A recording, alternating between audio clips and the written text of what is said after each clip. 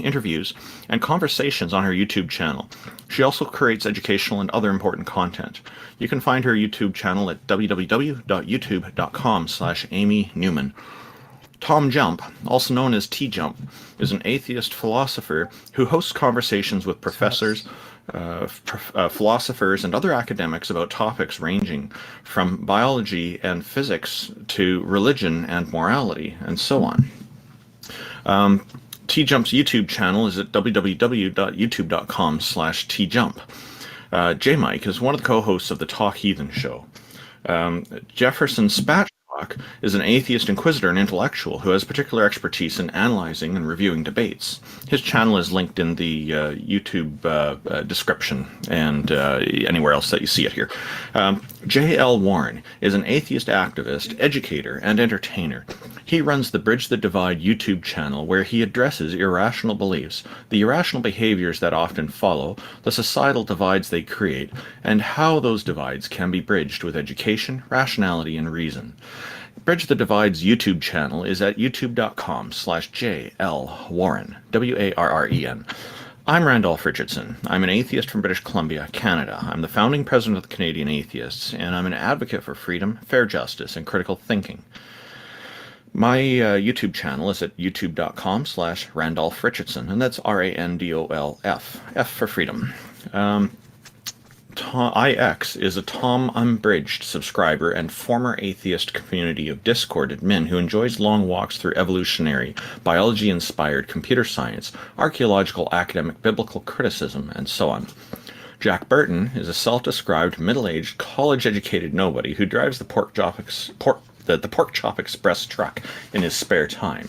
He's a deist and mostly non-committal to philosophical stances. Peter de Tucker is an atheist from the Netherlands who handles the production of various YouTube channels, including Iron Raws, and generously contributes his professional artistic skills for free to atheists all around the world. His YouTube channel is at www.youtube.com/gonna-go-for-it. Taco is our #1 Discord debater who has never lost a Discord debate in his life, and he's also our organizer. He will also be managing the queue. Thank you, everybody, for tuning in.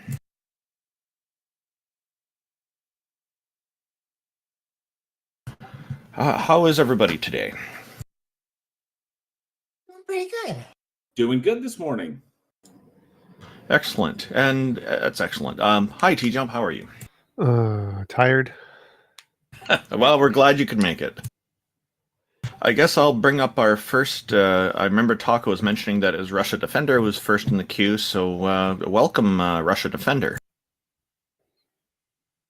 Thank you for joining us, and what have you got for us today? All right, now let's get some Z's in the chat, man. All right, so I wanted to get into two main arguments today, and win another debate. So the first argument is that in order for your beliefs to have validity, you must have a good standard to do so. And I will demonstrate how my standard for God is better than the standard for natural creation or natural existence. And the second argument is that the people who believe in something, the quality of those people is an indictment upon that ideology. So let's get into it. I want to start with the validity thing. You said that for our beliefs to have validity, you need to believe in some foundation. Like, what do you mean? Validity just means the conclusion Like, for falls from the instance, premises, right? You have to have an answer for, like, why is murder wrong, or where do we come from? You have to have a consistent standard of beliefs. What do you mean by validity? Because validity just means the conclusion follows from the premises. So to have that, you don't need a standard. You just need. Come on, dude. Don't play semantics. Let's just get into the argument. No, I'm not just like making fun of your not knowing philosophy. I'm literally asking, what do you mean? Well, He's asking for Russia. He's asking for clarification because he's correct on that. Valid just means it follows from the premises. So, like, whether or not action is, whether or not morals are subjective or not, you could say that the subjective nature of morality is a grounding feature of it. That humans decide, individually and societally speaking, what is and is not moral, so and that changes. Standard, yeah. So that would be your standard. That's what I'm saying.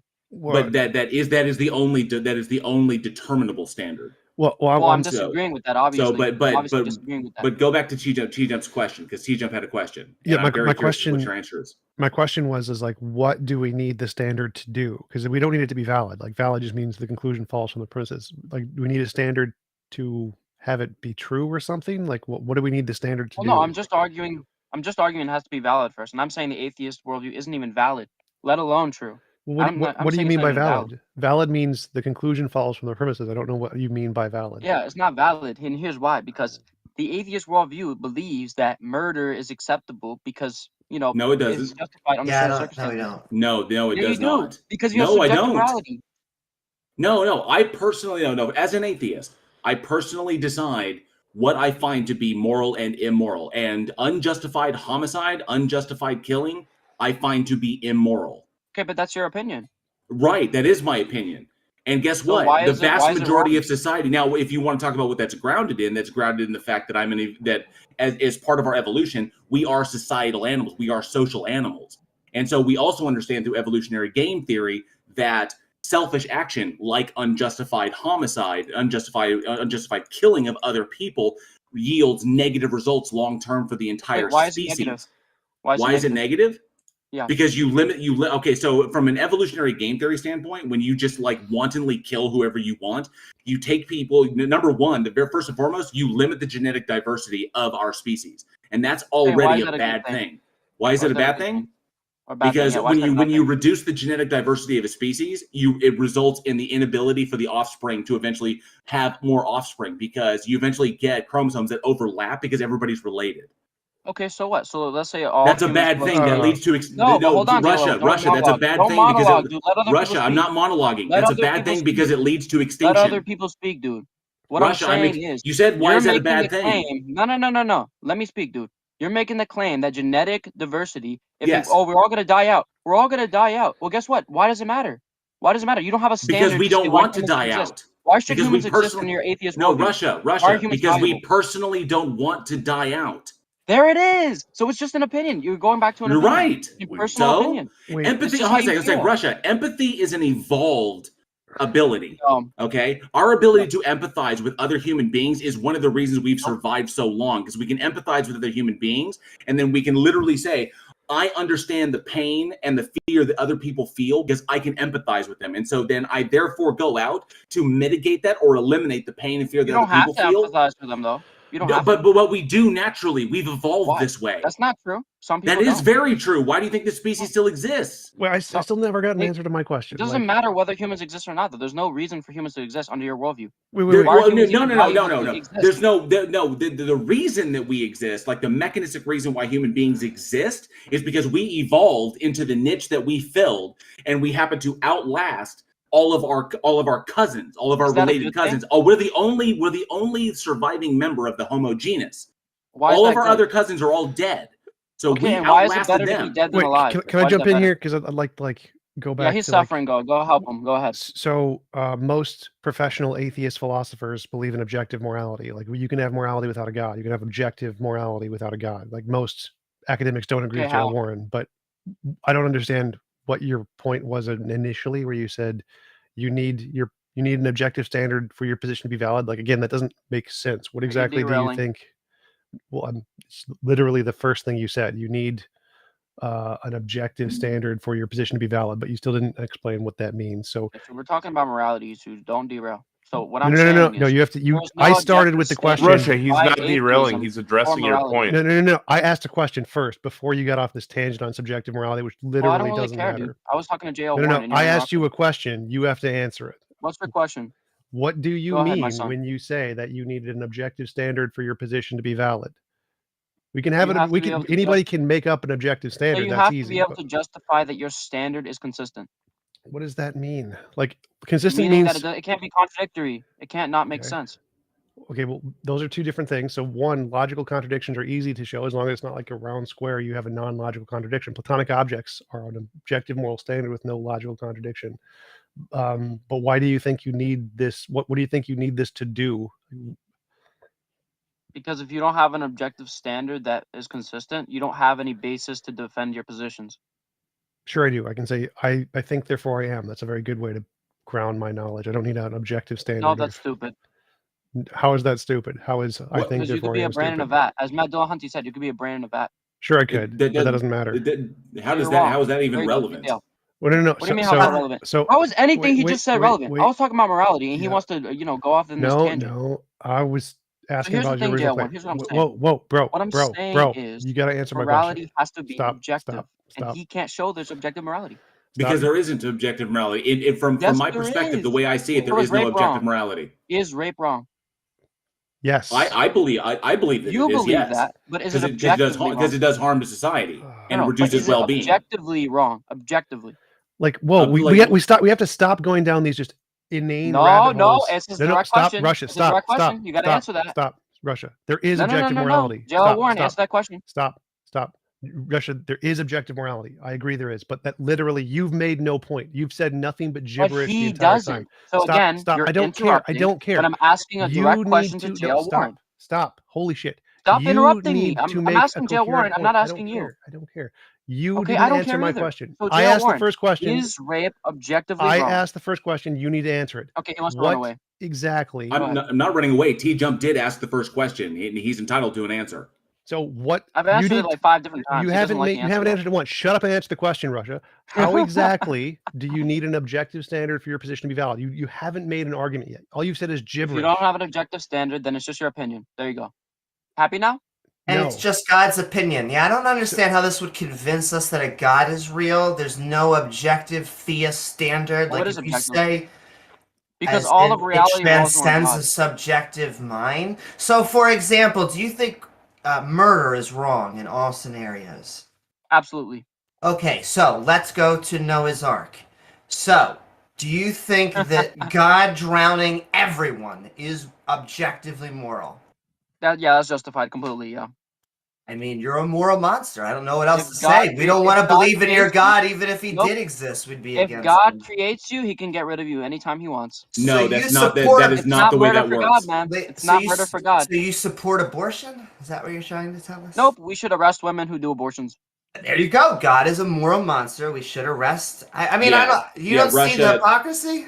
Russia, assuming that a creator has that level of power, when that creator has given what in your worldview is literally free will to its own creation, when it gives the ability to choose and the ability to think and rationally assess a situation and critically analyze evidence, when it gives all that, but then turns around and that's literally a double standard. And so you can't say, yes, it is. Listen, yes, it is. You're simply saying that God has the right to do this because God is the biggest, most powerful bully in the universe. Exactly. And he can do whatever the hell he wants. First of all, yeah, he is the biggest bully, and that's not moral. Problem?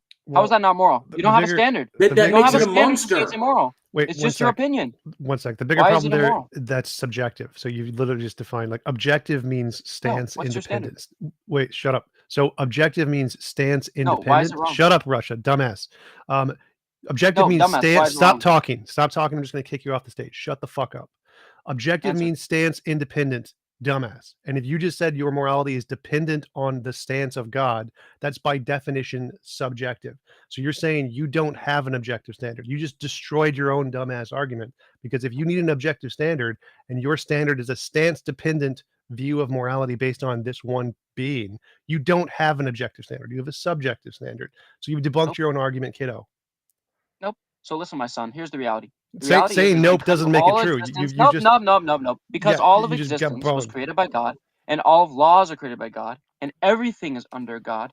By definition, anything God does or says, what does that have to do with it being stance independent? There is no objectivity outside of God. Objective means stance independent. That's what the word means. So how is it stance independent if it comes from a mind? Why is God evil? You have no standard. I didn't say that. Answer the question. Objective means stance independent. God is stance dependent. Therefore, it's not objective, right? Basic logic. Definitions. Learn the definition. It means you love a dictator. It doesn't mean that it's moral or objective. It's just like he could kick your ass, therefore it's moral. That is not objective. That's a moral monster. Actually address the argument. So his argument is that objective needs to be objective. But what's your standard for saying it's wrong? What's your standard? I can make up any standard I want. The point is your standard. That's I just proved is wrong. Wait, stop, Russia. Stop, Russia. Don't like God. Your standard is subjective. I just proved your standard was subjective. You have nothing. No, you don't have a standard. Actually, TJump, he brings up an interesting deal, because he says you essentially said you just don't like God. Okay. Yeah, This is what Russia. This is where the problem hinges, is because We don't believe that a God exists. Okay? So you need to be able to convince us that this God exists before you can even make an argument that the saying, otherwise you're just begging the question. So No, you we need already to know be able God to exists. That's demonstrate that this, self-evident. you need to be able to demonstrate that this God exists. Because if it was self-evident, then we would all know it and we would all believe it. I'll give you an argument for God. Here you go. So Thank here's you. an argument. Okay, here we go. An argument for God is that if you look at the people who support God and you look at the people who don't support God, look at the qualities and traits and knowledge of these people, it's clear. The Christians, the Muslims, the Jews, they're intelligent, they're strong, they're fast people, and the atheists are like soy neckbeards. That's one of the arguments. Well, The going second based off argument, of you the don't know what second valid is. argument You don't know Okay, what so we're objective at is. 15 minutes, Teleological argument. and nobody here is convinced, and you've resulted I to won. Let's go. insulting people. So we're going to go ahead and move on to the next guest. Thank you for coming just, up. And sorry, hang on a sec. Oh, I just want to. I think we should just do a little bit of commentary on that. I have one observation to make or to share about what came up there. There's a sorry. There's. Oh my God, Satan took him. Yeah, I'm sorry. I dropped a spoon here. They had. The fellow had just said that all women who get abortions should be thrown in prison or should be arrested or charged or something, and as if that's a bad thing. And then later he's saying that all the laws came from God. So it seems that God didn't put in this law to make abortion illegal. How interesting. Oh. He's got a lot of problems with his arguments, it sounds like to me. And TJump, you were really going at him there and tearing his argument down. Was there any final thought you had on that one? I think we should actually have them explain what they mean before trying to address their points, because his very first sentence literally didn't make sense. That you need an objective standard for your position to be valid. That sentence doesn't make sense. We need to ask, what do you mean by this sentence, until he actually makes a coherent argument. Don't go down rabbit holes, because it's just doesn't. There's no. You can't win if he hasn't told you what he means. That's actually a really good point. We should ask for clarification in these kinds of circumstances. I agree. And I am. just, go ahead, Amy. No, ahead. you we've got the started master first, yeah. of clarification coming up next, Otangelo. I've invited him up. I will say it was interesting to get to the heart of it, in that it was all predicated on him begging the question that God exists, because for all of this to exist about God has to exist in the first place. And he just assumes that it does, and he wasn't able to demonstrate this because his justification for God existing was atheists or not. No, I don't like atheists was his justification. So. And I just want to say it can't be an objective moral standard that leads to God, because there are atheists that have objective moral standards and subjective moral standards. I thought his objective moral standard was very subjective.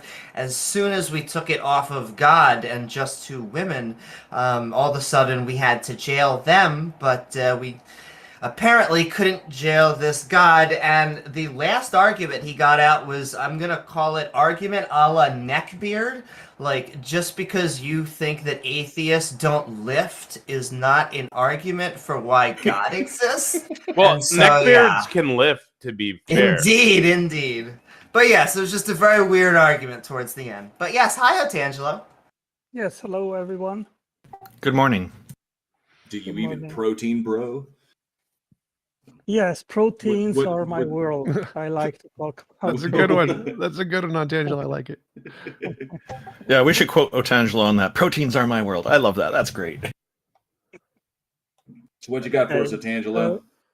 The framework upon which we are disagreeing constitutes in the theistic world, there is an entity which is eternal, powerful, and in special intelligent. And in the no-God world, there is no pre-existing intelligence, no agent which supposedly explains our existence. Okay, can we all agree on that? Sure. Okay. Sure. So I want to ask you this. Let's suppose that you see a house and a scaffold which is being constructed to build that house, and you see. Otangelo, sorry, I was muted. I disagree with that. If you say in your worldview that there's something intelligent, then explain to me how killing off every all forms of life on the planet during the flood as an intelligent solution to people disobeying said God. Well, that Yeah, wasn't technically a part of his argument. He was just asking, can we Yeah. agree that the debate is between theists think there is a big mind before the universe, atheists think there is not? That was his first question. But he did say intelligence. So let's establish this intelligence, please. Let's before we not, because continue. that wasn't his question. That's fine. There's two separate questions. But it's my question to him. Well, he hasn't made his question yet. So he was just asking us, do we understand the debate is theism, atheism? Theism thinks there's a mind, atheism doesn't. That he was asking this to us. Right. If I am saying I still disagree with the intelligence, so I would love to have Otangelo. We need to let him make his explain. argument. We need to let him make his argument first. TJump. This is my question to Otangelo. No. He was not done making his argument. We need to let him go first, Peter. I was muted. I muted. I apologize for being muted. Peter, stop. Yeah. TJump. TJump's right. We need to let Otangelo finish his argument, and then both of you, we can get to your questions. TJump did talk first with Otangelo, so we'll get to TJump's question first. Oh, I didn't have a question. I wanted to let Otangelo finish. That was it. Okay, good. All right. Yeah, I was the first to ask a question. Okay, that's fine. Then you'll be first after Otangelo speaks. Okay. When we are talking about intelligence, I'll quote here. That is the ability to use memory, knowledge, experience, understanding, reasoning, imagination, and judgment in order to solve problems and adapt to new situations. Now, let's suppose that that includes several animal species, right? Let's let him finish, Peter. Okay. So when we see question. Okay. So when we see a house to be built and we use a scaffold in order to build the wall and then to paint it, and then in the end that scaffold is disassembled anymore, in the entire building process there is intelligence involved. People which construct the scaffold and construct the wall, paint the wall, and then deconstruct the scaffold. In that entire process, intelligence is involved. Now, let's suppose that you arrive at the building site and you see no workers, no operators. You just see an unfinished house and an unfinished scaffold, and you have to make sense of that situation. Then I think we all can agree that it can be logically inferred that in the past, somebody with intelligence had to create that state of affairs. That wall. No, we don't have to infer that. We know how houses are being built, so we know what is going on just by laying eyes on what is happening at that time. Right. That is purely because of our previous experience. It's the watchmaker fallacy. The universe, and life in and of itself, or the world, if you want to just lump it all together in one category, is not analogous to a house. So that's basic Hume, is that the two things are not analogous. So I wouldn't, because I have experience of humans building houses or intelligent, and humans are intelligent building houses. I'm not going to assume that I would actually look and say, oh, people are building a house and they're not done because people are building them. I wouldn't say intelligences are building the house. And if I could just separate those out really quickly, go ahead. It is that houses are artificial. They need an actual intelligence to make them. And then humans, as far as we can tell, all of life is naturally arising. The houses don't grow in nature. Houses don't have sex and multiply. So, yeah, we know all of this. That'd be very bad argument. That'd be very helpful if they did, because we have no homeless problem. Oh man, that'd be so easy. But yeah, that's the big thing, is that they're not analogous. Is that a house or any other type of structure that we can build? These are not analogous to like cosmic, stellar formation. That they're not analogous. So it's inappropriate to judge the two on the same merits. Well, so the way I would go ahead, Otangelo. Sorry. Well, Otangelo, I want to say. I agree. I agree with you. To make my argument, I mean, I've still not even finished to make my argument, And JL, you don't know But what I want to Otangelo, compare. we know what That's the argument great you're idea. making, so we're just cutting off short because that saves everyone time, and we can give you more time, and we can give other guests more time. So that's Peter, the only so reason why we do this. Okay, so Peter, advance please what my argument is. You're going to make an analogy where we see houses being built and therefore deducted that an intelligence is necessary. Therefore, for the universe, there had to be an intelligence in order to create it. Or your favorite argument, we see life, we see DNA. Therefore, we need someone who has coded the DNA. We need a coder. You always have the exact same argument. I'm going with the second one on this. You're going back to your original one-trick pony argument. You don't know how abiogenesis happened, therefore God. Am I correct? So no, you are not correct, and I expected that you would not be correct because I'm going to make an argument which I've not made before. Okay, but well, you can cut down on the details of the house building and go to what you were going to say after that.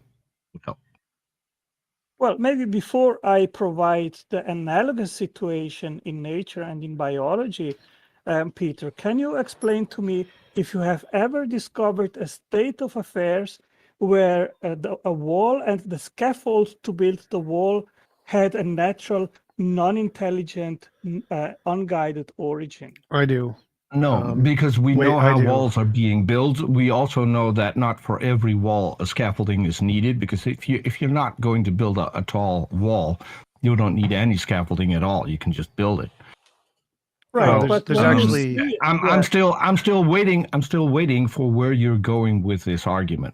Can I ask what the purpose of this argument is? What's the analogy that is going to follow from this? I do want to mention quick that there are actually tons of natural walls that have natural scaffolding, like the White Cliffs of Dover, that form naturally.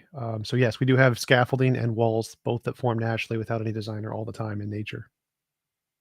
Okay, but when you have a wall of a house and you see actually the scaffold which was necessary to build that wall, and then you have also the observation of the disassembling of that scaffold, in special when the scaffold is inside the house, and obviously you will not remain that house with the scaffold inside, you have to disassemble it. And that is an intelligently driven process where people with intelligence, they disassemble that scaffold. Well, no, that's the reason. I fully agree that that's an intelligence. One sec. So there's natural cases. One sec. I want to be quick. Peter. No. I've given you a lot of time to talk here. TJump. Read the new rules. I was starting on this, so I started first on this one. So there are natural cases. You interrupted me. Peter, let TJump talk real quick, and then you can comment after TJump. Wait, what? Why are we having new rules if they're not going to be enforced? Shut up, Peter. I need like 5 seconds. Please just shut up. So there are natural cases where there is scaffolding that builds a wall, and then the scaffolding is removed like salt. So salt can be a scaffolding. It dissolves in water, and so the salt can be used to build a stalactite or a wall of some kind. And then the salt can be dissolved in water, removing the scaffolding. There are natural occurrences of this happening, so we don't need intelligence for that. I give you that, but that will not be that has nothing to do with the argument Otangelo presented, but it literally does. He literally said you required scaffolding to build a wall, and then the scaffolding's removed that indicates design. That's I just proved you didn't. That's literally what he said, Peter. Oh my God, stop talking. Well, TJump, I can even give. Yeah, actually, TJump, I can even give you that example which you just gave. But when you have actually a blueprint or an architecture plan which instructs how to build a wall and as well how to build the scaffold itself, and then you have the process of building it, and you have also a manual which explains precisely how to remove that scaffold and but now you're adding on a lot of things, Otangelo. I would really like to go to your original argument, because now you're adding on blueprints and you're adding on all kinds of things to your original argument that you didn't add in the first time. So I would really like to go to, we see a house being built, we see scaffolding, we see people taking the scaffolding down after the house is being built. So let's get to your argument from there. Yeah, Peter, I tried to define it more because TJump brought up that example with salts. Yeah, that's why. But my but that has argument nothing to do with actually, building a house, right? well, that's why I am actually specifying what I am talking about. And I am talking about this state of affairs where it is a blueprint which directs the making of the scaffold and the walls, and then also the disassembling of the scaffold, which is a directed process based on that blueprint on these instructions. And my question is that a state of affairs, both the origin of the blueprint, the instructions, and the assembly and disassembly process, could that have a non-intelligent cause and origin? No, because we know how blueprints are being made. We know what blueprints are necessary to build a house. We know, I don't think there are blueprints to assembling scaffolding, but maybe there are. I don't care. We know scaffolding is man-made. We know that man made the instructions to build it, as it made the instructions to build a house. And so all of that we can just go back and we can see that in every stage of its development, from the blueprint being made until the house being built. That involves not just one intelligence, it actually involves multiple intelligences, because the people who are making the blueprint are not the people who are constructing the scaffolding. They're not making the aluminum pipes that are involved in it. They're not sawing the wood planks that people walk on. Then we've got other people who construct the stones and the mortar that the house is being built of. We've got electricians who install the electrical system. So it's not just one intelligence that is being applied here. There's multiple. There's thousands of people involved in the process of a house being built today, just building off of previous inventions, previous experiences. So we've got a lot of intelligence going into building a house. Yeah, Peter, I agree with you fully on what you just said, but it is perfectly conceptualizable that one person would have the power to invent both the blueprint drawing, making it.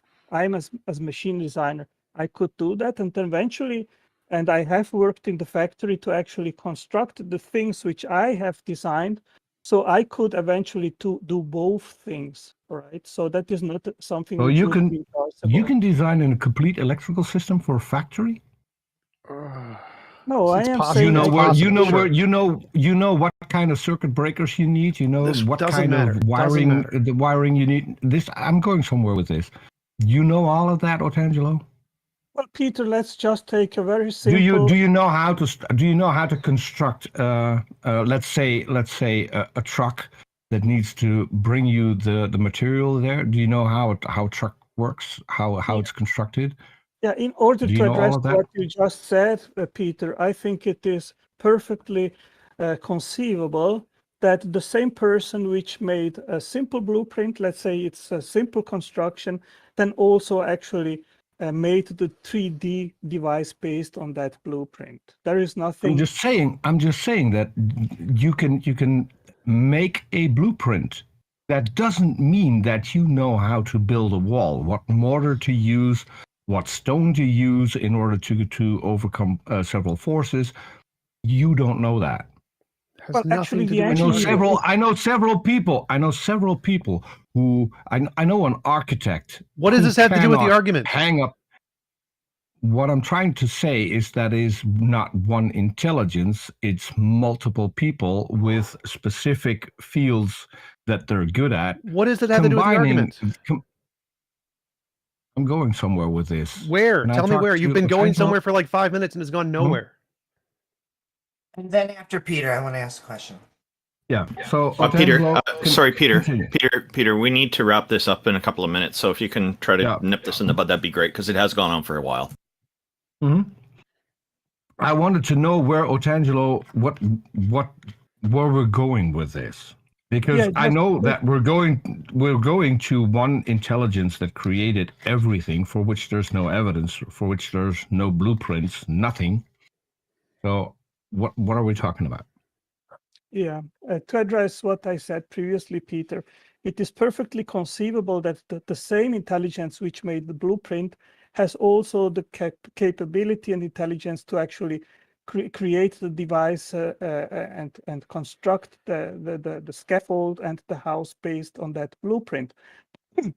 But to my analogy, this is analogous to what we see in nature, in biology, where we have viruses. They have a capsid shell. This is equivalent to.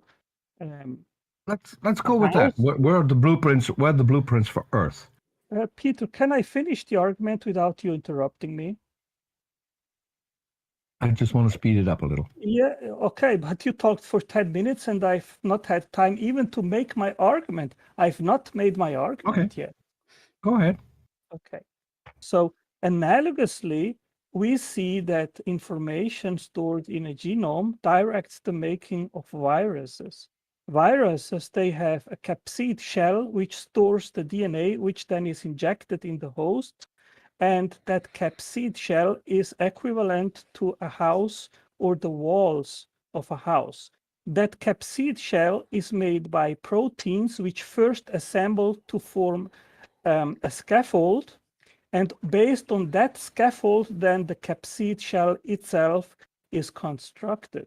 Once that capsid shell is constructed, then there are other proteins which are called proteases, and they destruct that scaffold, and it is then removed from the inside of that capsid shell. And the proteases themselves, they also self-destruct themselves and are then expelled from the inside of that capsid shell. Once this has happened, then a DNA motor is attached to the capsid, and it starts. We're getting very far from the start. So let's start with the blueprints for the proteins. Where can we find those? In the genome. Do you find the information? No. I mean the genome. The genome is constructed from the proteins, correct? Yes, proteins. Okay, make so DNA. So before we get the genome, we have to have proteins. So where are the blueprints for the proteins? Yes, this is a good catch-22 problem, Peter. You need DNA to make proteins, but you need proteins to make DNA. What came first?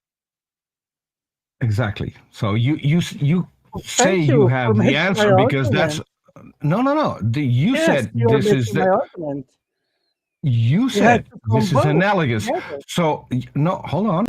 Let me try and finish. You said this is analogous to. Yeah, this is analogous to building a house. So I'm curious. With a house, we start with the first things first, right? We start with the first blueprints to make the first things first. So Peter, this is your last question. Okay, this is your last question because we do need to move on. This is my last question because he will not be able to answer it. Where are the blueprints for the proteins that will then later on will construct DNA? Where are the initial blueprints? It is literally what is stored in DNA, Peter. The information. No, you don't have DNA. You don't have DNA yet. You only have proteins. The proteins are used to build the DNA. So from these proteins, where are those blueprints in nature? Yeah, Peter, I really appreciate that you are making literally my case.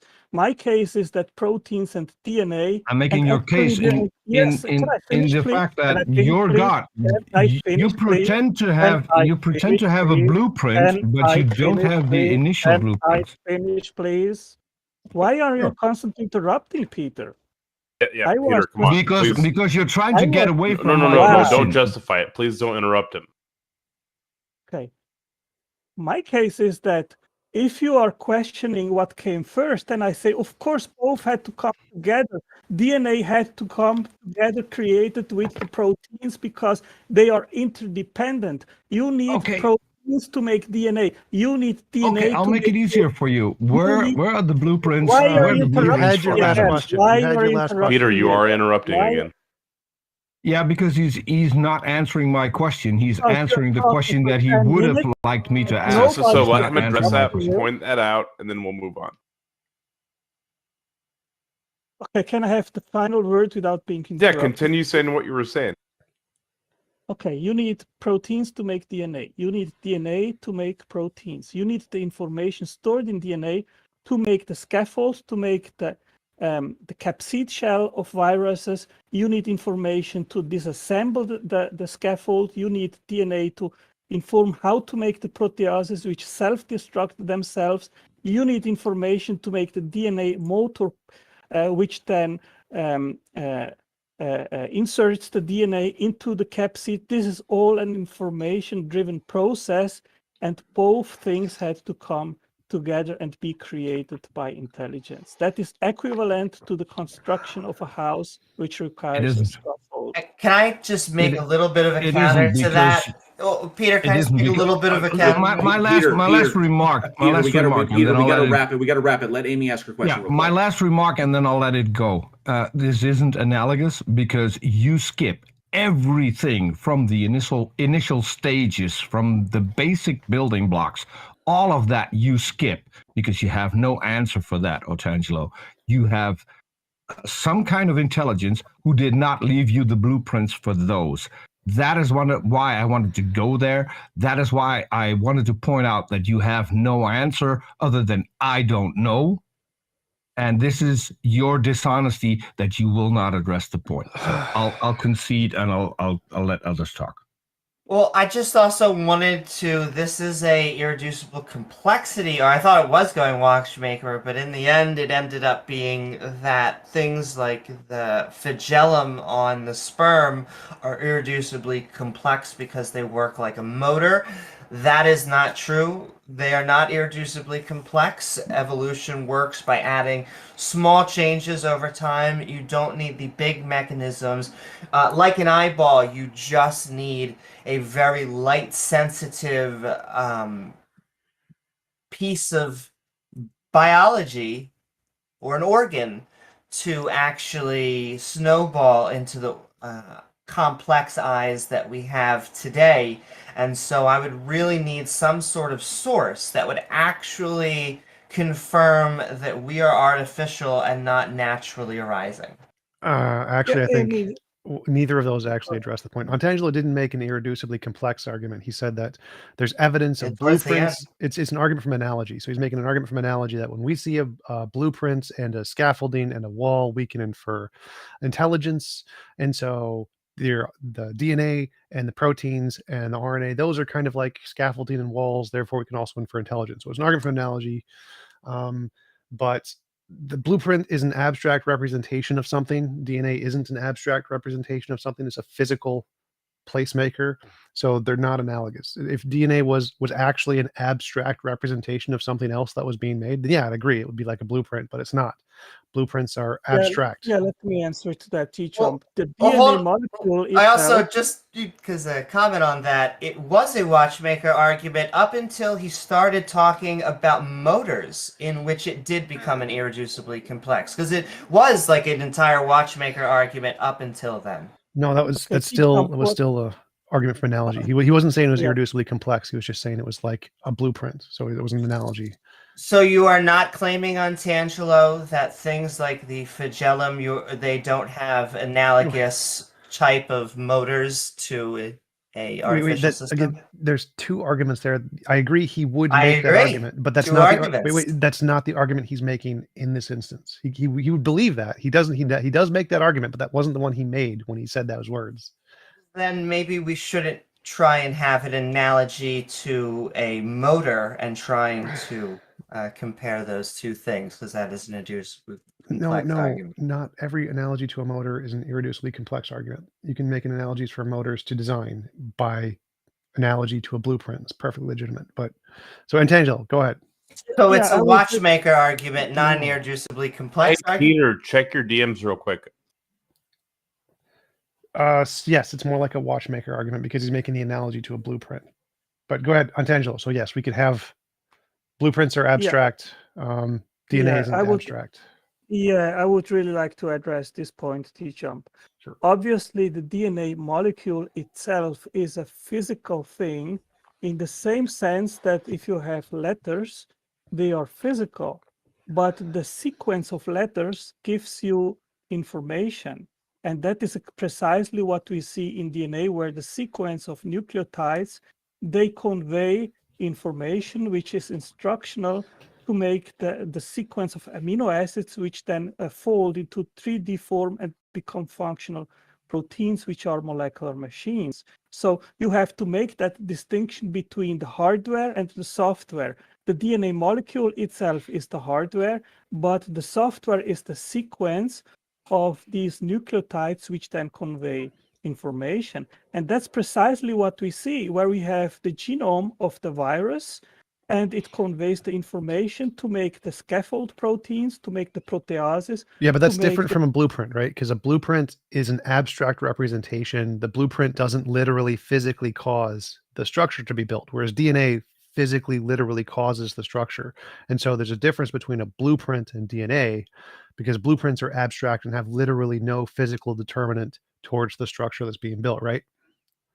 Well, it is actually precisely the sequence of the nucleotides, which are the determinants of the sequence of Untangelo, like a blueprint, like a literal blueprint that humans have drawn, that you don't like put that into a machine and then the house is built.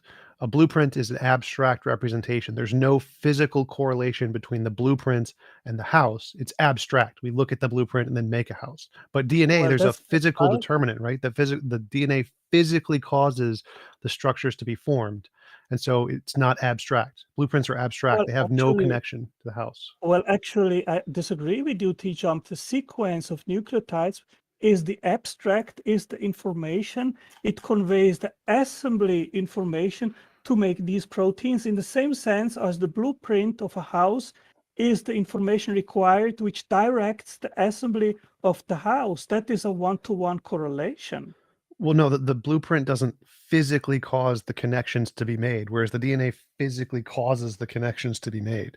So like the DNA is like a wrench. It like wrenches the thing into place, whereas the blueprint does nothing. Blueprints literally physically cause no interaction related to the house, but DNA literally physically forces things into place. Right. I also need to point out, because I know we're running short on time, I want to point this out real fast, is that the biggest reason why they're not analogous, Tangelo, is because a blueprint in and of itself is designed to make one thing. Okay. And if you follow the blueprint exactly, you get the same thing every single time, no matter what engineer's hands you put it into. So if I have a blueprint and then I give it to somebody and then they make it, they're going to make one thing. And it's going to be made specifically to that blueprint. If I hand it to somebody else, they're going to make the exact same thing if they follow the blueprint exactly. Okay. Blueprints are designed to make one singular thing. That's not how life works. That's not how DNA is propagated. Because essentially when you're describing life, if you want to try to analogize it to a blueprint, essentially you're giving a blueprint to somebody, they're making that thing. And then that thing itself has to provide another blueprint that makes something similar, but is fundamentally what is actually different, because the genetic expression of any offspring is not identical to its offspring. It's not identical to the parents.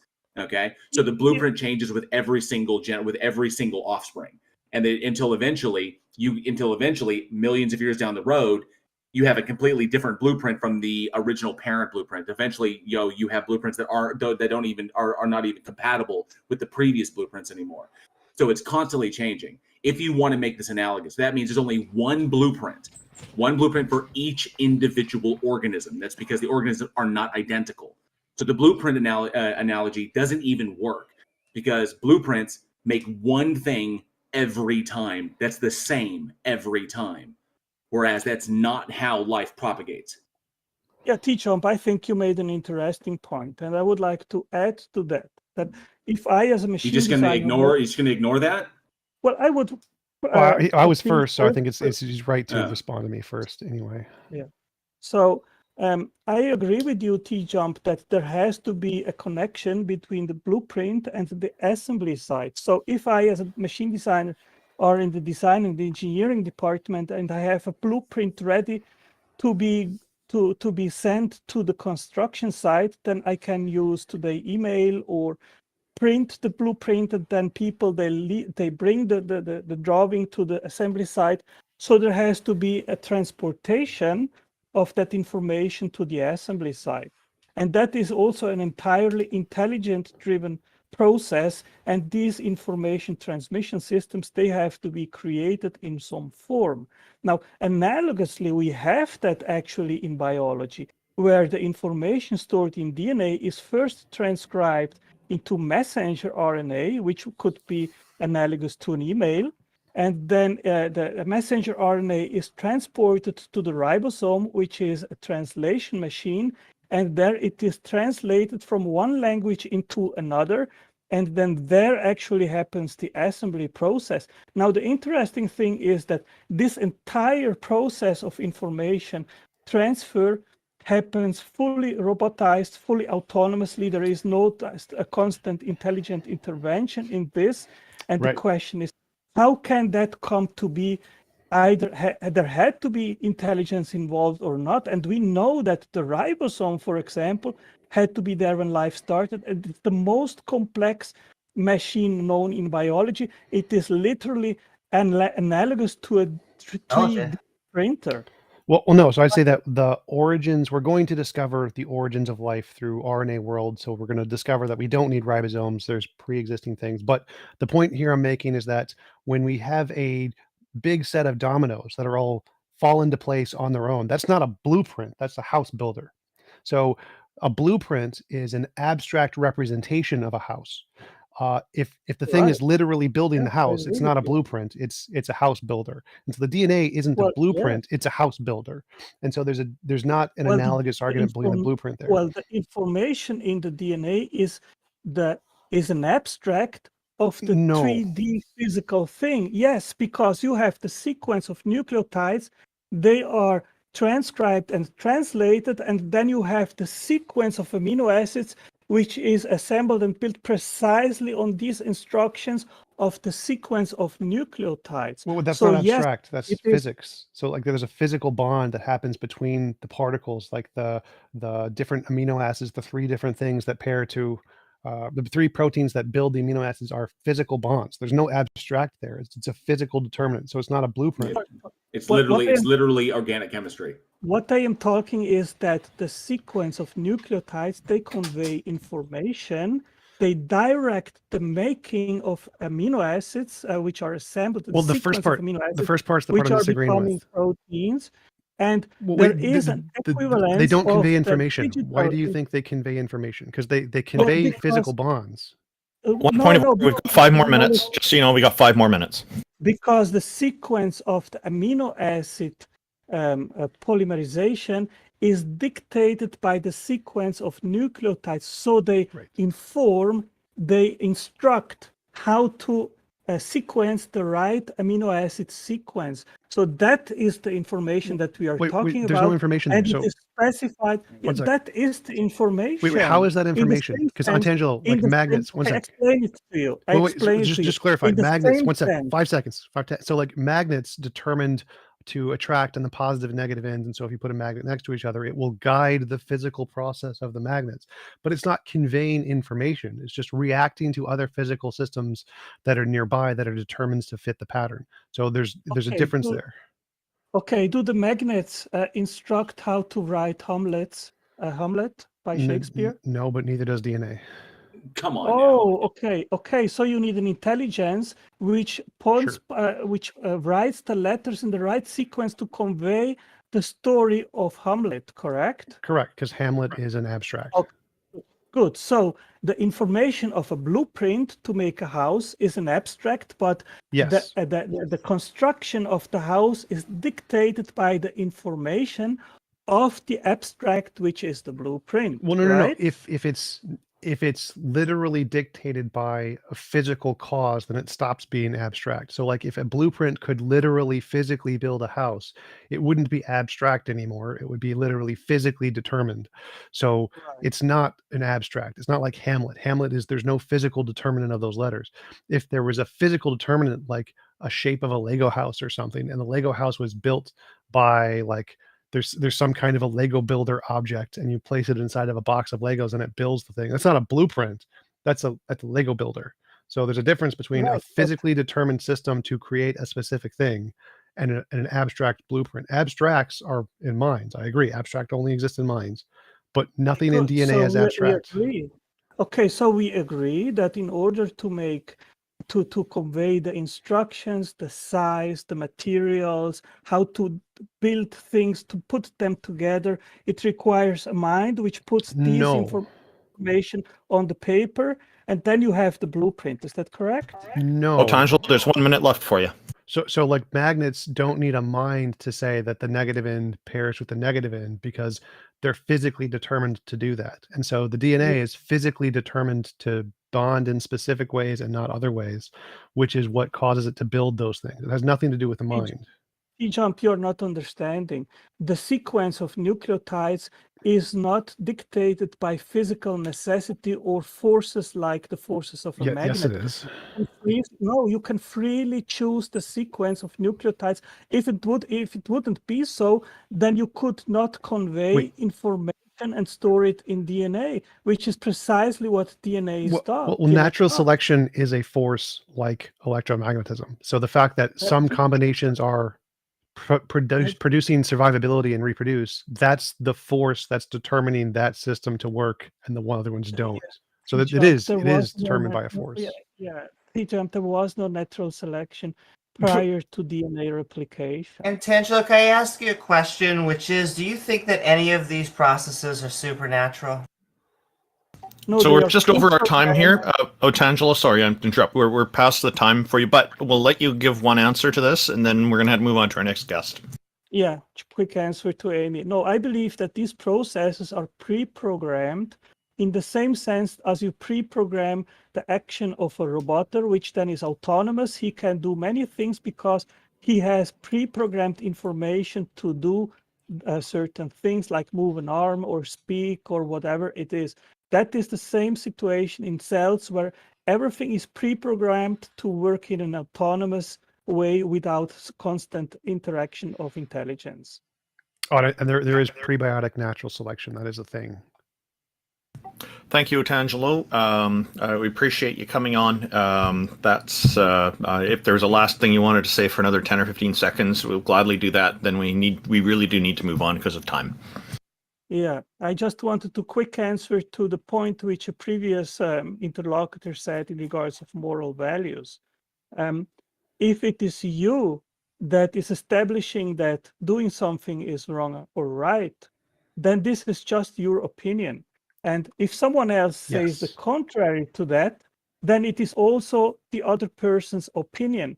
If you have just opinion, then it cannot be objective, it is subjective. And once it is subjective, then there is no moral, then there are no moral values at all anymore, because it's just something which is based on opinion. That's why a God-based morality is subjective, right? I agree. Hang on a second, Tangelo. But if there are only two people that exist, two human beings that exist solely, let's just love this hypothetical situation, and I say this thing is moral, and this thing is immoral, and the other person agrees with me.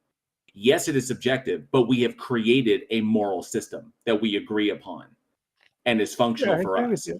Yes, I agree So with yeah, you on that. if we agree on, which is ostensibly what we've done on this planet, is that there are things that I think are moral, and there are things that society in and of itself would disagree with me. But as a member of that society, I kind of like go with that, because if I want to be a part of the society and reap the benefits, I need to kind of go with what the group believes. Okay. If I don't agree with the group to an extreme degree, or if they try to enforce it upon me, then I'll just leave the society if need be. So yes, we can agree and we can disagree, but in order to survive and maintain our society and the benefits that it gives us, like healthcare and resource management and travel and communications, to maintain all of this, we have to have a societal standard that we agree upon. It doesn't make it objective. It just means we've agreed to it for the benefit of our species. That's it.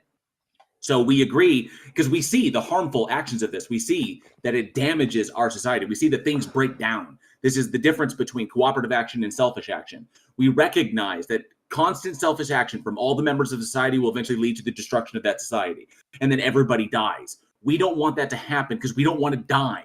Okay, we want to at least enjoy our lives because we know we're going to die eventually. We just don't want to hasten our demise, and we'd like to continue surviving. So, in that respect, for our survival, we say we should act a particular way, and we should agree to do so that we can keep surviving and we can lead happy, healthy, well-adjusted lives where we can continue to explore and do things in a safe manner, and then people can enjoy themselves. Okay, instead of living in fear all the time. So we say, let's agree upon this moral standard, this moral system. Not everybody has to agree with it, but if you want to live in the society and be a part of it and reap its benefits, you should probably follow it. Okay, there are people in the society that don't agree with what the government says or what the state says or anything of that nature, but we all agree that there is a kind of moral standard that we should follow to maintain our survivability. Does everybody follow it? No, of course not, because it's subjective. Because each individual can determine for themselves. That's what makes it subjective. So your argument is that the best evidence we have for morality is that it's an evolutionary process to benefit survivability, something like that? Yes. That'd be good. And I just want to make a few comments. Well, first of all, I'm sorry that I got spicy. It was a hosh-posh of arguments to me that I just want to go over. No pre-existing consciousness, memory, knowledge, and experience. And what's weird about the Watchmaker is that we would have 2 billion years of no creators and then a creator again. Because as far as we can tell, animals are the only branch of life that makes creations. And so if we are going to go into a Watchmaker argument, I really want to know why there would be something at the very beginning, not just DNA, but as someone was asking, what is the blueprint for a Earth? What is the blueprint for everything else? Because it doesn't seem to be a supernatural force, and that would be an actual god that we're looking for. We had one quick comment I just want to relay. It's from our YouTube live chat by Dave M. He wrote, TJump just explained Chemistry 101. Otangelo should take that class. I thought you'd like to hear that, TJump. OChem, baby. It's OChem. And I just want to point out that, yeah, it's not a blueprint. It's not analogous. And I'm surprised that he never addressed that, because if it was a blueprint, it'd be the same thing every single time, because if you follow the blueprint, you get the same thing. If it's a different thing every single time, then there's no blueprint. It's just determined by whoever is happened to be smashing at the time, and then you get something completely different. So yeah, it's not analogous, and he never did address that, which is kind of a shame. But America First. I just want to say, America First, Donald J. Trump. Welcome. Thank you for joining us. What have you got for us today? Thanks for having me, guys. I just wanted to say, first of all, I really appreciate that you guys are trying to create, the discourse between people who disagree. It's actually a really good thing, in my opinion. Well, thank you very much. Now, how do you disagree? Exactly. So I've often found that oftentimes the disagreements happen because there's a disagreement based on definition of terms, right? And so my understanding, I want to ask about, definition of terms. Like, first, atheism, does it have a position or does it not have a position? My understanding is that agnosticism does not have a position, but then you have old atheism and new atheism. The old atheists, they had a position, like Albert Camus, for example. Wait. So both. There's both. Both. You can use the word both ways. What is your point? So Albert Camus, for example, he had a position. We don't need a history lesson. We know there's two definitions and both can be used. Both are correct. And America First, I can solve this real quick. There's agnosticism and Gnosticism, there's atheism and theism. Well, the first question is, do you think that Albert Camus' affirmation that God does not exist, a maximally great being does not exist, is the atheist position, or do you align more with agnosticism, where they just say, I don't know? No, both are correct. They are both legitimate definitions of atheism. I'd accept both. I'll just add, you're throwing in terms like old atheism and new atheism, and the distinction is just nonsense. Atheism just means we don't believe in deities. Now there are a number of atheists who do hold positions that deities don't exist, a belief position that they don't. Agnosticism is addressing knowledge, knowing whether deities exist or not. So it's more epistemological, whereas the theism side of things is more psychological. But I'm one such atheist who doesn't hold this position that deities don't exist.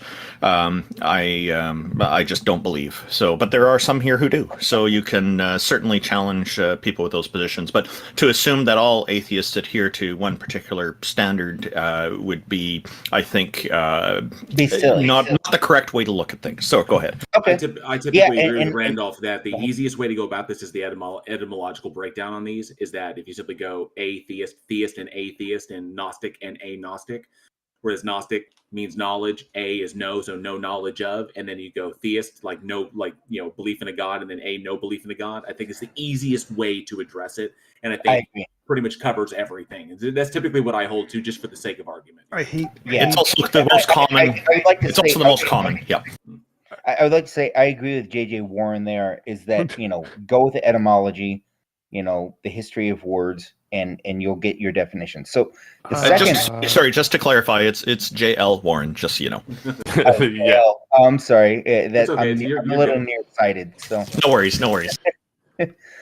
So the next question, have any of you guys ever heard of the dice in the dark room, you know, thought experiment? What about it? Yeah, it's a thought experiment, and here's how it works. Right, so you're in a dark room, right? You can't see anything because the lights are off. It's pitch black, right? And then the lights suddenly turn on, right? And of course, you being, you know, very curious people, you go around the room and you start to investigate the room, and you see that in the middle of the room there's a 12 by 12 matrix, right? And all of in the matrix is filled with dice. All of the dice in that 12 by 12 matrix has the number 6, you know, facing upward, or it could be the number 1, right? It doesn't really matter, but they're all the same number facing upward. And so, being the curious person that you are, you pick up one of the dice and you flip it, right? And now 3 or 2 or 4 or 5 is facing upward, and the lights turn off, and you can't see anything. Then you turn it back to 6 and the light turns on. You flip the dice back on. You know, Can you we flip the dice back. Fast forward, please. You flip the dice back. Just follow the thought experiment. You flip the dice back, and the lights turn on again. And what you realize is that if all of the dice didn't land exactly the way that they were, you wouldn't even, the lights would never turn on, and you would never get to find out that it required all the dice to land the exact same way on this 12 by 12 matrix. What is your conclusion? Is your conclusion that, you know, somebody intended for the dice to land that way? No, that would be dumb. It would be now to progress this. People let's answer the question first, and then go ahead. So go ahead. There's 3 possibilities. It was chance, necessity, or design. Design is actually a kind of necessity, and so based on the evidence we have, we would not have any reason to conclude it was one or the other, and we would withhold judgment until we had evidence one way or the other. Simply seeing the dice in that configuration tells us nothing about whether it was determined by prior forces or a result of random chance, and so we would need further evidence before making a rational conclusion. So I would respond to that by progressing the conversation. There's been atheists who have conversed on this thought experiment, and they've said, like, well, maybe there's an infinite number of rooms where some of the dice landed the way they did, and nobody got to observe anything. This is the multiverse, right? This is the infinite number of universes, string theory sort of thing. But then there's other people who have said, okay, well, I understand that if I am in this scenario, this particular scenario, obviously I'm going to determine that somebody meant for those dice to land the way they did so that the lights could turn on so that I could observe anything whatsoever. We are all capable of empirical observation. But if any of those dice had landed differently, the lights never turn on and we're not even here. So it's really sort of thinking like more to the question of why is there something rather than nothing? Why are we even capable of empirically observing anything? So think about the two alternatives. One, you have to determine that yes, somebody intelligently there's other alternatives. So you missed a few. A few of them, like there could be an unknown determinant factor, like the dice are weighted, or that there's a big magnet under the table, and when you turn the magnet on, all the dice flip to 6. So it's possible that there is some physical force that determines all the dice to go to 6s, that they're interconnected in some way. Absolutely. I love it. There's three options. I want to go through the three options. Is like there's a designer who placed them all there. There's a natural force that determined them all to be 6s, or they just randomly happen to all be 6s. Those are the three options. Like the multiverse would be of the random version. There could be there's called the grand unified theory of physics, a unified field theory, where all of the forces are determined, in which case that would be there's not an infinite number of universes there. It's just that they all determined to end up this way, which is the current model. And so those are three options that you got. But you're altering the scenario. You're altering the thought experiment. And oftentimes when people alter, hang on, TJump. Oftentimes when people alter the thought experiment, it's because they're trying to go towards a particular worldview. Wait, so what am I altering there? Just to clarify, let me. If you're gonna alter what am I altering there? Because I didn't try to alter anything. I'm trying to use all of the information you gave. I'm trying to copy it exactly. And like if I see the dices and I flip the dice and the lights turn off, flip the dice, lights turn on. I'm trying to think about what caused this. There's three things that could cause that. One is a designer, one is random chance, and one is that the dice are determined in an unknown way that we don't know yet. So I haven't added anything. I'm just so using your exact analogy, I haven't changed anything. Right. So the thing that you changed, you said, what if we added to the thought experiment that the dices were weighted? No, I'm not adding. Hang on a second. Hang on. Let me finish. I just want to clarify. I'm not adding. I know you're not adding it. I know you're not adding it, but you're saying like, what if? What if we found out that the dices were weighted? Wait. Actually, TJump was trying to clarify something. Can you just give him a sec to ask for clarification? If we don't know, we will never know what caused the dice to be in the way they are. Just say that we know nothing. We just see the dice. We're trying to think about what could have caused this. It could be caused by a designer, a god. It could be caused by random chance, and it could be caused by a determined force. And you can give infinitely many options of each of those. You can say the designer Bob did it, or the designer Yahweh did it, or the designer Jesus did it. Or you could say there's an infinite number of universes, or a mini worlds hypothesis, or string theory. So you can make up a bunch of random options. And then you can make up a bunch of determined options, like, well, maybe the dice are weighted, or maybe that the room just shook in such a way that causes them to do this, or that they're determined by strings or something. Like there's three different options, and you can make up a bunch of individual cases of hypotheses that could be the case that could cause that. I'm not saying we're going to discover that. We don't need evidence of any of those things. These are just hypotheses that could explain the data. Necessity, chance, or design. I haven't added anything to the example. I'm using just the things you provided. And so, yeah, all of these ideas are great. I mean, obviously, it could have been just totally random that they all landed on 6 and the lights turned on. But what we know for certain is that if any one of those dice had been a 1, 2, 3, 4, or 5, and not a 6, then the lights would have never turned on.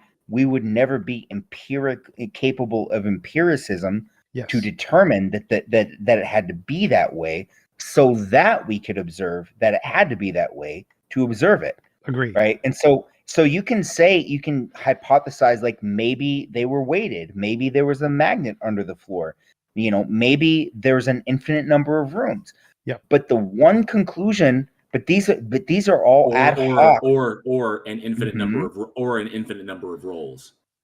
Infinite number of roles, exactly. That would not be another example of chance. Yes. But the one thing that you will not do in that real thought experiment is you will not come up with all of these ad hoc ideas.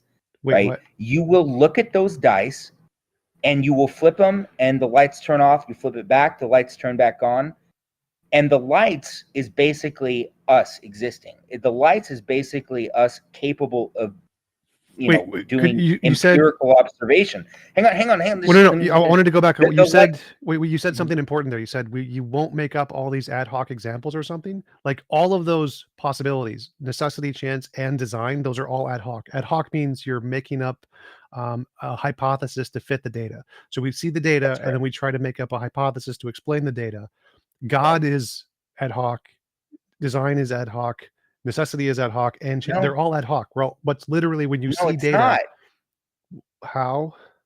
It's not ad hoc to realize that if you flip even one of those dice in the 12 by 12 matrix, if you even flip one of those dice and the lights turn off, you can't see anything. You flip it back, the lights turn back on. It's not ad hoc to determine that whether it's a magnet or they're weighted dice, somebody wanted you to be able to see that the dice had to all be up on 6 on this 12 by 12 matrix in order to observe the fact that they were all 6 by 6. Wait, that part's ad hoc. So that's saying that somebody determined it to be this way. That's an ad hoc solution. So you're taking the data. It's not. Wait, what do you think ad hoc means? Like ad hoc means making ad hoc means like if you see like somebody says, what's dwarves exist or leprechauns exist. What? And then somebody says, no, we've researched all of this, and they say, oh well, the only reason you can't find the leprechauns is because wait. They're ad hoc. Hang on, I'm explaining TJump. I don't understand. I don't understand. TJump, I'm getting TJump, please. Saying dwarves and leprechauns has nothing to do with ad hoc. Literally nothing. TJump, please let me finish.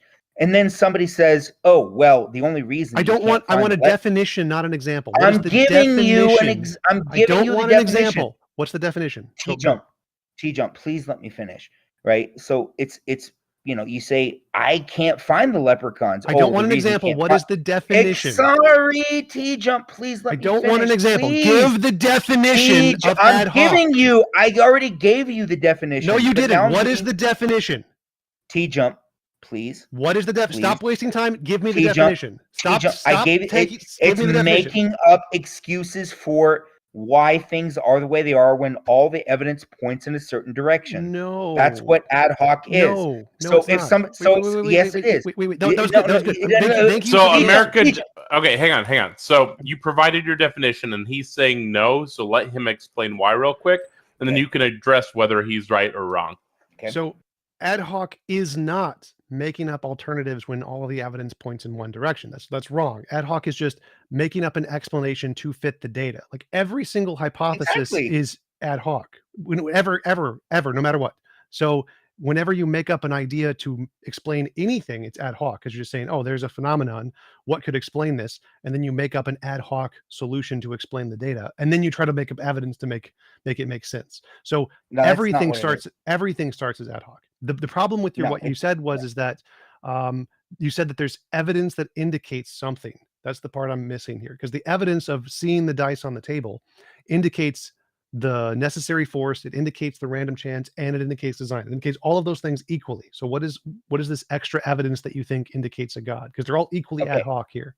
So if you begin with the belief that leprechauns exist, right, and all the evidence points away from leprechauns not existing, you can come up with an infinite series of ad hoc reasons to explain away where the data is leading you, right? So for example, you can say, well, we set up all this apparatus to detect the leprechauns, but the leprechauns, they're just really good at hiding. Wait, I have no idea how this relates to the original point. So it relates to the original point, because if you have a 12 by 12 matrix, right, of dice, right, and all of them are facing upwards with the number 6. Right, I remember and if the you analogy. flip one of those dice, I remember the analogy. lights What's the turn point? off. You can come up with all kinds of odd ad hoc reasons, like a god, to explain away. Hang on, you can come up with all kinds of ad hoc reasons to explain away data. Like you can say, oh, well, there's an infinite number of dice rolls. There was an infinite number of rooms, where the dice was rolled. I understand. You can jump. Let him make his point real quick. Sure, you both want to make a point. Please let me finish. I'm saying just afterwards. I hear you. You can say, you know, there were weighted dice. You can say there were magnets under the floor, right? And you can investigate the weighted dice, and you can investigate the magnets under the floor in this scenario, in this thought hypothesis, in this thought experiment. You can do that, but then ad hoc becomes the thing that you cannot investigate. You cannot investigate infinite number of universes. You can't. There's nobody who's been able to do it. You cannot investigate an infinite number of dice rolls. You're limited to the data. Hang on. You're limited to the data that is right in front of you, that all of the dice have the number 6 facing up. And if any single one of them are changed to 1, 2, 3, 4, 5, remember the analogy. then then the lights turn off and you can't even see the dice anymore. Okay, but you haven't answered my limited question. to that data. So like TJump was saying, a ad hoc explanation would be, we exist, therefore God created us. That would be an ad hoc explanation. So we want a reason to why you think that God made us. No, the scenario that we're dealing with is all the dice are facing upwards with the number Stop 6. repeating the same analogy. We understand. We heard it the first time. Okay, but wait. But my question. Amy changed the thought experiment. She expressed it simpler. Wait, I don't care. She data. expressed it simpler. So the question here is, when we see the dice, why do you think seeing the dice is more evidence of God than it is evidence of an unknown natural determinant? Why It's not evidence. It's not evidence of God, right? But any what designer, it is any evidence. designer. Hang on. What it is evidence of is that somebody obviously wanted all those dice to be facing up 6. How? So that the lights. How? Go back. You're skipping the most important part. How is it evidence of a designer rather than an unknown I'm not force? saying it's evidence of a designer. That's literally right? what you just said. I'm saying that, you know, you're jumping the gun here. Like, everybody always wants to go to God. I don't care about God. Any designer. What is the evidence that the dice indicates that we want somebody put it this way and that they want us to see it? What about the dice? Because if you were actually in that dark room, right, and you were crawling around the walls, and suddenly the lights turn on and you see this 12 by 12 matrix of dice with all of the 6s You're facing up. restating the analogy. I'm sorry, but you're not letting me answer your question. No, Please you're restating the analogy. I don't need you to stop restating the analogy.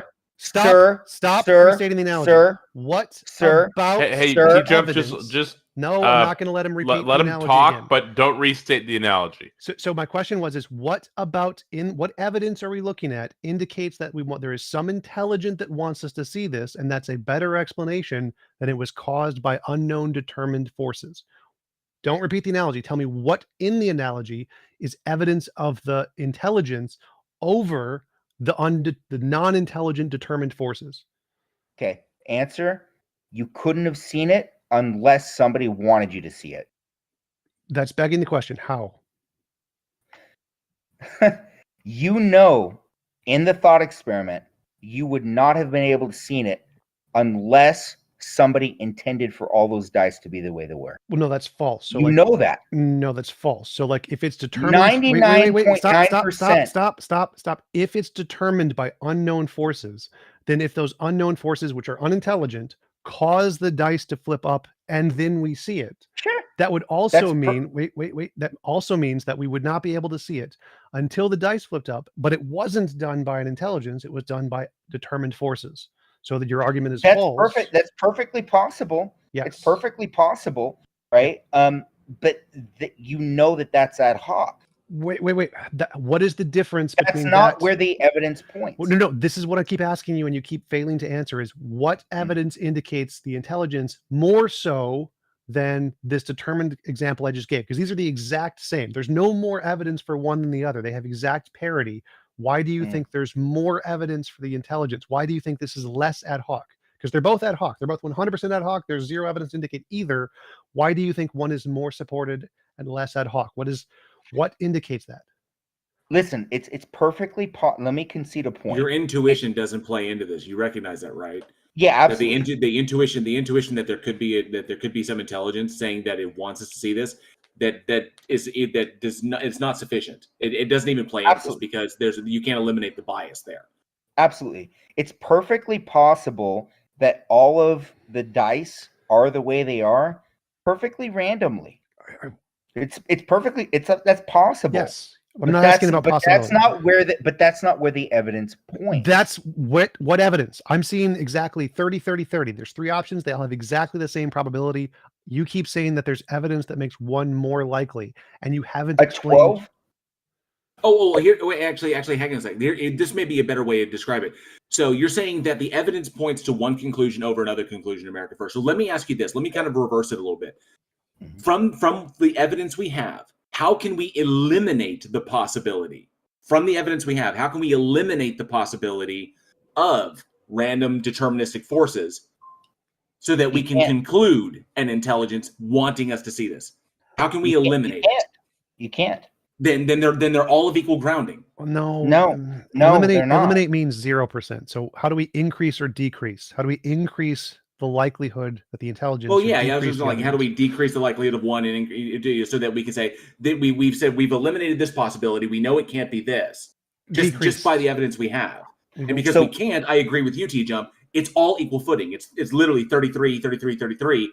That we can't eliminate one or the other. So we have to look at the evidence, say, what can we logically conclude from the evidence available to us? And the intelligence that's saying, I want you to see this, you can't derive that from the evidence alone. For you to say that it is, you're simply working off of your intuition.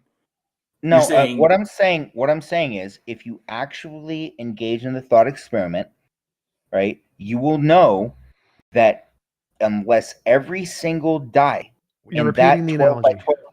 So America First. America First. America First. You just said it. You said it. America. Stop. How do we know? Oh goodness. No. How do we know? Okay. What I'm saying is, if you sincerely engage in the thought experiment, you will say that there's no way. Well, there could be some way randomly, right?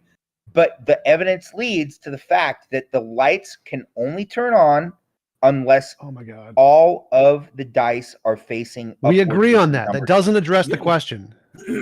Okay. So if you're engaged, if you're sincerely engaged in the thought experiment, then that's fine. Yes, I'm sincerely engaged. Now, what fact in the thought experiment indicates intelligence more so than determinants? Because I'm fully engaged, and all of the facts seem to be 100% explained by design, 100% explained by chance, 100% explained by necessity, and there's no evidence that indicates one is better than the others. They're all ad hoc. They all have equal evidence. There's nothing that points to one over the other. What fact in the analogy do you keep claiming indicates one more so than the other two? Okay. So let's add to the thought experiment. There's a door that you can escape through. Okay, so if you can't provide a fact, we're gonna move on. No. Now you're changing it. Now you're changing the thought experiment when we wanted to stick with it. I'm adding something to illuminate the point. There's an escape door, right? And if you flip over a die, the lights turn off and the door locks. Is that a fact? Flip the die. If you fly, in the thought experiment. I've been waiting to make this joke. It sounds like the mildest version of Saw. I'm just curious. That was an argument for fine tuning, right? Yep. That's what he was making. Yep. Yeah. At the very end, I was like, this sounds like fine tuning to me. This is like legit like an analogy for fine tuning, which already we've deconstructed. Which is probably why he didn't dive into fine tuning, because obviously it falls apart. But we do appreciate you coming up, America First. Just please address their questions and don't derail off on a tangent. Anyways, McGruber was next in queue. He had an interesting thing he wanted to go over with us. First of all, I want to thank Amy Newman for the video with TJump against the Flat Earthers. I think the strategy was not to take it seriously, and I think you did really well. Like, that's a sincere compliment. I'm not trolling. Thank you, McGruber. Appreciate it. What have you got for us today?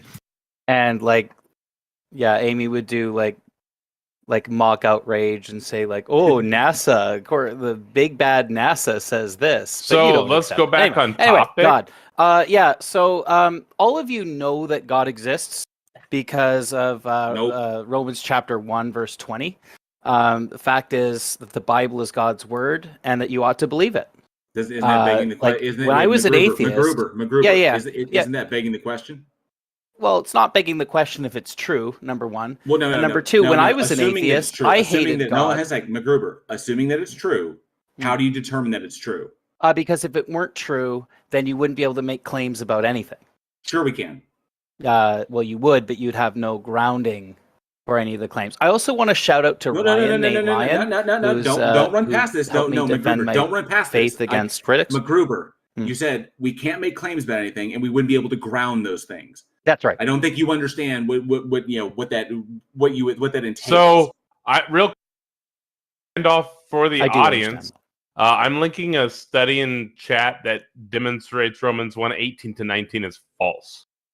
What do you mean is false? It's in the Bible. It can't be false. Yeah, no, it is. It is. It's, objective reality disagrees with you, and so I linked it in chat so you can go ahead and share that. Well, for you, there is no objective reality because it's just based on your opinion, based on your fallible human opinion. No. Hang on. Gravity is not based on my opinion.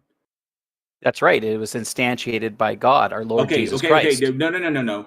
Gravity is there, and it's a force that we can test, and we understand it. Jail, do you accept that there are So you accept that there are physical laws, correct? Yeah. Well, yes, there are physical laws of the universe. What instantiates and secures? What I want to know from you is what instantiates and secures those physical laws beyond your personal opinion. The reality that we occupy. Oh, reality is reality. Is reality a concrete one, a concrete many, an abstract one, or not? Well, you are going down this route, sir. No, he's trolling. You won't address my argument. You just say that I'm trolling. Does anybody want to engage with this? I do. Really. It's just a Darth Dawkins. Wait. Because this is a presuppositional. I don't approve of Darth Dawkins. I just want to. Please, MacGruber, please hear what Amy has to say. Yeah, well, no.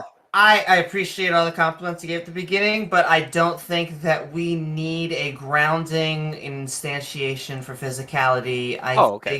I do not understand the connection between like a Jesus Christ, like a rabbi in the Iron Age Judea, and why it would connect to why everything was instantiable. Because, I mean, Jesus didn't exist for longer than we've been around. Yeah, true. So... Amy, did a bunch of Greek pederasts discover the Pythagorean theorem, and is it still valid? Just because Can we please get him off the stage? Because this whole thing where he's going to slight Greek, deals as bringing up the whole pederast thing is just an emotional. No. My point was that it's not. No, it's not. My point was that it was ancient knowledge One sec. that is still true. One sec. Yeah, he's not a troll. He's a legit presub. This is not like that's a legitimate argument. He's making an argument. But calling Greek mathematicians and Greek philosophers pederasts. They were.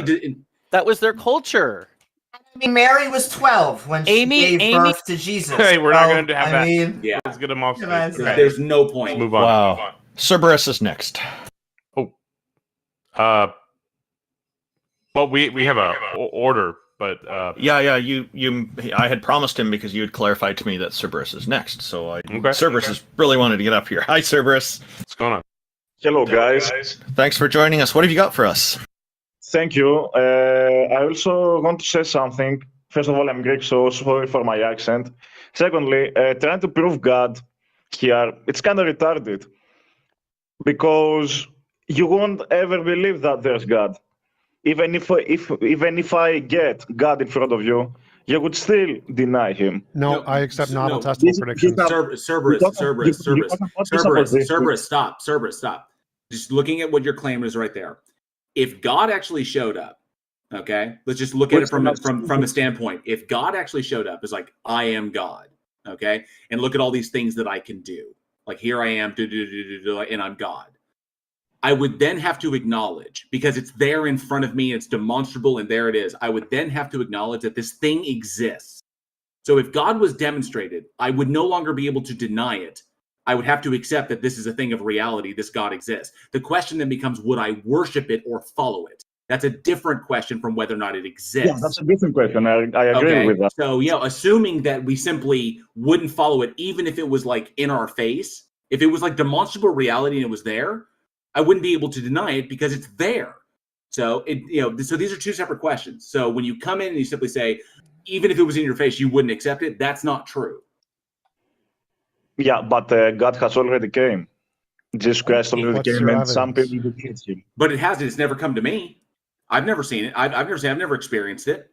So since you haven't seen your grandmother, means that she What's didn't your exist at all. evidence? What is your evidence that God exactly. came? What's the evidence? And the historians. Wait, say that again. Anecdote. So no, the plural of anecdote is not evidence. Why? Because anecdotes are not evidence. Because anecdotes are insufficient. Brother, you're just going to hell. Just read the Bible, nigga. Well, no, I also wanted to point out that, yeah, I would want to know if God was real, because if hell was real, I would want to know, I would want to oppose God, I would want to join Satan and be on the other team. So, I would want to know. I just want to point out one thing. Hi, Gio, just give me a sec. I just want to point out one thing. At the beginning... It's truth. Sorry, at the beginning of that, he apologized for his accent. I just want everybody in our audience to know that nobody has to apologize for their accents. We're really willing to work with whatever accent you've got. Probably apologize. I was going to debate something else, but so Amy, why do you want to join the opposing team even if God was real? Well, because if Yahweh is as they are described in the Bible, then I would want to be on Team Satan, so we could capture Yahweh, try and figure out how to take him, because he's a moral monster. He drowns babies. What do you mean by drown babies? So you're talking about the? I mean, blood? literally, like he fills. Are you? Oh my God, dude, are you talking about? I am not trolling. No, I am being literal. I'm talking about the.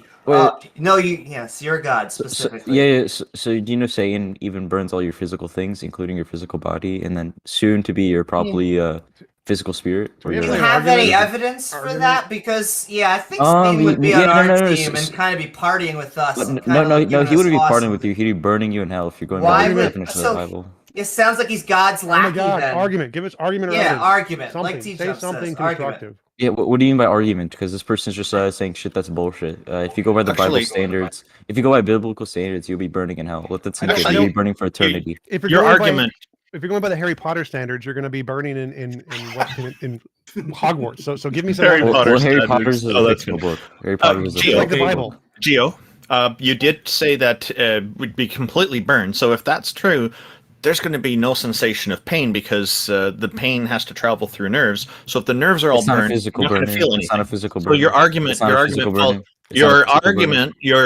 argument falls down in that case. No, it doesn't, because it's not a physical burning. Then it's not burning because burning requires physicality. You're moving the goalpost. This is not the Bible. See, this is what happens. This is what happens when like atheists go to the Bible, and then like when they go to the Bible without the presupposition of God. This is what's so stupid. Okay, hang on. That's important. Gio, why would I presuppose God? Why would you presuppose God? Because it's the most coherent. Paradigm that we live in. No, it's not. Now, given the evidence, it's not. What evidence? The evidence of our reality. The evidence of reality. It's not the most coherent. It is, actually, because I only No, it isn't. No, it isn't. If you presuppose God, everything else is coherent. God did it is not an explanation for anything. So God doesn't provide. No, it's not. Yes, it is. So and all existing beings. Okay, then fine. Gio, give me I can give you the mechanistic explanation for why for like the mechanistic explanation for why everything exists. Okay, Can you give me the God explanation? Yeah, so I'll go through. Yeah, so how is the universe created? So ostensibly, if you go back to like what the prevailing hypothesis is that virtual particles popping in and out of existence at random is a completely natural experience, results in what we can determine to be what we have observed to be the Big Bang. Yeah, and then that results in our observable reality. Our observable universe is essentially what it is. But that's like you're getting into like physics and quantum physics, and this isn't a physics and quantum physics. I don't need to explain the science. What you need to explain is how God is a mechanistic explanation for anything and justify its existence and how you can demonstrate that. Okay, so can you? I want to ask you this question. So, what existed before the Big Bang? Wait. We're doing. So you think it's expansion, correct? Wait, we're doing this thing where we go down this rabbit hole before he's actually made a coherent statement here. So you need to presuppose God because it's the most coherent. Give us some evidence for that. Yeah, so for example, if I presuppose God, creation is coherent. What do you mean? Everything else is evolution is incoherent in itself because No. like you know What do you mean? you've yet to it's unscientific as well. What do you mean by coherent and incoherent? Because in philosophy, what do I mean by coherent? Wait, one sec. Coherent in philosophy just means no logical contradiction. So there's no logical contradiction in evolution. So I don't know what you mean by there's no reason. I believe it has no reasonable contradiction. So therefore, like for example, if God exists, then it would be reasonable to say that he could create a universe or he could create living beings. Right. So I agree with that, but you're saying that evolution is incoherent, but there's also no logical contradiction in that. So I don't understand because neither one has a logical. I mean, God sort of does have some logical contradictions, but I don't understand what you mean. You believe in science, like as I don't understand what you mean by coherent and wait, incoherent. hold on, chill. Can I please? Okay, so you believe in science as a coherent way of measuring how coherent evolution is, right? No, I think philosophy is how we define coherent. So you believe philosophically it'd be more reasonable to say that evolution is the most reasonable example? No, I said philosophy is how we define the word coherent. So if you're asking, is a hypothesis coherent? Okay. So why do you believe evolution? Okay, I should wait. So go back. I asked you a question. Wait. So what do you mean by coherent and incoherent? In philosophy, coherent means no logical contradiction. Evolution has no logical contradiction. So by the definition in philosophy, evolution is coherent. So I don't know what you mean. But it does though. It's unscientific and it's unlogical. Okay, so Gio, what do you mean? Here to convince us that deity exists. What are you doing right now? Disagree with you about evolution, so prove a god, please. And Gio, you've got to come at this a little bit more educated on this. Evolution has been both observed in nature and in the lab. We can induce it. We have used it to our advantage, and so there's literally reams of documentation on this. The long-term evolution experiment, which has gone over 120,000 generations. You're just saying shit. Give me an example of one animal, just one single animal in our lifetime that has evolved. Okay. Everybody was interrupting me. I was going somewhere, and you guys are getting lost on this rabbit trail of just nothingness gibberish. He still has not made a coherent argument. What do you mean? Yes, it is. I'm disproving everything you guys said earlier. No. You guys Stop interrupting. So you have to start. You come in here to the stage, and then you make an argument. Convince us God exists with some argument. The argument you said was something like, you need to presupposing God is the most coherent worldview or something like that. But you don't, you haven't, coherent means no logical contradiction. So clearly that's false. So you have to explain what you mean. What do you think this means? It makes the most sense to you. You feel like it makes the most sense. Is that what you mean by coherent? Do you have some kind of logical entailments? Is there some kind of demonstrable evidence? Like what is your criterion for coherent here other than it makes sense to you? Yeah. So I'm just gonna ignore all this soying out. But so when it comes to I just asked you, you haven't answered my question. So I asked you a question. You have to answer my question. You have to make an argument here. You think God is coherent. How? What about God? Okay. So can you show me one animal evolving? No. You don't get to run away from this. You don't get to run away from this, kiddo. You have to make an argument. Your argument was God is the most coherent worldview. Yeah, because I have to disprove everything, all the bullshit that you guys say, so I can explain my stuff. So evolution has I'm literally asking you to explain your stuff right now. Yes, it does, because you guys are incoherent. TJump, Gio. TJump is correct. You need to answer his question, but you also need to get it through your head that evolution and God are not mutually exclusive concepts. Neither is abiogenesis. Abiogenesis. If abiogenesis were demonstrated to be true, that would not disprove a God. And if evolution we know to be true, a demonstrable fact of reality does not disprove God. That's a fact. These are not mutually exclusive concepts. Can you show me? Gio, abiogenesis and evolution. Abiogenesis could be the means by which God created life, and evolution could be the means by which God diversified life. Why do you keep doing two different things? They're not mutually exclusive. So stop sitting on evolution and address T-Jump's question. Okay, so no, I will not, because when it comes to JL, you just said it's true. Then we're going to kick you off the stage. You have one option. Why do you guys keep kicking everyone off the stage? Okay, thank you for coming up, Gio. Gio, for the future, when you are asked a question by one of the moderators, answer the question. Don't try to rabbit trail it, especially when that rabbit trail is completely unfounded. The concept of God and the concept of evolution and abiogenesis are not mutually exclusive. Just because we've demonstrated evolution is true does not disprove God. And just because we may in the future demonstrate that abiogenesis is true doesn't disprove God. These are two separate things. They have nothing to do with one another. Yeah, for clarification, we are not trying to remove your position or your worldview and then replace it with any of ours. We want you to convince us a deity exists. And Repo was someone in my live chat. Repo Sandman points out, even if evolution was false, that does not prove a deity. Yes. So they're mutual. They're not. It's like, oh, never mind. So I just want to point out, because evolution is a fact, he would have had to have shown us an animal that did not evolve. That would have been the rarity. And I would also point out, like TJump was trying to drill home at, we are trying to be convinced of a god. Well, this is why that was an excellent question. I would have loved to hear him answer it, TJump. I really would. I'd address how it is incoherent, but address the coherency issue. But I think he realized he was trapped, and that's why he wanted to run off to something else. Yeah, because the evolution. So MacGruber found a more appropriate example, so we're going to give him another shot. Well, I was the saying word that he used was pedophile, so he was calling the Greeks pedophiles. That's why I think J.L. Warren wanted to kick him out. Okay, well, this whole thing kind of kicked off because Amy said Jesus was an old philosopher, so why should we take seriously what he says? I said that's a fallacy because we trust all these slave-holding, sexist, polytheist Greeks about math. We trust what they say, but we don't trust Jesus, the ancient philosopher. Can I just put an asterisk in there? It has nothing to do with what someone says. So the fact that Yahweh may have been a pedophile, had sex with Mary or whatever at 12, now who's talking Come about? on, let's not do that topic at all. We're doing a different topic there. So can we kick Amy now? Okay, I think no, I came to argue for God. I came to argue for God. Matt Gruber? I have to point something out. No, Matt Gruber, if you do that again, you're out. So I want to point something out, MacGruber. So you seem to have this problem. If a person conducts themselves in a particular behavior, okay, just to say that, and then that person also makes an observation about reality that is true, or an observation about reality, does the way they conduct themselves in their behavior mean that their observation about reality is false? No, that's what I was pointing to with Amy. So you bringing these things up, I was it's pointing that up with pointless. Amy.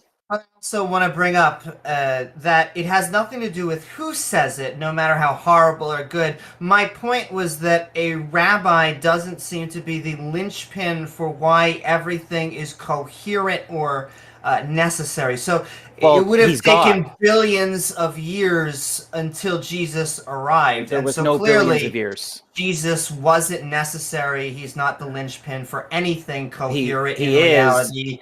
I would love an argument. He underpins your ability to make that claim that Jesus isn't whatever. Why do you think that?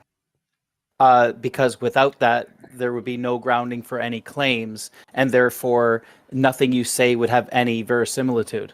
And I think that's silly. Clearly, a Can rabbi you you're is silly, not, and the Bible says that you're silly, and that you know that God exists. Wait.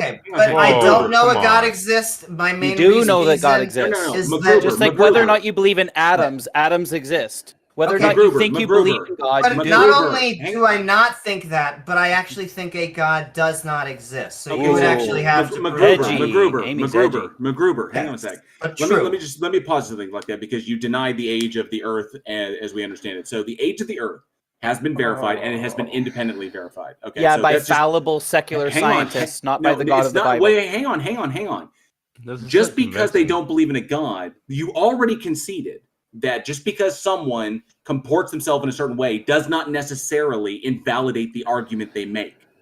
Just because a scientist doesn't begin with a presupposition doesn't mean that their observation... They do begin with presuppositions. They begin with the presupposition that the uniformity of nature is true, which it isn't. MacGruber, they don't. And yes, they do. Here's the problem, is that you're ostensibly you're conflating empiricism with empirically validated.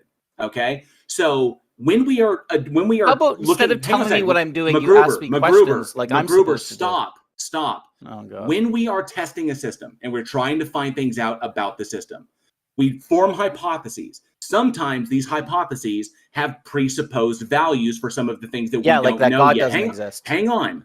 We presuppose these things, okay? So just like trying to solve an algebra equation, there are two ways we can do it. We can use a formula in order to get to it, or we can literally go and just drop in values for each variable until it makes sense.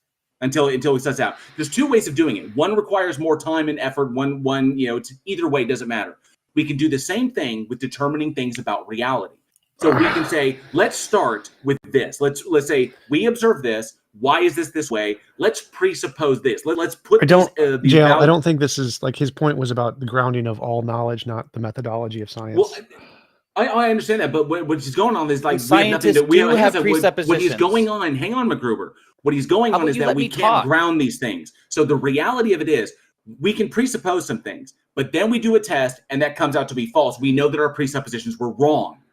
So why is he attacking any of our positions, though? So MacGruber, presup isn't convincing to any of us. Do you have any better argument? No, I was just an ardent atheist as you. I love presup. It's my favorite one. So go ahead. So tell me. Conclude what I was saying, but when we presuppose things about the system, and then we do our hypothesis and we run through our methodology, and then our conclusion turns out to be true and verifies what we observed, then those presuppositions are no longer presupposed. They are confirmed values about reality.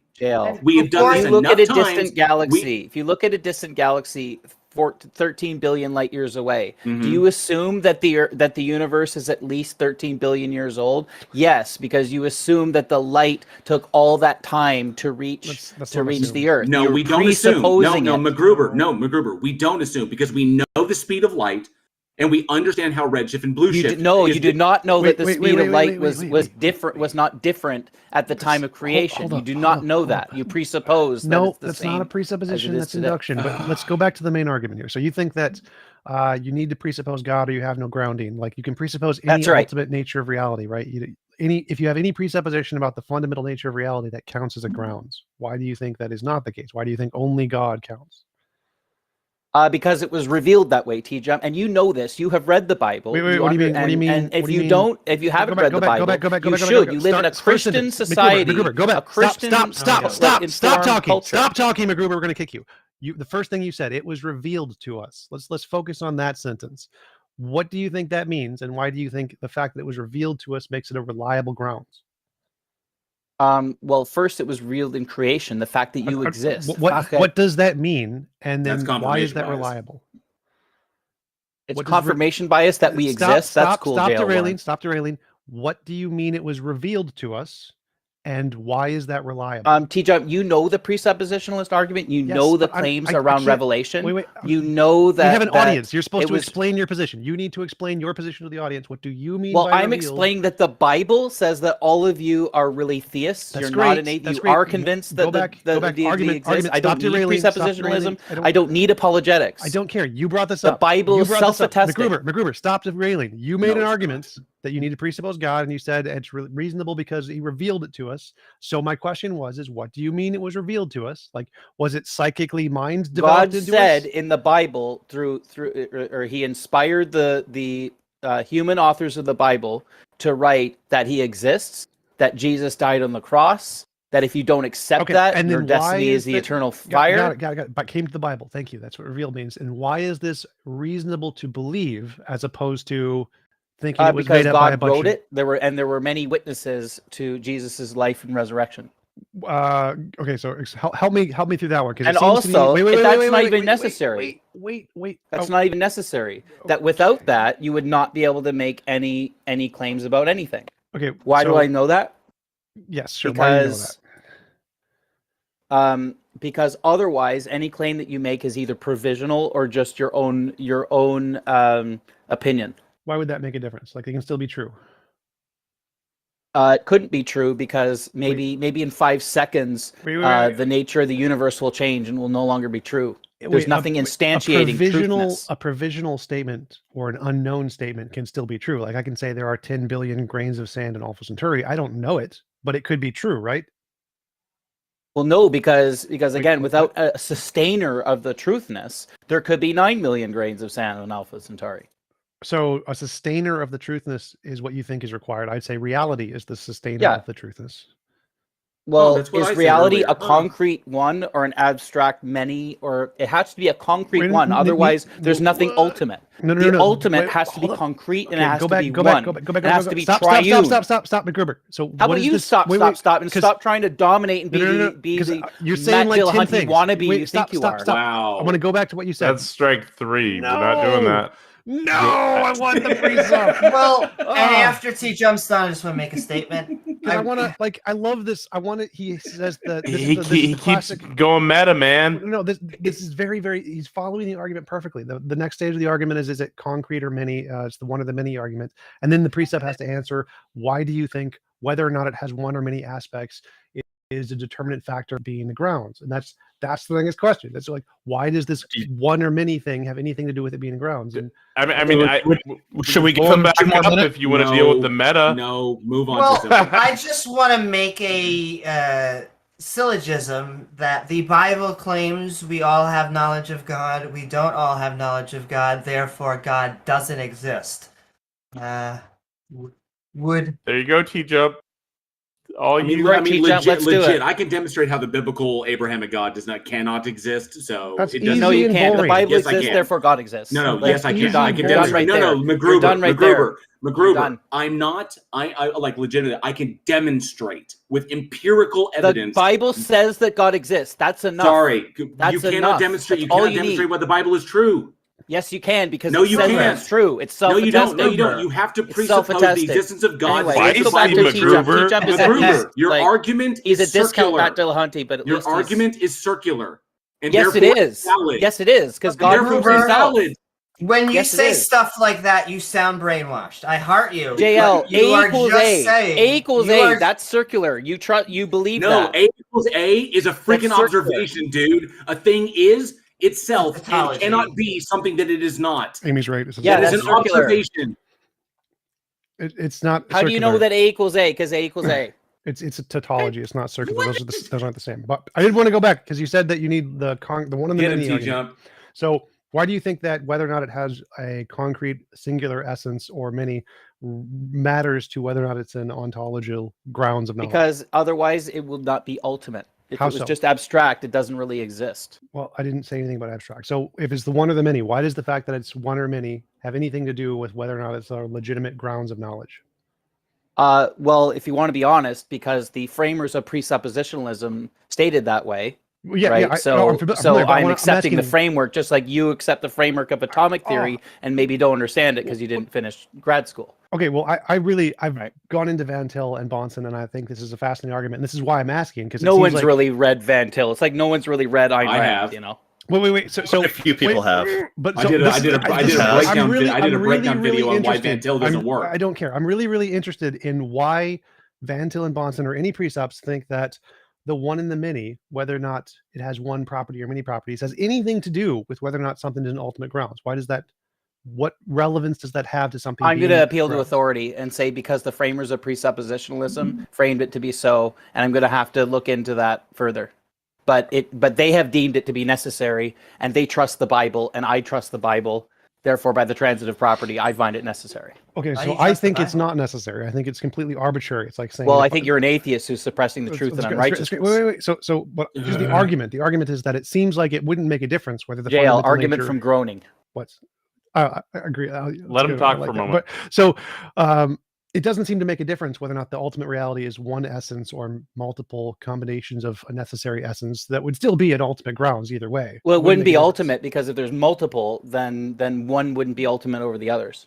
And an argument from groaning is an argument argument from groaning as a response to your appeal to cringe. Stop derailing. So why do you think that if there is a combination of necessary ultimate things that have a necessary relationship, that could not qualify as necessary being? Because the Bible doesn't depict multiple ultimates. Okay, but is there a logical contradiction with it? It doesn't matter. That's the state of affairs because it's what was revealed. Well, yeah, okay, so there's no logical contradiction, which means it is possible, and so I'm not conceding that. But even if it were logically possible, then the Bible doesn't reveal that. Okay, so the only argument you have there is it can't be. There must be a single essence because the Bible says so. Yes.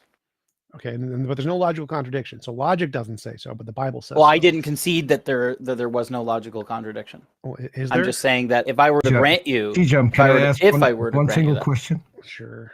TJump, can I ask one single Go for question? it. Because he's advocating for the biblical God, who is a Trinity, who's not Yes. one. He is one. He is a three persons. No, he's not. He is. He's not one. He can't be three persons and be one. He's revealed as one God. Which of the Trinity is the which of the Trinity is the ultimate?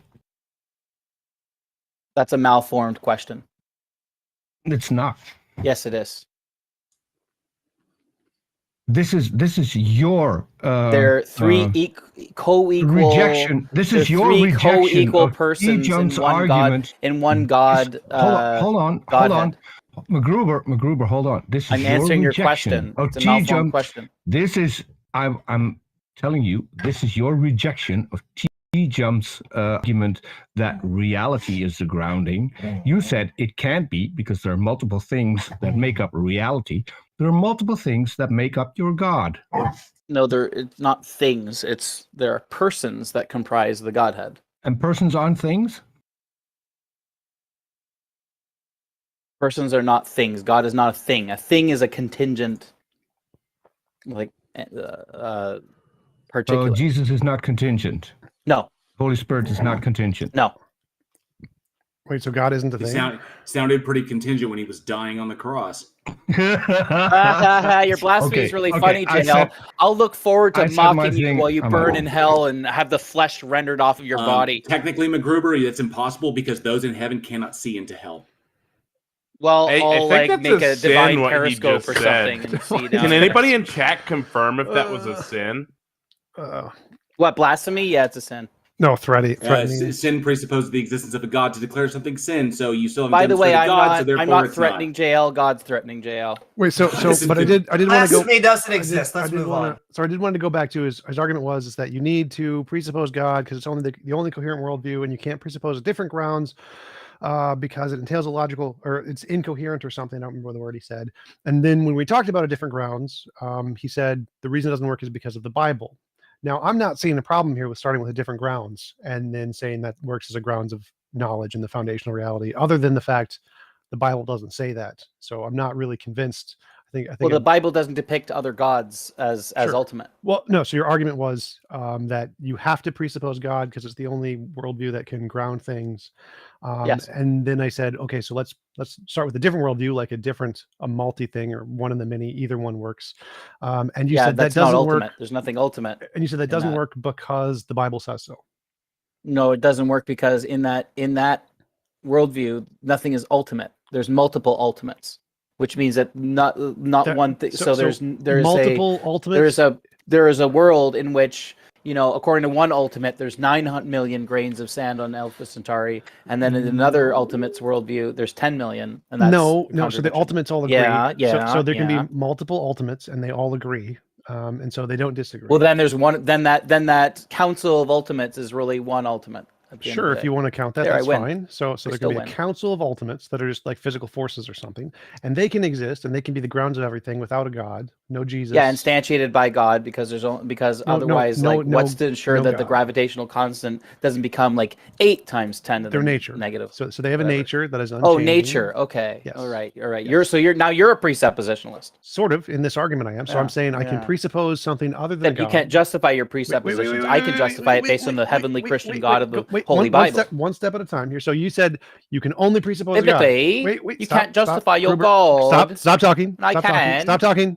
So you said that you have to presuppose a God. I presuppose something else. So yes, I'm being a presuppositionalist. I'm presupposing something else. And you do anything to give a reason to make sure that God doesn't exist in your worldview. So you have to give a reason. You know he exists. Stop. You have to give a reason why you think your presupposition is better here. So you said it's only possible to presuppose a God. I just presuppose something else and it seems to work just fine, which proves your argument wrong. So why do you think alternate presuppositions don't work equally as well as your Sky Daddy? I don't have a sky daddy. I have that the wasn't Holy part of the Christian argument. God of the Focus Holy on- Bible. Focus on the argument. So why is your presupposition of a sky daddy worse than my presupposition of the many forces? It's not worse. What are you talking about? Why is your presupposition of Yes of It's sky not worse. daddy? Well, thank you. Because Okay. it contradicts the Bible. Is that the only reason? Do you have any other logical reasons, evidence reasons, or is it just the Bible thing? Well, I mean, the Bible is a great shortcut, isn't it? Because it tells us like what the nature of God is, what He did with creation. We'll skip the et cetera, et shortcut cetera. and go to like the part where there's actually some kind of logical or evidential difference. So how? Again, I don't do like logic and apologetics aren't necessary. The Bible is self-attesting. You just need to accept it. Do logic? Yeah, he doesn't do logic. Okay, so you Not that said I don't it's a do it; it's shortcut. that it's not important. It's said that the the Bible- Bible is self-attesting. It actually is really important. Is God a logical being? Yes, logic is reflective Okay. of God's nature. Does logic apply to God? Can God be not God? What do you mean? Does it apply to God? God instantiates logic. Can Okay, hang on a God, sec. can But God can exist and God not be exist at the same time? Yeah, can God No. be not God? No. Okay, so if A equals God, then not A cannot also equal God. No. All right, so that means logic doesn't derive from it. Logic applies to it. It does derive from God because again, like God instantiated this If whole logic like, derived from construct. God, then that would mean God was outside Okay, of now logic, and then the laws now of you're logic. just okay. MacGruber, Put this guy stop. back to the audience. MacGruber, stop. If God is outside of logic, Wow, and feisty. logic derives from God, then God is technically outside of it, and the It's laws of logic don't reflective apply of to his it. nature. And again, I don't need to listen to somebody who knows that God exists. I and don't is know just God clamoring. exists. You do know that God I have exists no because knowledge Romans of this. 1:20 These are says that strikes. These are you know strikes. that These are Can I strikes. ask MacGruber Yeah. a question? Like, Can I remove him now, TJump? Yeah, go ahead. Yeah. Okay. No, Taco. So Amy and Taco, Peter not have yet. one question each, and then I'm removing him. And MacGruber, please just address the questions. I mean, you seem to think that we are not justified in thinking a God does not exist, and yet that is what you are just presupposing, and it just seems kind of weird because I think that we are contingent on the planet existing, and I think God is then contingent on us. And I think when the Earth is destroyed by the sun red gianting one day, the God concept will go away. And so I just really don't understand it. If God is contingent upon us, then why did he exist for a few days prior to the creation of humanity? Because you're pre-assuming that never happened. I'm not What pre-assuming it. I read it in the Bible and it's true because the God is a Bible truth bearer. was written and inspired by men. We have no reason. It was written to by think men, that inspired by any God. Supernatural events happened in the Bible. Yeah, and you have no not a basis single by one. which to say that it didn't happen because You have can't no way to demonstrate the ground truth of it being inspired. I can. It exists. Therefore, it was written and inspired by God because Just there the it is. Quran says that and it was Bhagavad Gita, like G.L. Warren's saying. Yes, no, thank you. exactly. Thank you. The Bhagavad Gita exists and was false inspired religion by. spread by a false God. Oh, give me a special pleading much? Get him out of here. Yeah, man. God Come is on. special. Well, Peter still gets a question. Peter was waiting patiently. Yeah, no, well, it's more like a remark. I did have a question, but I completely forgot with all this entertaining stuff going on. But I did have one remark, and that is that if you go back in linguistics, the word God comes from an ancient word that means father in the sky. So you objecting to the term sky daddy is just silly because you're using that term in order to address the deity that you believe in. Well, when we speak That's of it. God, we're speaking analogically. He's not just a sky daddy. Like he exists. It's he what the permeates it's what all the word of God like, means. all of the universe. It's what the word God means. So If he's you- also if you're refuting, Anyway, thank you very much if for you refu- having me all If you those don't want to times. use that, use a different word. All right, have a great day. Thank you for coming up. We're Thank gonna you, go ahead and move MacGruber. on. Anybody have any last points you'd like to make? I do want to say, even though I disagreed with almost everything that he said, he came in, I think, saying nice things about me, so thank you so very much. Sending love back.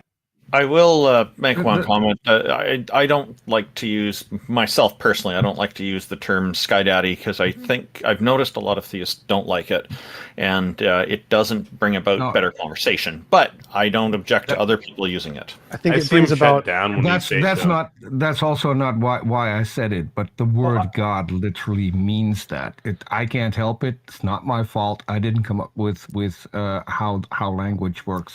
Well, I like it because it makes more dumpster fires and I get more views. So more views, more dumpster fires. Right. I do have one remark, and that is the question that no presuppos will address, and that is, why do we need to believe the Bible? That's the one question they will always avoid to answer. I've always found that it's like, why does your God and all of its infinite power and awareness and love and whatever, by the way you define it, why does it require that human beings make the worst mistakes in human reasoning to justify a belief in it? If it was true and it existed, then it wouldn't require these things, which is just weird. It's like for some reason this ultimate being demands faith, which is just ridiculous. Because even if it existed and everybody knew it, it doesn't necessarily mean that everybody would follow it. That's two completely different arguments. So why does it require the worst mistakes in human reasoning to justify a continued belief in it? And they never are able to address that. Taco and Randolph. And another thing, the Bible. So, I just want to jump in. Go Taco ahead, and Randolph. TJump. Skylar Fiction is in my chat. He said he'd love to be a guest on one of these sometimes. If you want to send a message to him. Okay, so yeah, we'll handle that offline. Just do that in the private chat. We'll get it sorted out. Okay. Sure. Just have him send me a message. So, I have one thing, and that is, if the Bible claims that we all know that a God exists, then why the hell do we have a Bible? If all of that knowledge is already implanted in all of us, why do we need that book at all? Because we should know what it says. Because if the Bible didn't exist, then we wouldn't know that we know. Listen, just shut up and you just need to shut up and pay your 10%. Jesus. I hate you, JL. I hate you. Because we have to be told that we know that we know. If there was no Bible, we wouldn't know obviously. That we know. Damn it. Why does How God did I not know Starship? that? How did I not know that? Oh, wait, because it's not in the Bible. Sorry, Elisa. What's up, Chief? What do you got for us? How's it going, my man? All right, so just to clarify a few things. I'm kind of disappointed in a lot of the arguments that have been made to you so far. These are personal attacks, psychological criticisms, circular arguments that are kind of embarrassing for anyone who's genuinely faithful. I also want to establish that if you have a deep sense of understanding, then you know that teleological, cosmological, and ontological proofs are all gibberish, correct? Yes. Okay. I'd So agree. let's get on with the real transcendental proof. Uh-oh. So you guys are definitely rigorous scientific instrumentalists, correct? No. No. So No. you believe in naive realism? No. But what is your argument? Well, the concern here has to deal with how we discover natural laws in investigating the world. I mean, you would agree that we happen to experience things and we test hypotheses in order to have replicated experiences. And Sure. What's the argument? Okay. So when we are engaging in this rigorous instrumentalism, we are using statistics, correct? No. So I'm not an instrumentalist. But what is your argument? Well, I think he's just saying that the term instrumentalism has an implication here that's not appropriate. So we observe reality. We ask questions about the reality. We test various things. We confirm our hypotheses, and then we can use it. We need to 100% stop talking about our worldview and wait for him to make an argument. So we understand our methodology. So you use inductive reasoning, use statistics, levels of significance. What is yes. your argument? The argument deals with statistics themselves. Okay. Because we have to understand that the bell curve depends on transcendental properties being recognized throughout the world. I have absolutely no idea what you're talking about. Okay, let me elaborate. Well, can we just skip? Can you give like a premise, conclusion, something? Well, the point is, God is a being which has omniscience, omnipotence, and omnipresence without exception throughout the world. We recognize this because in order to be scientific instrumentalists, we have to have transcendental properties in how we examine levels of significance. when it comes to determining that our experiments to verify natural laws. Wait, what are do you achieved. mean? What do you mean we need to recognize there's a triple omni being to do instrumentalism? Instrumentalism says there's no realist description of reality. It's just yes, I agree with you, but I'm so going to I'm get not to that. I'm not following your argument that you need a triple omni being to do instrumentalism. I also see a paradox there in what you're arguing, and I'd like to get into that after you deal with TJump stuff. But you go ahead first. Okay. So the argument that I would make is that to understand science properly through statistics, you have to have the bell curve, which is integrated as a Gaussian function. And Gaussian functions require the application of the natural logarithm in pi. We know that these are transcendental numbers, correct? No. No. I don't believe in transcendental numbers. What is like? Wait. So math is a language. It is a formal language made up by humans to describe patterns in reality. We don't need any transcendentals there. So there's no transcendentals in math. Well, wait a minute. So, say all the conscious beings in all the world died. Sure. Okay, such that their discoveries of math were no longer before us, correct? Can I just pause? I just want to say, What's up? The only conscious beings we know so far are animals, but I'm enjoying it. Keep on going. Okay. Point there being, say all the people who knew of math died, and let us say some new people came math to would the still world. accurately describe reality. Right. The point there would be that the math that they rediscover would be the same math that was discovered before. It's not that it was artificially constructed. Math is invented. Why are you saying it's invented and not discovered? The language is arbitrary. We invented the language of mathematics. Right, the that language we is utilize, arbitrary, yes. But what it describes would still be true. It's just that the language might be different. So we may use different letters or different base 2, base whatever. 10, base 16. Yes. Exactly. So it would still so reality would still be the same. It's just that the language maybe is arbitrary. That's all it is. So there's what did you want to say, TJump? There's multiple things here. One is that math doesn't exist. It is simply a description made up by humans to describe the nature of reality. The nature of reality exists, so there's no transcendentals there. And even if there were transcendentals, you can still have transcendental objects without a god. So they can have platonic forms of numbers or whatever. And so either way, none of this indicates a god. Wait a minute. So you're telling me that the numbers e and pi don't exist? No, I'm a nominalist, so no. But I'm not sure how this would indicate a god either way. Even if they existed, it'd be a platonic form and still not a god. Okay, so you're denying the objective relationship between a circumference and a diameter in a circle, and you're denying the objective relationship of perpetual growth and decay. No. Well, what? Okay, so those are properties of reality. There's no like abstraction or transcendental of pi that exists that governs these things. There is a thing in reality that has this pattern, and we describe it with the word pi. Pi doesn't exist. You can't prove that concretely though, because any empirical proof is going to have a finite understanding. Separate. Whether or not you can prove it is separate here. The point is it doesn't. You don't need to like the consensus in philosophy is it's nominalism. But what is your argument that you need one way or the other that this leads to a god? Me just telling you my position, and here's the position of philosophers, doesn't get us anywhere. So why do you think this indicates a god in any way? Okay, yeah, let's just continue with the proof. Okay, so to understand this, we have to realize how these transcendental numbers, which underlie the bell curve in statistics, apply to all of our observations towards all of our understandings of correlating regressions to all of the natural laws of all the world. Therefore, we can recognize that there is some all-knowing property. Wait, that doesn't make sense. Why does the fact that we can use numbers to describe things mean there is an all-knowing property? No, what I'm saying is that the transcendental nature of these numbers as applied towards regressions shows an all-knowing property. How? It's not that's the part that doesn't make sense. So like I'm saying that there's multiple ways that numbers could interact with reality. One is as a platonic form. So there's no all-knowing entity. One is as numbers don't exist, nominalism, where they're just descriptions that we use to describe the nature of reality. So no platonic forms, no God, no abstractions, no transcendentals. That works too. And in all of these cases, you can do exactly what you just said of using numbers to describe statistical regressions. You can do that in all three of these cases. Okay, so if there are no platonic forms, that means you still have to measure your levels of significance when you're coming to an inductive regression over measuring a natural law, correct? Yes, and you can do that with simple language. You don't need a platonic form. No, that's naive realism. That's not. How would you do that through simple language? It's not naive realism is one interpretation, which literally doesn't matter here. So you can use pure language to describe patterns, and those patterns in reality exist. So if the pattern exists, and we can describe that with a relationship number, the number itself, pi, doesn't need to exist as a transcendental form. It's completely irrelevant. You don't need it.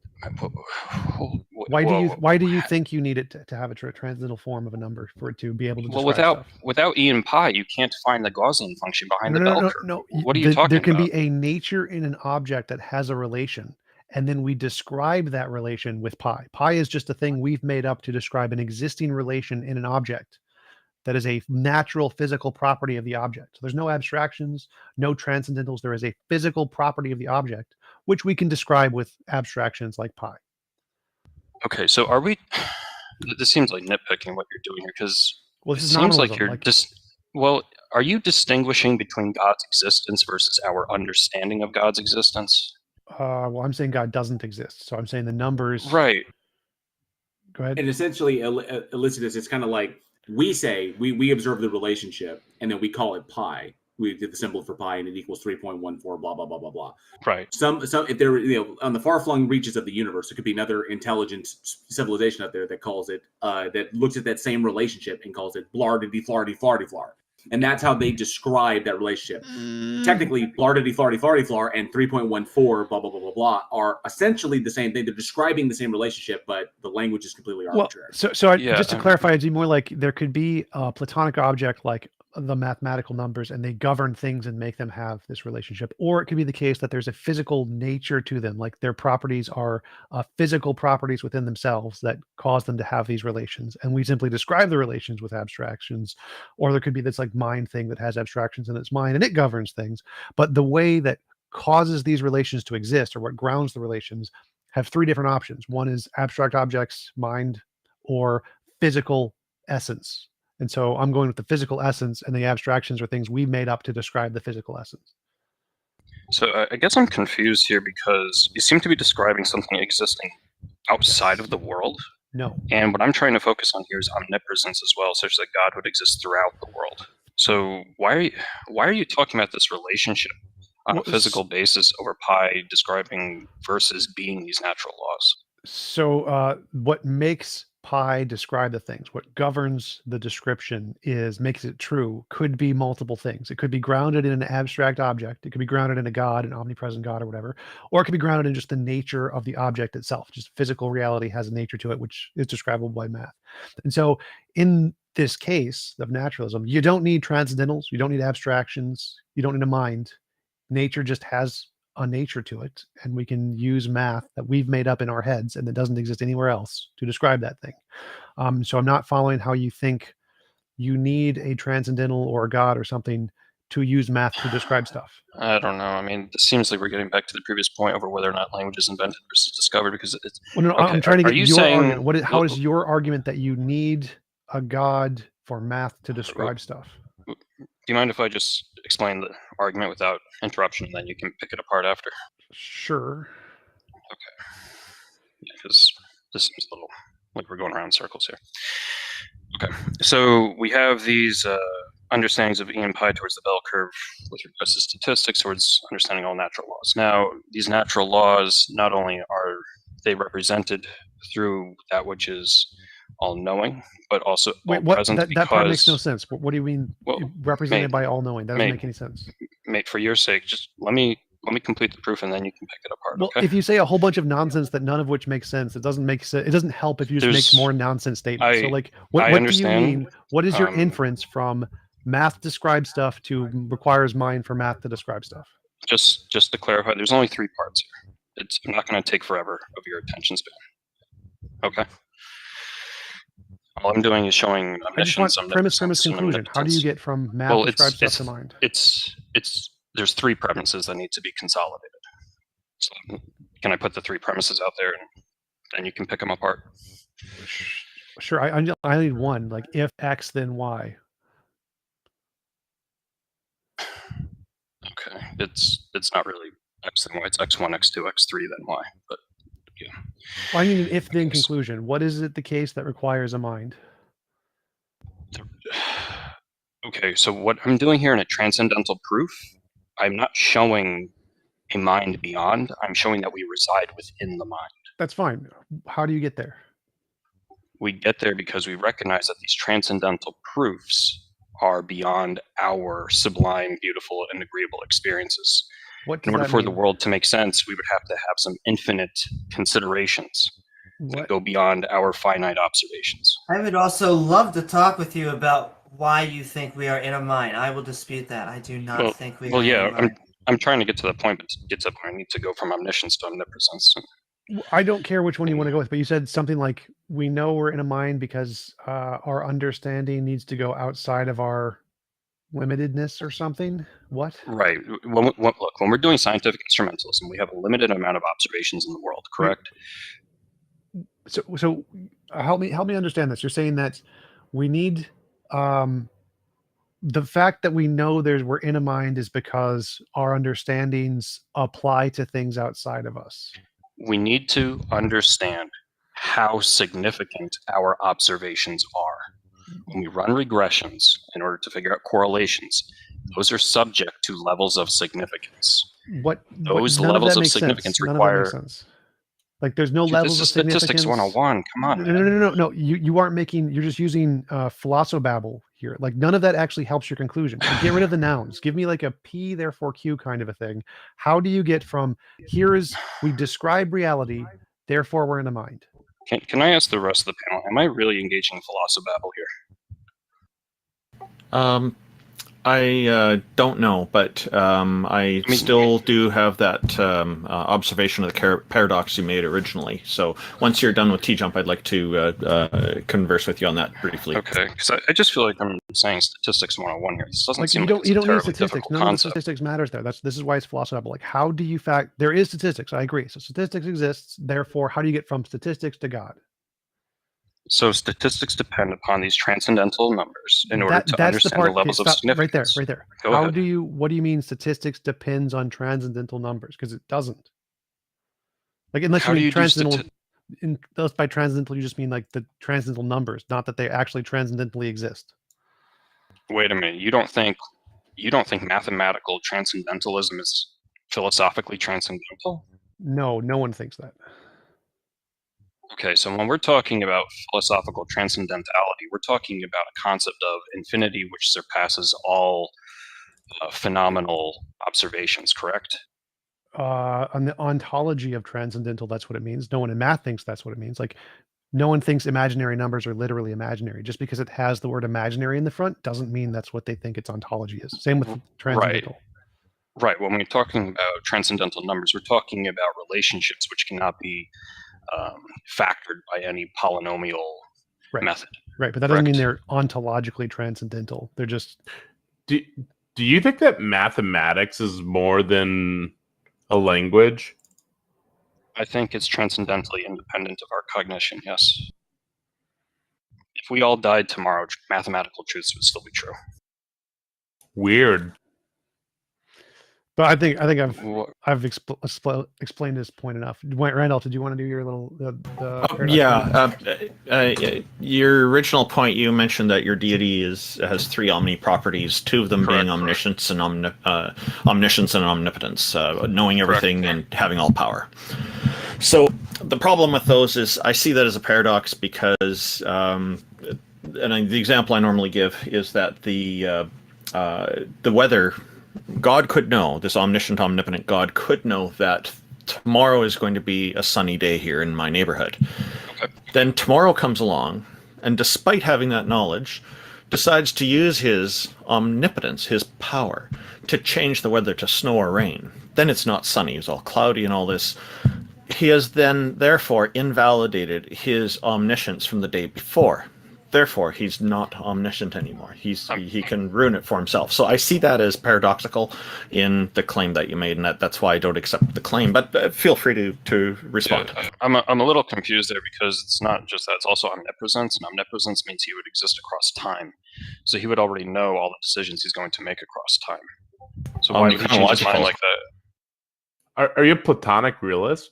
So I just stated he knows that tomorrow is going to be sunny weather here. Right. Tomorrow rolls along and he decides to change that. Right, that's the problem. But if he can change that, then he's omnipotent. But then that invalidates his omniscience. So he can't be both, is what I'm saying. Why would he change if he's omnipotent? Okay, I'm serious. I'm pointing out the paradox. Listen to this. There's a I contradiction. might have a better. There's a logical I might have a better example for that one. Between omniscience and omnipotence, because if God has all the power and the power to do something and can change things and can interact with reality and change things the way he wants, then it can do this. But if it already knows what it's going to do, then essentially omniscience implies that God is just literally a minecart running down a track. Okay, so and it can't do anything outside of that track. Well, that's the point.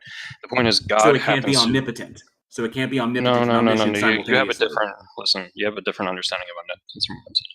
What I'm saying here is that God is 100% of the power which will be exercised across the eternity of time. Okay, so that means God has already made all these decisions throughout time, and he already knows all the decisions which are going to make. God would not change his mind like that. He already knows the decisions. So you're saying that these concepts exist in the mind, not necessarily a Platonic realist sense, right? That's why I think I have a better example for this paradox. Peter, just give me a second. Peter, I have a question. Hang on. So, what you're doing is you're not addressing how to reconcile this paradox. Instead, what you seem to be doing is presenting excuses for, and not explaining the excuses, but you're saying God would not do that. So it seems that you know better what God would do, and that God would not exercise his power when, of course, if he's omnipotent, he can do that regardless of what you think he will or will not do.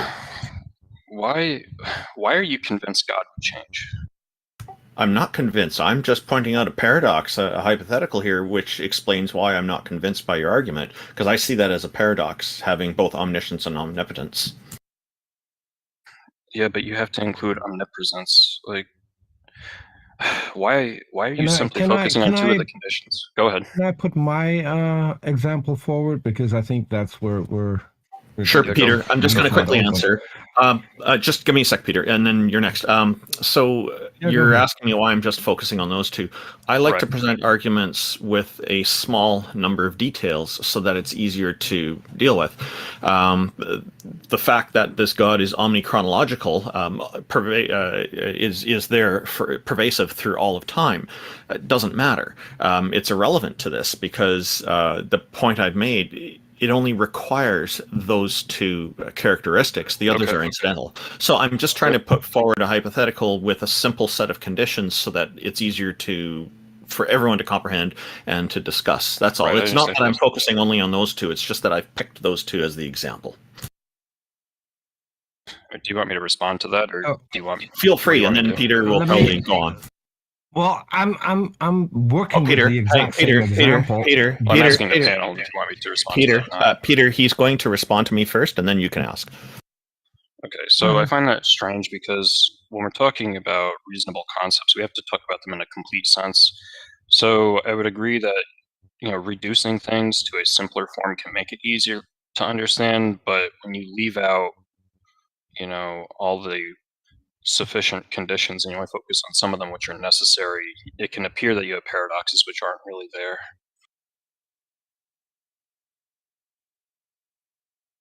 You would agree with that, right? I'm sorry, my audio just cut out. I'm sorry, could you repeat that? I apologize. Yeah, sure. So when we're talking about what makes sense, we have to have a complete set of sufficient conditions. I would agree that reducing things down to a simple form makes it easier to understand, but if we only have some of the things which are necessary instead of everything which is sufficient, it can make it look like there are paradoxes which really aren't there. Okay, so how do you reconcile what seems to be the paradox then? Because I am not excluding the others. I'm just simply taking those two and using them as an example as how I see that as a paradox. It doesn't make sense to me that being omnichronological or being omnipresent, for example, would be in any way have any kind of effect on this. Those are incidental traits. All right, just a second. Does the panel want me to respond to this, or do you want me to move on to the other? I'm asking you. Go ahead and respond to me. Please go ahead and respond to me. Randolph, I would really like to have my example put in here because he now has an escape route, and I think I have a better example. So yeah, Peter. Peter. Just let me finish with him, please. Just give me a minute, okay? Go ahead and respond. Okay, so indeed, you left out the omnipresence condition. you're only focusing on omniscience and omnipotence. So I'm thinking you want to express something that you're struggling with expressing, and I think it would be a good idea to give you some time to think about that, and then we can get back to you. Okay, well, you know what? I'm going to say I've put that forward, and I'm just asking for it to be reconciled. You've not done that, so I'll just say that I'm not convinced by your argument that a God exists, but I'm going to pass it over to Peter, and if you want to revisit this in the future, I'd be happy to. Yeah, sure. I mean, I think I've reconciled by saying... I'm going to ahead. continue the exact same argument, just with a slightly different example and one clarifying question. So, does your God want everyone to know him? That's a very deep question. I mean, I've read the Bible. I presume you've read it as well. It took me 2 years to get through it. Easy question. Well, it's if you want me to be honest, I'm more of a Stoic. I tend to take a more deep understanding of the different forms of love and what the word "want" really means there. I didn't mention love. I said, does your God want everyone to know that he exists? That's a simple yes or no question. All right, as a simple yes or no question, I'd say yes. Okay. So if your God knows that I'm going to die as an atheist, and he is omnipotent, what can he do to change that? So I don't believe God changes. Paradox. Yes. I agree with what you're saying. Yes, I agree. So if you really want to get deep about this, you're basically asking about God's motives. So why in the world he would create people who don't know of him? I'm not asking about motives. I'm asking about the ability. So if God knows that I'm going to die as an atheist, can he do anything? I'm going to die as a Christian? When you say can, you're talking about ability, right? That's what I said, yes. I said that I was talking about ability. Does he have the ability to change the fact and make me die as a Christian? Well, wait a minute. Didn't you just say atheist before? I said if God knows that I'm going to die as an atheist, does he have the ability to change that fact so I will die as a Christian? I'm not talking about what he wants. I'm talking about whether or not he has the ability to. I'm trying to think of a simple answer here. I mean, on a simple basis, I would say yes, he has the ability, but this can be really complicated really fast. If he has the ability, then he's not omniscient. So this is why I said it could get complicated. Well, it's not complicated. It's the no. It's the logical this is lining out. Yeah, it's the logical this entailments. is just lining out the paradox with you not having an escape route, because now we've got something that either is the case or is not the case, and either your God can interfere or he can't interfere. If God knows that I'm going to die as an atheist, that is the end conclusion. If he does not have the ability to change that end conclusion, then he's not all powerful. If he does have the ability to change the end conclusion, then it wasn't the end conclusion that he saw, so he's not omniscient. Therefore, the two are incompatible. Do you want to continue talking? Do you want to continue talking in simple terms, or do you want to get complicated about this? If there should be a simple way to explain it. If it's really that simple, it's basic logic. And then after you answer, I just want to ask a question or two to him. So, again, what I said before was that God is omnipresent throughout time. So God has already made all of his decisions. So the idea that and I circumvented that with saying, does he have the ability? Right. So it has nothing to do with whether or not he knows what he is going to do or what he has done, no matter how you view it. If you view it from God's point, he has already done everything. I'm asking you whether or not he has the ability. That has nothing to do with time. That has nothing to do with God knowing what he is or is not going to do. It merely addresses the ability to do it or not. If he has the ability, which would make him all-powerful, then he's not omniscient. If he is omniscient, then he would not have the ability to change anything. So he wouldn't be all-powerful. Yeah, I mean...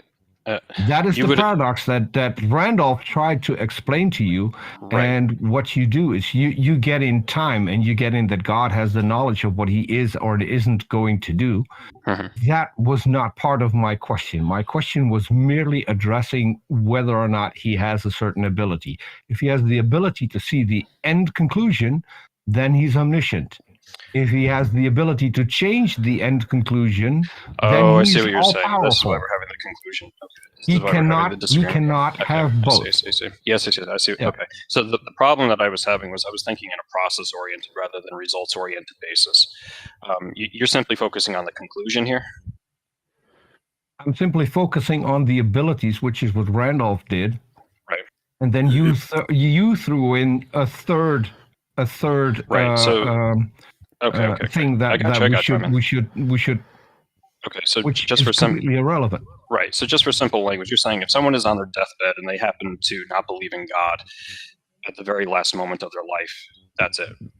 That's what you're saying. What? No.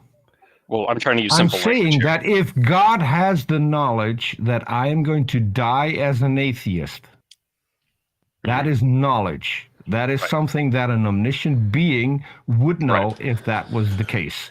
Right. Correct? Okay. So if God knows that that is going to be the end conclusion, and he has no ability to change it. Right. He's not all powerful. So when we say what is all powerful, we're talking about that which is in control of 100% of events that happen within the world. We're not talking about 101%, 110%, 200%. We're talking about simply 100%. Is the event of me becoming a Christian impossible? I think it'd be better to explain becoming... it. I think it'd be better to explain it a different way. So if God knows something is going to happen, then if God changes it, it would be false. It won't happen anymore. So it couldn't be knowledge, right? So God knows the rock is going to fall down the hill. Exactly. And so if he has the power to stop the rock from falling down the hill, well, then it couldn't be knowledge anymore because it would be false. It would be not true. And so if something is knowledge, God knows the rock is going to fall down the hill, then he couldn't possibly stop it, because if he did, then it wouldn't have been knowledge. It never would have been knowledge because it would have been false. So God can't have knowledge of the future and have ability to change the future, even from our perspective, because then it would be a contradiction between his knowledge, which would then become false, and his power, which would change the knowledge.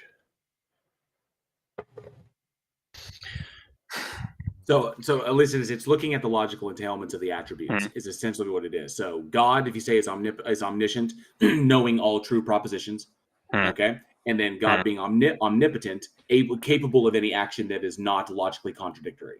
It's essentially kind of like how we look at it. So, but like TJump said, that's the easiest way to do it. Is like if it knows it in the future, like infallibly, because omniscience would technically be it infallibly knows what all true propositions are. Okay, so if it's true in the future and God knows it, and God is there, and God, if you don't even need to go into the omnipresence. Okay, but if it's true in the future, that means it can't be false because God infallibly knows it to be true. But if God has the ability to change it, then technically it's not true because God has changed it, making what he previously knew to be false, which means so it's one or the other. You can't have both. I see what you're saying. And right. I'm not sure we're going to be able to reconcile here because I don't even think this is a issue of divinity we're talking about. I think this is a matter of time and power we're talking about. Well, no, it's the logical entailments of saying that God possesses these particular attributes. Now, if you're a biblical literalist And another way you can put this is if you believe the flood myth. Now I don't think anybody here believes the flood actually occurred, but if you look at the flood myth as an example of this and why it's problematic, is because if God is omniscient and possesses knowledge of all true propositions infallibly, then God, before creation, knew that the flood event was going to take place and was not going to be able to change it, which means that all the events that led up to the flood, being the wickedness of man and all the Nephilim and whatever, however you want to believe it, knew infallibly that was going to take place, which means all of this was set in stone infallibly from the moment before creation, which means that all those people that were wicked had no choice about being wicked, which means that there is no free will and everything is just literally reality is just in a minecart running down a track that was, and none of us have a choice in the matter. Yeah. Or God set it up in order to make it happen that way, so he would have a good reason to kill pretty much everything on the planet. So yeah, and then the existence of this, and then you have this. So you have this problem. You have this thing you cannot reconcile between God's all-powerful nature and God's infallible omniscience. So you have both these things that cannot be reconciled with one another. And then no matter which one you side with, there are then moral implications beyond that, which then turns God into a moral monster. So the moral implications come from the logical entailments. And as I usually say, gods die on the swords of logical entailments. You describe the god in a particular way, and then those things lead to entailments that are contradictory. Logical contradictions can exist, therefore that being cannot exist as it is described. Yeah, go ahead. Well, I also wanted to ask you a few questions. I think the omnis get really weird when we start talking about a conscious being and a mind. And so my first question to you would be, when you think of our minds, what is a mind to you? Okay, this is actually a really good question. So when you're asking that, you're asking about the finite personhood that we have. Well, you see, I almost didn't want to give my set of questions away with a finite and infinite, but yeah, I would say that I'm talking about this brain on top of, I would say the mind is hierarched under, whether you're a dualist or not. I guess my question would be, I'm sending it right back to you. What is a mind? Okay. So I think this is how we can reconcile the free will issue of what you're trying to get at. So a being which has 100% of the power in the world does not make alternative choices, just like how if you have a piece of machinery, all the gears are interlocked. Now, as people with minds, it's a different story because we are finite. We do not have all the gears interlocked. And the decisions that we make are based off of a limited amount of understanding of fellow gears. God has knowledge of all the gears of the machinery. So his decisions are going to be fixed. But our decisions become contingent upon which direction and how far we look throughout the machinery to see how other gears are operating. So to resolve your question about what a mind is, a mind entails a set of experiences by which we are observing our surroundings in the world and making decisions based on that information. So I like that answer. However, I would then put forward that an infinite mind would be either contradictory or useless. I would then ask, what would be, if a mind is the set of experiences that help us, walk on this macroscopic landscape, what is the benefit of an infinite mind? I'm not, this is going to seem strange. I mean, I'm not quite sure the question makes sense because when we say something is useful, we're talking about a transformation of, I mean, this might sound like a weird answer, a transformation of the gears of the machinery to different locations within the machine, correct? So God being the entirety of all the gears throughout the machinery doesn't experience any of these transformations. For us as gears within the machine who don't have all-knowing capability, we can experience transformations. So when you ask what is the benefit to God, God wouldn't have a benefit because God doesn't transform. we would have benefits because we transform. And I want to bring this back to the original question about atheism and dying and all that. The value here is we as limited beings would transform because of our limited knowledge. But God doesn't see that transformation because he has complete knowledge. I don't like to make appeals to fiction, but just to give a description, it's like how in Lord of the Rings there's something called the gift of men and how men die. You know, the fact that we are finite means that we have potential in which way we live our lives. God is infinite, so he doesn't have that sort of potential. Does that make sense to you? Are you using infinite correctly? Why are you concerned? That doesn't seem like... What was the sentence? I wasn't paying attention. Coherently defining it.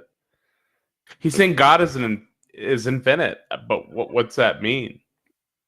So you would agree that when it comes to the set of all the gears in all the world, that those gears perpetually exist, correct? That's not defining anything. Well, yeah, it's talking about the nature of eternity, which is infinite. So you're just saying God is eternal? This literally sounds like pantheism. Well, it's like God the is universe. everywhere. The universe functions. The universe has Correct. functions within it. The universe, is what it is, but it doesn't really influence anything or change anything because it's all running set. And then it sounds like you're just describing the universe as God. God exists everywhere. Everywhere is God. Yes. But how you've defined it is essentially you're defining the universe. You like the laws of the universe, the physical laws of the universe and how the universe works, the patterns that we see within it, the relationships between objects. You're essentially saying it's the universe. This sounds like very much like pantheism. That is a conclusion, but it's not a premise. The premise dealt with the whole statistics and how transcendental understandings are required and all that. That's where the definition comes from. So did God create us from him? Did God create us from pre-existing material? Or did God create us out of nothing? Are we talking about our physical existence or our minds? Or both? The physical substrate. Whatever that is. Our bodies are an outcome of the natural laws of the world, yes. God, we know, happens to exist within those natural laws because of the transcendental numbers which were required in order to understand them. You just dodged the question. Yeah, Well, that I was said an yes. answer to the question. My very first word was yes. But it wasn't What's a the yes problem? or no. Well, I was doing you the courtesy of elaborating, but if you want to reduce There were it, yes. 3 options. What were the 3 options? We are created by God. What was the third option? Were we created by God? I'm sorry. Did God create us from him? Did God create us from nothing? Or did God create us out of pre-existing material? Okay. So, I mean, wow. So we're It getting sounded to me a little bit, at least, of this like you're basically kind of saying that God kind of kicked the football on the universe, and that human beings forming are just a natural are an emergent property of the universe itself, working as intended. I would say there's a sequential matter. God created the world, and after the fact of creating the world, God created us. Oh, okay. My bad. Continue on. Out of what? Well, again, you're talking about the. So yeah, it goes back to Taco's. That was Taco's. That was Taco's question. So yeah, if God created like the Earth or the universe, right? And then it said, okay, now I'm going to create human beings. What did it create those human beings out of? Did it create it out of? Well, before the creation of the universe, right? So you've got God. He's claiming God, right? And then he's saying us after God, right? So let's just say physical substrate, right? So was there a pre-existing physical substrate that existed with God that it created everything out of? Did God create the physical substrate out of God? Or did God create the physical substrate out of nothing? I thought it was God created the universe out of nothing, and then we made us out of dirt or something. Oh, I see what you're saying. Okay. So the way I would put this is the world is eternal. So it's not like you have this ex nihilo thing going on. But God has created time itself. So that's why we also believe in this ex nihilo thing. So the question is, are you talking about time or not? So you believe there's a physical substrate that existed with God? Yeah, but the world isn't eternal. Hang on a sec, Peter. Hang on a sec. Let him answer that. The physical substrate thing. Go ahead and address that. Okay, so the physical substrate, the membrane of the world, is God that has existed eternally, and in conjunction with the natural laws which God has imbued into this membrane, we were created from it. So we are God. We are parts of God. We are not the entirety. We Pantheism. are necessary, That's what I thought. Pantheism. We are necessary but insufficient parts. So after creation, God was incomplete? No. No, I'm saying that you and I are only parts. If we are made out of parts of God, then God has missing parts at this moment. No. Like, I think I'm just trying to keep it simple. It's more like we're bacteria. We're like bacteria inside of God's stomach, more or less. That's a simple way of putting it. Yes. I'm glad we're in his stomach, not in his anus. My big disagreement here is I think we could spend hours and hours on the biological advantages on why mortal organisms, multicellular organisms, have a mind. And I think that us being in a mind or a non-physical mind even existing is highly unmotivated. I'm not saying it doesn't exist. I'm saying that I don't think that we could create a lot of reasons that don't end up leading back to us. Like, as in, like, they need to make us. I'm also curious, how did you acquire this knowledge, and what's the evidence for it that we're made out of God's parts? Well, I started with, are you asking me my personal experience here, like how I came to this revelation? You made a claim. Can you back up in the that beginning claim? Well, it all boiled down to how, again, it's the matter of investigating natural laws subject to levels of significance and statistics. It was, if you're asking me about my personal revelation, how do natural laws apply to God? Okay, so the idea here is we as people are trying to figure out the truth of the world, and we're limited. Which is why I asked you for the evidence for your claim. I know, and what I'm saying is to understand is you have to focus on the scientific method itself. You have to depend on those transcendental numbers. That's where the focus is. Okay, if we're going to rely on the hold on. If we're going to rely on the scientific method of transcendental numbers, how using the scientific method, how can we investigate whether or not we are made out of parts of God?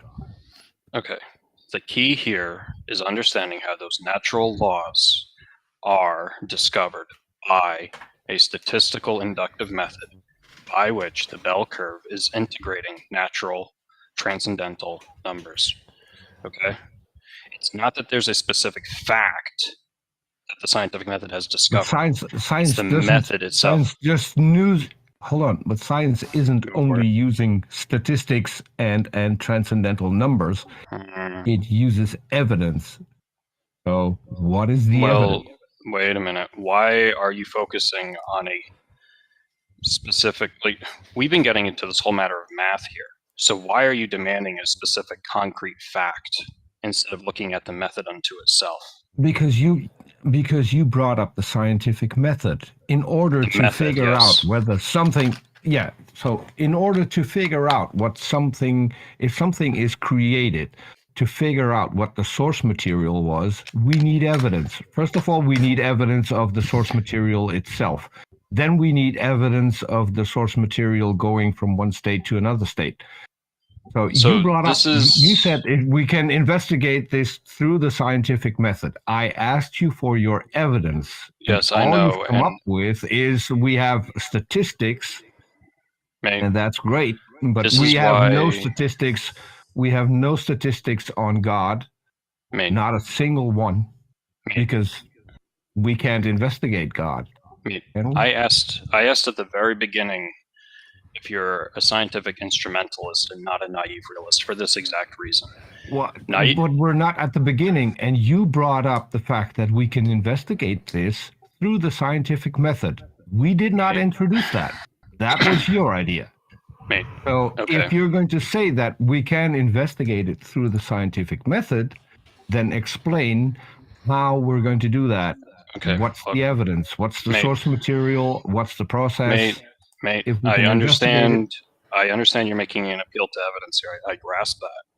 What I'm telling you, I'm not. No, I'm not. You said that. Not any of us made that claim. You said we can figure this out through the scientific method. the method. I'm just holding you to your claim. What I'm focusing on here is the method. Is the method, yes. The method is not about a specific piece of evidence here or there. It's about how we investigate evidence in general. Yes, but we have to start somewhere. So we have to have source material and we have the end result. Now, the end result is something all of us can see because that's the natural world that was apparently created by your God. No one has access to the source material. No one has access to the method of how the source material became the end material, which is the observable universe.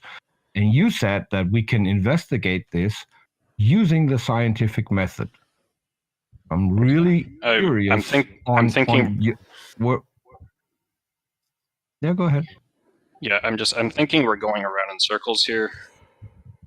No, we're not. I'm just holding you to a single claim you made. Right. That we can investigate this through the scientific method. So explain method, yes. how we can investigate creation through the scientific method. I'm saying the method is the proof. Do you understand what I'm? See, the reason I think we're going around in circles here. Well, but you haven't provided a method. What did I talk about in the beginning? Statistics. So he's saying that the method of science, in order to do the method of science, it has certain entailments, and those entailments have to do with the mathematical transcendentals. So those mathematical things that we're doing to do science have to come from somewhere. And he's saying they come from God. Yeah, and that's why I was trying to get into the omniscient and omnipotent properties of transcendental numbers. Can I also say? Go ahead. I just want to remind you that you, okay. Amy, just one You're thing. good. I just want to remind him that he came up with the scientific method when I asked him for evidence of us coming from parts of God. So that's one specific thing. I'm not talking about the entire conversation that came before it. Well, that's you made the claim that we came. He was answering that from God. Peter, he's trying to answer. And that we could investigate.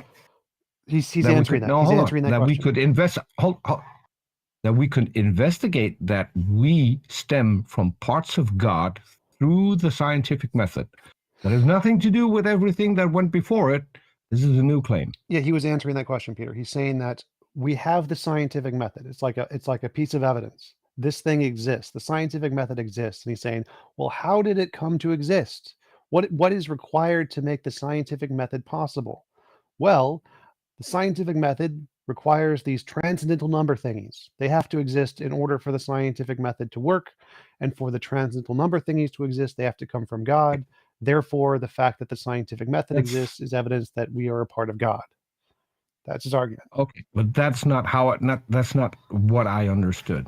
I understood that he made the claim that we come from God, from parts of God, and that we could, and I asked him what his evidence was for that, and he said we can investigate that through the scientific method. No, he's not saying we can use the scientific method to discover this. He's saying that because the scientific method exists, it requires transcendental numbers, which require God. So he's not saying we can use novel testable scientific predictions. Can I clarify for a second? Go for it. Sure, and then after that, I want to ask you a question. Okay, yeah, sure, Amy. So the point here is that throughout the world, we have a set of information. Right?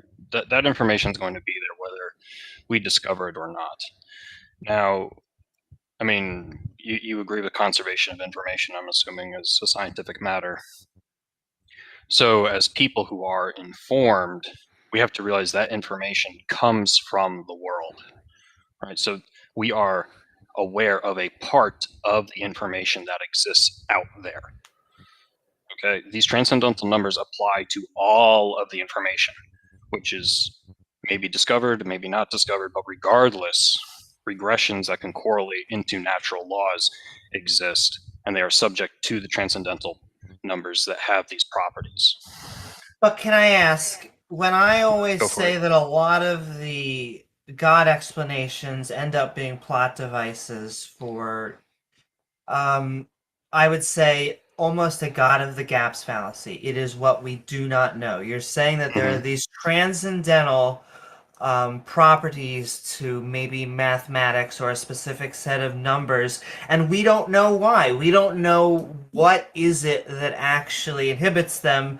But I want to go to really the main meat of it. Is this specific argument? Is this like your go-to, this is what knocked your socks off and convinced you from being an atheist to a theist? Well, I think a good first step would be to get just to the Platonic realm he's referencing, right? Because that would be totally wild. Sure. Okay, so in the beginning, I was an agnostic. I think we're all born agnostic, and I don't think anyone even knows of the concept of a God. And then I remember going to church, and I remember going to all these ceremonies, but I don't think it really clicked in my head like most people have it click in their head. For me, it was just, oh, these are cultural customs that we do to get along in society. The notion of some transcendental deity existing behind the scenes didn't really happen to me. What happened was I got frustrated by being surrounded by naive realists, because I always thought that they were kind of jumping to excessive conclusions. I'm like, hey, wait a minute, guys. This isn't really an adequate way to understand the world around you.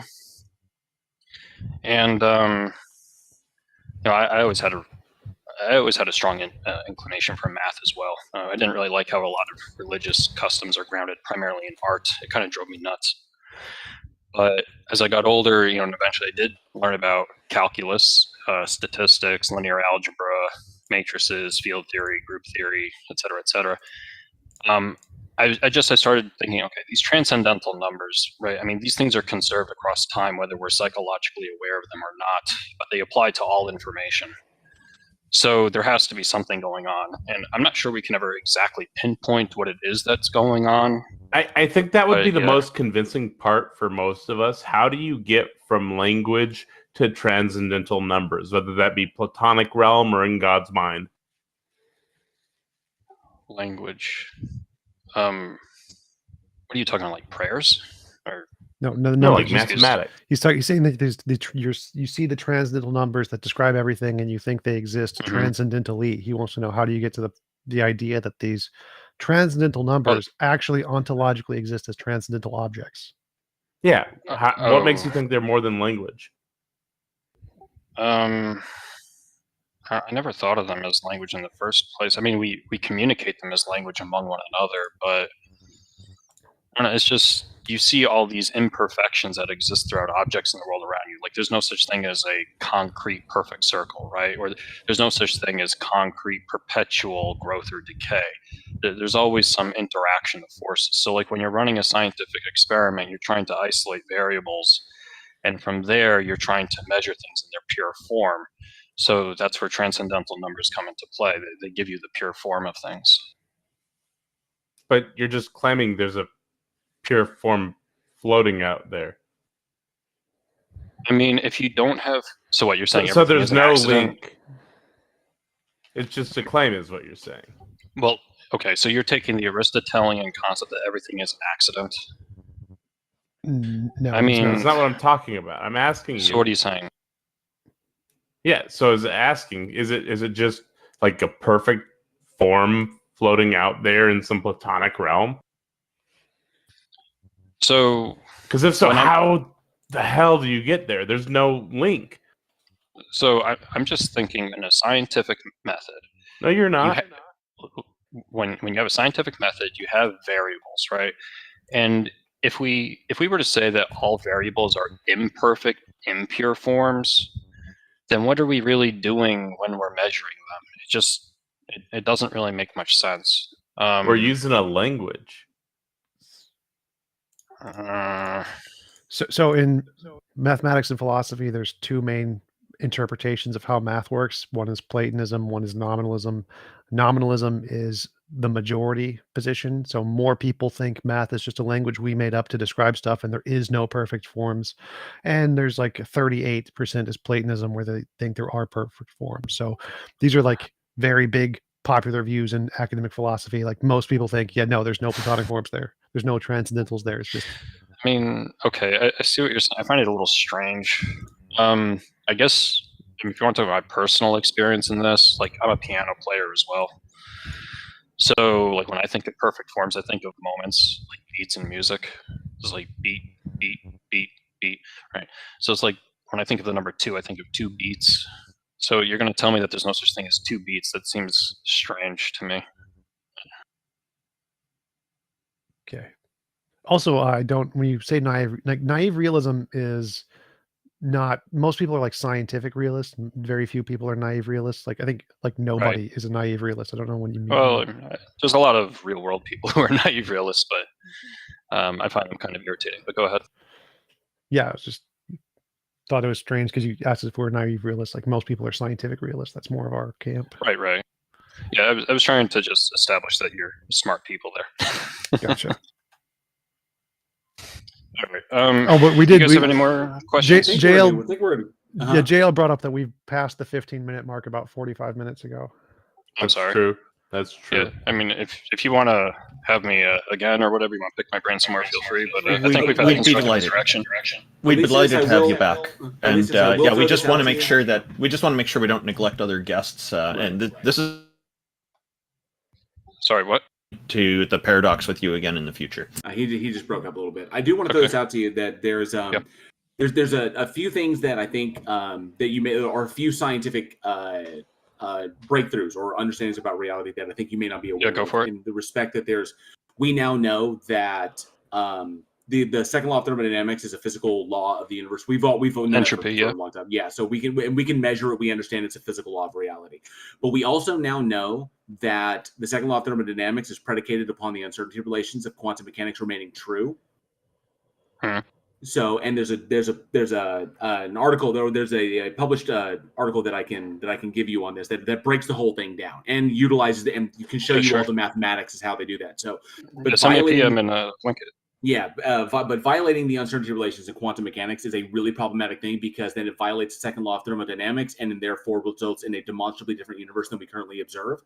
And how essentially an omniscient entity by nature that is unchanging would its presence alone within this isolated system that we call the universe would violate that by its nature. And so if this being does exist and possesses this, that means that it violating what it constructed would be problematic, which means that if it's hiding that evidence and basically constructing the universe to appear in a certain way, that means it's deliberately hiding itself, which means that it's not technically God. That means it's technically a sufficiently powerful being that's hiding the evidence from us. You could go like deism or you could go dystheism in that respect. But then you have to go into the evidence for for this thing actually existing. So there's problems there. There's things we know about reality that basically look at the logical entailments of the attributes that you give God and say that this can't technically exist because it literally breaks the fundamental laws of reality. And if it does exist, then it's obviously hiding that. That's problematic. Right. I don't want to hog the mic, but I would just quickly say I'm not sure that sort of position is falsifiable because we would either be living in a world where an all-knowing, all-observing deity is present or not, so you wouldn't have access to the alternative to gather evidence about it. But yeah, just send me a link, send me a PM with that link, and I can check it out. You got it, no problem. For the future, if you want to talk with me again, do you want to send me a PM or do you want me to PM one of you, or what do you want to do? We're here every fortnight. We're here every fortnight. Yeah, just hop in queue, man. Thank you for coming up. We do appreciate your time. Fipto has been in queue for a while. Xerxes, though, did join us. Hey, man. Hello. Hey, it's good to have you back. I didn't realize I was put on the stage until just recently. I guess Randolph pulled me up. And I see we have Fipdo ready to bring up an argument. Did you just want to say hello first before we move on to our guest, King Xerxes? Oh, I'm good. Although it is interesting that Fipto would come up now because he and I had an argument that we never got to finish. Oh, great! Well, the timing's good. He's been in the queue for a while, so this will be good. And hello, Fipto. Welcome, and thank you for joining us. What do you have for us today? Well, I have three options for you. Would you like to argue on the moral basis, the cosmological basis, or would you rather argue over the excuse me, the teleological basis? Which do you prefer? I like teleology and cosmology. Those are my two favorites. Okay. Well, I like the cosmology. Cosmological. Cosmological. I'm sorry, I just can't speak right now. So go for it. Present us your cosmological argument. Oh, okay. So, well, first I want to ask, are you guys Darwinists? No. Why does that matter? We asking. do accept biology. Well, no, Darwinism. Continue. Darwinism is the position that Darwin's theory of evolution is the ultimate grounding point for evolution, which has been proven false. Like we've made progress, Evo, Devo, epigenetics. There's lots of things we've made progress since Darwin. But this says, what's your argument? Now, what Charles Darwin presented was a great foundation, but yeah, T-Jump's absolutely right. Go ahead, Fipto. Yeah, I would say it's the linchpin, and we've moved on to things like genetics, but all yours. Okay. Well, I have one more question, just because I want to hold you guys to an account of what you believe in. So, do you guys believe in abiogenesis? I think it's the most Which likely version hypothesis. of abiogenesis? Most likely hypothesis, meaning like. Is this leading to an argument, or are you just Well, going the to ask problem with 7 more abiogenesis questions? is that we can never know how it actually happened, but we can know all the ways it could have happened. Yeah, I think abiogenesis. We don't have a is the most time likely. machine to jump back to, like, primordial Earth we don't have and any- look and see exactly how life emerged, but we know a variety of different ways it could have emerged in similar conditions. Also, all of the elements were on the planet. Lots of carbon, lots of liquid water were in the circumstellar habitable zone. There are many reasons for why the leading hypothesis is that life naturally arose on this planet. So yes, the answer is yes. Okay, so the reason I asked this question was to just put on display, so I can't be mocked for my faith in God, that you guys have a faith in something. I don't or have something faith. What's your happening. argument? Okay, so you don't have faith that this happened? Nope, it's based on evidence. But what's your argument? Okay, so what evidence has shown that we can go into our has worldview happened? later, but what is your evidence? Well, I mean, I'm just trying to make sure that I can hold you guys to an account of That's your great. own. Yes, Convince us a deity exists, Give dude. us an argument. So yes, I'm happy to defend abiogenesis. I'm very qualified in this field. Tell me what your argument is, and we can discuss it. Like there's plenty of examples of me debating this with Untangelo. So go ahead, present your argument. Okay. Okay. So you guys have laid out your foundation. My foundation is that I believe the scientific evidence shows that space, time, and matter have exploded into being out of, a literal nothing. Okay, what scientific evidence is that? Can you point to like a specific paper or cosmologist who agrees with that wording? Just one. Do you believe in the? Okay, so do you affirm that the Big Bang actually happened? Yes. What you just described is not in any way the Big Bang. Wait. Okay, We're addressing something from nothing. You said something from nothing. And the Big Bang specifically is a expansion event of a singularity or something like that. So it's not. Hold on, just really quickly. Fipto, do you have? Because I know I don't. I don't have like a higher order understanding of cosmology or physics, so I'm not gonna try and go out of my way to comment on that. But I will say this much: if you're gonna make a philosophical argument for the existence of God, that's one thing. If you're going to make an evidentiary argument for the existence of God, that's going to go a different route. Right? Evidentiary arguments I wanna let him finish, are usually weaker. I want to let him finish. So yes, I believe in the Big Bang. Therefore, what? Okay, well, so if you believe in the Big Bang, well, then you have to acknowledge that something must have caused that, correct? Yes. And? Okay, so what do you believe that something was? Quantum fields.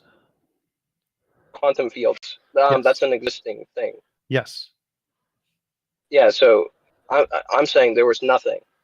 Why do you think that? Because from nothingness came something. Well, none of the evidence indicates there was nothing. Like the consensus among Because physicists. there's no evidence that there was anything before. Yes, yeah, but why do you think the Big Bang came from nothing? Well, because well, first off, in my knowledge, I'm sorry, I got a toad in my throat. But to my knowledge, the scientific papers that have been written on this extensively, the theory of relativity, like which ones? Well, don't worry about it. Just tell us what do you think the papers say? Yeah, I'm just making sure. I'm just making sure that I'm sick of this bullshit claim. How many Christians do we get up here and say the scientific evidence says this? The scientific papers show this, but they can't actually cite any of them. Let him finish. Just be honest and say you're pulling this out of your ass. Let him finish the argument first. So what do you think the scientific papers say? Mostly because I don't save these documents on my phone. I don't. Okay, that's fine. That's fine. I don't care. I don't care what the documents are. Tell me what they say. What do you think science says? Okay. Well, so. To my knowledge, the science would say, well, there's an impossibility of an infinite regress of time that shows that time had a beginning. No.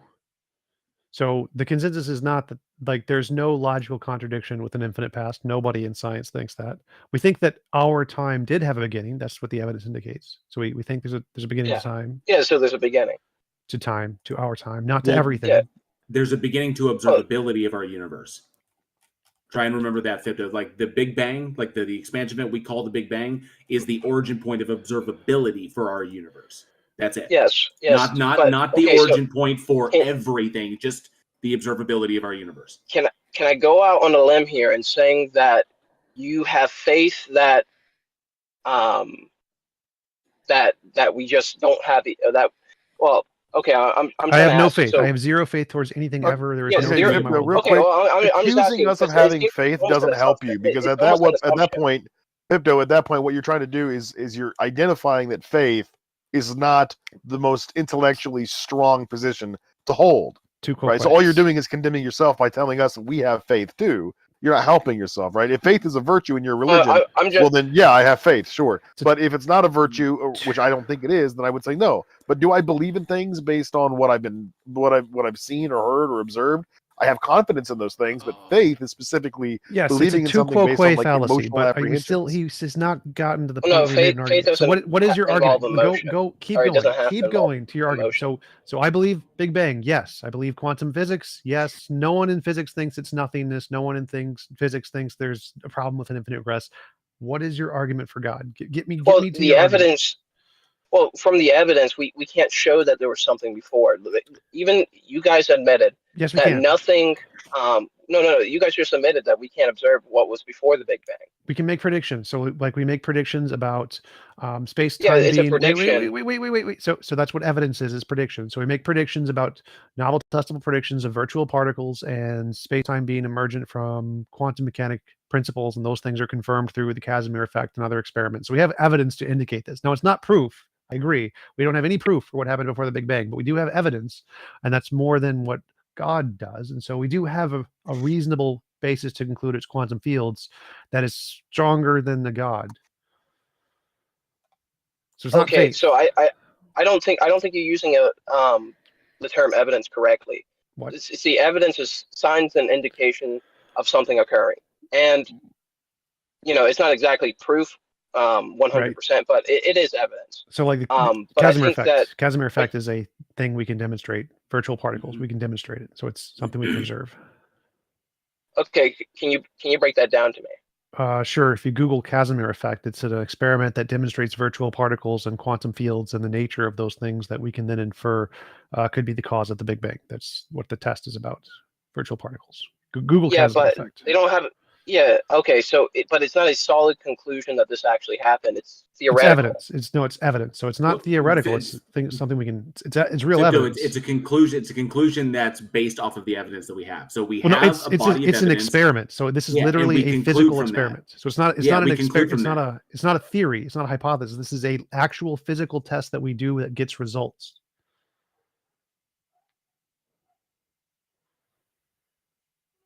So it's evidence. It's real evidence. So we take the body of evidence, and then we derive conclusions from that through testing and experimentation. That's how we're able to determine these things.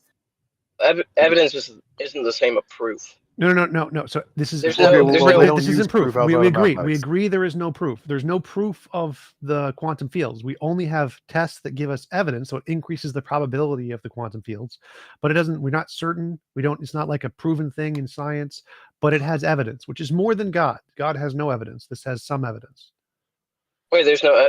So you're saying there's no evidence of a God? Yes, if that's my position. The current what we have proven has happened displays, and I'm saying proven.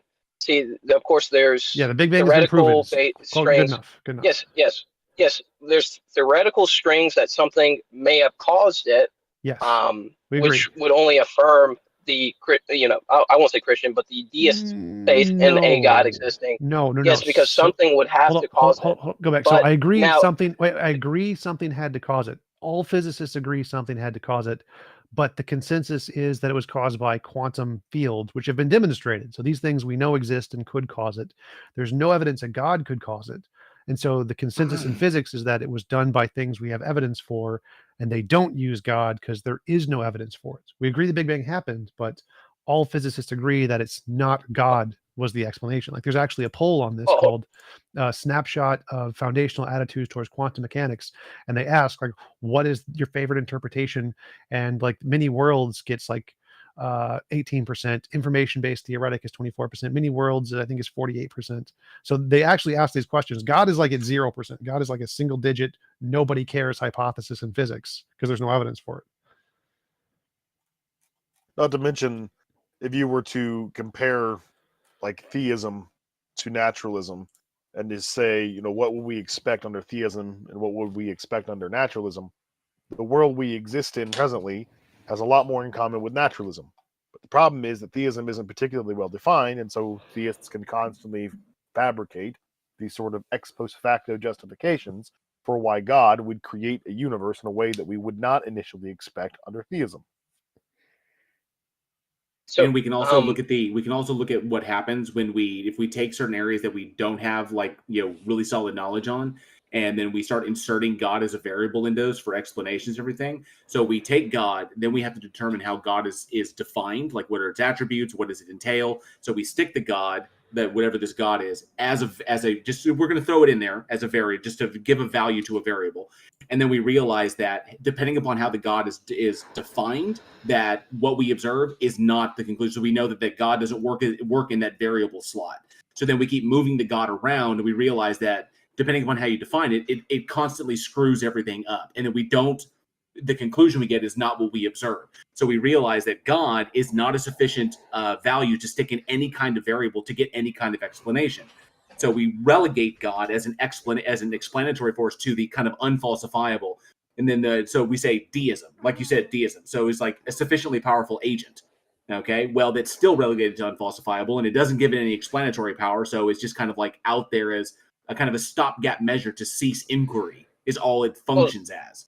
I get it. So you're saying that inserting God is a gaps argument, but do you not realize that inserting quantum fields is also a gaps argument? No, because we can demonstrate them. Right. So we can can demonstrate quantum fields. You can't demonstrate that it caused the Big Bang. Wait. So I agree. We don't know it caused the Big Bang, but if we can, if you have a problem that you don't know and you want to make a solution, like what caused the hoof print in the snow, and you can say, oh, look, here's a horse. We can test the horse and it exists. And so maybe a horse put the hoof print in the snow. That's a pretty good hypothesis. But if you said a unicorn put a hoof print in the snow, that's a bad hypothesis because you have no examples of unicorns. So using combinations of things that you can demonstrate exist in reality, like what physics does, is a good way to come up with evidence. Adding in things that have no basis in physics is not allowed in physics. And so all-powerful, all-knowing, omnibenevolent, whatever properties of God you want, those aren't allowed in physics because they haven't been demonstrated to exist. So using combinations of things that we have been demonstrated to exist, like quantum fields, is good evidence for physics. That's why it's a better hypothesis. It's not based on faith. This is an evidence-based hypothesis. But that's a little bit unfair because, science itself is the observance of the natural world, while God is a supernatural entity. Right. So what you're going to say is we're going to throw out all supernatural variables. Therein lies the problem, is because you've relegated it to a category that cannot be demonstrated. by its very definition. I really want to comment on the impreciseness of that language. Fipto, if you believe a God exists, then you believe that he is the most natural default state of existence. Everything else is an artifice. We're created. We're the supernatural, not God. God is the most natural. Yeah, you're calling us natural in itself. Like, you're referring to naturalism. So, I mean, that argument, you don't even believe in it. But I'm saying that under your worldview, Fipto, if God exists, then he's not supernatural. He is the most natural of anything. I don't think that's fair. So natural, Yeah, is, natural is more a reference to the fact that we discovered this area first, so we call this area natural, and supernatural just means beyond this area that we've discovered. So it's not really like an ontological claim of supremacy there. Like, obviously, if God was the first thing, he would be natural in that sense. But that's not the point he's making. Is that God is beyond this world that we're in right now. That's all it means. Doesn't, who cares if it was first? Which is just changing the rules on a cop out. But ultimately, whatever science determines or discovers about why the universe exists as opposed to not existing, if there even is a why, we might be able to discover a how, but a why is usually just the thing that we map onto reality because we desire teleos. We're narcissists that way. But assuming that there is a reason out there, inevitably you're going to run into something. If you reject infinite regress, you're going to run into something that just exists just because it does, and there's no reason why. Yeah, but it doesn't have to be just natural. is that Natural and supernatural refer to ontologies and whatever that ontology Okay, that's not the point I'm making right now, TJump. Well, I want to go back to what his point was, because his point was is that he has faith in God. This is a response to Fipto. We don't have faith. Not okay, that's fine. We can go back in a second. So you're going to run into something, Fipto, that just is that way because that's the way it is. Which for you, the universe doesn't satisfy that category for whatever reason. Right? Just the physical world doesn't seem to. You think that it owes you more of an explanation, right? But if you believe in a God, then you put God in that category of a thing which just is, just because it is, and there's no reason why, and that's satisfying. Well, all you're doing is kicking the can down the road and creating a new variable where there doesn't need to be one. Well, I want to go back to his argument. So No. Okay, so for theologists, there's only one variable, which is God. You guys are coming up with different variables in order to out-explain God, and you did bring up a valid argument. Oh my God! Let's stop. Let's go back. Let's go back. Let's get back on track. No. None of this matters. Go back. You want to have this argument. Let's hash this out. None of this matters. Can I finish my soapbox? I want to like Fipto. Do you think that in theology people don't believe the universe exists? This is irrelevant. I had a point here. You guys are derailing on nothingness that literally is irrelevant. Fipto had a very good argument. No, it's not. Fipto. No. Do you think that in theology? I was asking a question. You interrupted. Stop. Fipto, you had an argument. Fipto was responding to what I said. No, you weren't. Fipto, you said that you have faith in a God and we have quantum physics, but we don't have faith in that. And we were bringing up evidence. So we have evidence and you have faith, and you said this was unfair comparison because of supernatural stuff or something. Yeah, I'm saying what I'm invoking is that I believe that you guys have faith in these various variables that may fit because there's no proof of it actually occurring the way that you guys believe that it's happening. We don't need proof. We have evidence. So faith is no evidence, belief without evidence. We have evidence. So like if I say, like there's a hoof print in the snow and I see a horse, I didn't see the horse make the footprint, but I have evidence that the horse did it because the horse exists and it could do it.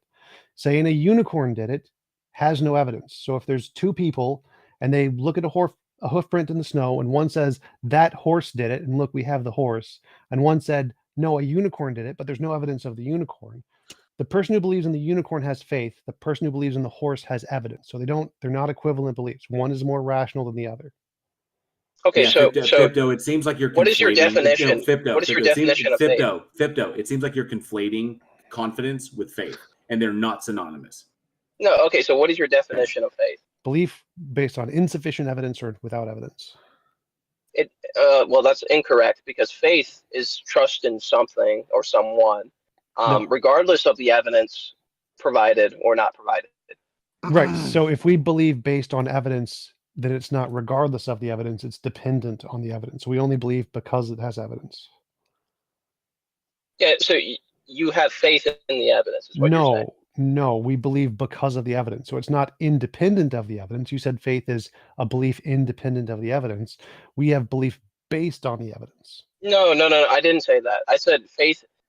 It's faith in. It could be faith. Faith can apply almost anywhere. I think this word has been basically well, run through the let's mud. get rid of the word faith here. Let's just get rid of the word faith here. We have evidence. Well, I did say it's trust. Well, that's it's fine. a That's level fine. I of don't care. I don't care. I don't care. trust So in the evidence. we have evidence. We have evidence that quantum fields exist. We have evidence of horses. There is no evidence they of exist, God. yeah. There is no Oh, evidence no, of unicorns. So in our belief, we have evidence to believe our hypothesis where you don't. So ours is more rational than yours. I don't care what you call it. Well, so question: what is your definition of evidence? A thing that increases the probability of a proposition being true or false. Okay, so let's just say we because I can somewhat agree. Technically, you could say there's an evidentiary standard of a unicorn having a 0.01% chance of actually existing. Now, of course, I don't have faith in that because, well, I would have expected somebody to see it by now. It'd been written in books like, oh yeah, this thing's real, but we have yet to see that. But God, the Bible there's unicorns. Just saying. What about God? Yeah. What about God? Okay, well, I was saying, but God, I'm sorry. There's oh, I'm sorry. Hold on a second. I have somebody to talk to. Give me a well. How is God more pass me likely up. than a unicorn? Yeah, give me a moment. Guess we could. God, hello. Yeah. For someone, if he has trouble with faith, let him read the definition that's in the Bible and see where he gets with that. Beliefs of things hoped for, something like that. Exactly. I mean, I did hear him. I'm not wrong in this. Everyone else heard him say that it is beyond evidence, that it's not predicated on evidence, right? Yeah, he said belief independent of the evidence. Belief independent of evidence, whereas our belief is contingent upon that evidence. The evidence leads to the belief and warrants the belief. Yep. So that's why we say confidence. We have confidence. They have the confidence, trust. These are sliding scales dependent upon the evidence. How much you trust a thing, how much confidence you have in a thing. But faith is not predicated on evidence. It's predicated on emotions. It's predicated on how much. Yes, it is. Well, let's not get into a debate about not. faith. Let's continue on with the evidence. So we have evidence of quantum fields. You have no evidence of God, and you were saying something about comparing God to a unicorn. Well, technically, with the creation of our universe, could you say that that's a level of evidence being used that could entail a God exists? It's a phenomenon. So there's a phenomenon that needs an explanation, whether it's evidence of any particular explanation of the phenomenon. Wait, hold on, but okay, so evidence is really Can I also an just indication of add, something. Fibdo, can I also just add that we have no evidence that a creation ever happened? That's just merely a claim without any evidence. Yeah, it was his shorthand. No, for the we Big have Bang. We have an evidence of a beginning. I want to make sure that those things aren't used interchangeably, because there's a difference between the Big Bang and there's and the creation. A creation has a creator. That's fair. That's fair. But if he slips that in, then we need to address that. That's fair, but I was trying to I understood his point, so we can move past that. So just the fact that the Big Bang happened would not be evidence of God, just like the fact that I'm sitting on a chair isn't evidence of a chair creating leprechauns. Chair creating leprechauns could create the chair. It's logically possible, but it's not actually evidence of that hypothesis. To have evidence, you need some independent prediction of some kind, some testable variable to confirm that hypothesis.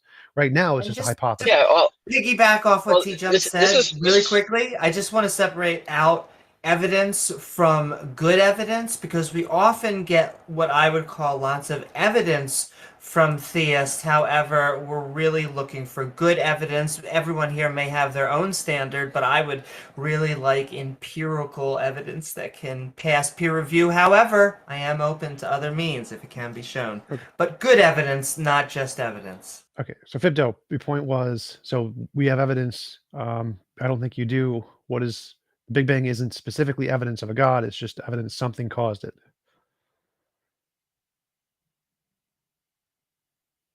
Oh, so are you saying that ruling out completely that God cannot exist?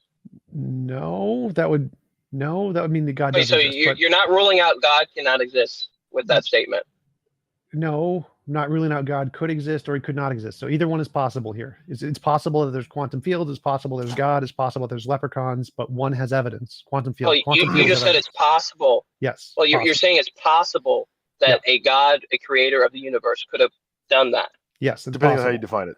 So you're saying the Big Bang is a form of evidence for No, God? possibility does not increase the probability of something being true. It just means it's not logically Well, contradictory. you guys are invoking the Wait. possibility So again, of quantum fields no, creating the universe. I'm not invoking the possibility. I'm invoking the empirically verified tests that prove quantum fields exist. So we've empirically verified them. Yes. So they've been proven to exist. So question: did quantum fields cause the beginning of the universe? Probably. Why are you saying probably? Because we have evidence they exist, and there's evidence that the testable predictions show that they can create space-time potentially. Potentially. Yes. So it's still better than a God. So that's still more evidence than God has. Well, you can invoke it's more evidence, but yes. On one hand, I mean, you can't have your cake and eat it too. On one hand, you're telling me that God there's no evidence for God, but Correct. at the same time, there's there's somewhat of a possibility that God could have caused the Big Bang, while ruling out completely on the other hand that God cannot exist. So I don't understand how that works. I didn't say any of that. There's a difference between infinitely many hypotheses. They can all explain the data, but they all have zero evidence just because you imagine. Just because you imagine it could do something isn't evidence. To get evidence, you need to say, I have a hypothesis that explains the data, and if this hypothesis explains the data, here is some test we can do to verify it. That's what the Casimir effect does. The Casimir effect takes the hypothesis and confirms some parts of it. So we have that one hypothesis has more than zero. Yeah, can you admit? Can I try to help out? Can I try? I wanted to say something as well. Can I try to help out? If you want to equate the two, TJump says we know quantum fields exist. We know they exist. We do not know that a God exists. So if you start with explaining to us how God exists and providing the evidence that he actually does exist, then you can have those two on an equal plane. Until you don't provide any evidence for a God that it's even there, while it could be possible, doesn't mean that he exists. It could be possible that a unicorn exists. There's nothing in biology that would need it contradicting in order for a unicorn to exist. It still doesn't mean that unicorns exist. Yeah, so I haven't even just to note out, I haven't even ruled out that unicorns can exist. I have just said that I don't have sufficient evidence of it not existing. But okay, Fipto, can I ask you a question, please? And we have the same thing for God. Fipto, what would be evidence against the existence of God? Evidence against the existence of God. What would you expect to see in reality if God didn't create the universe?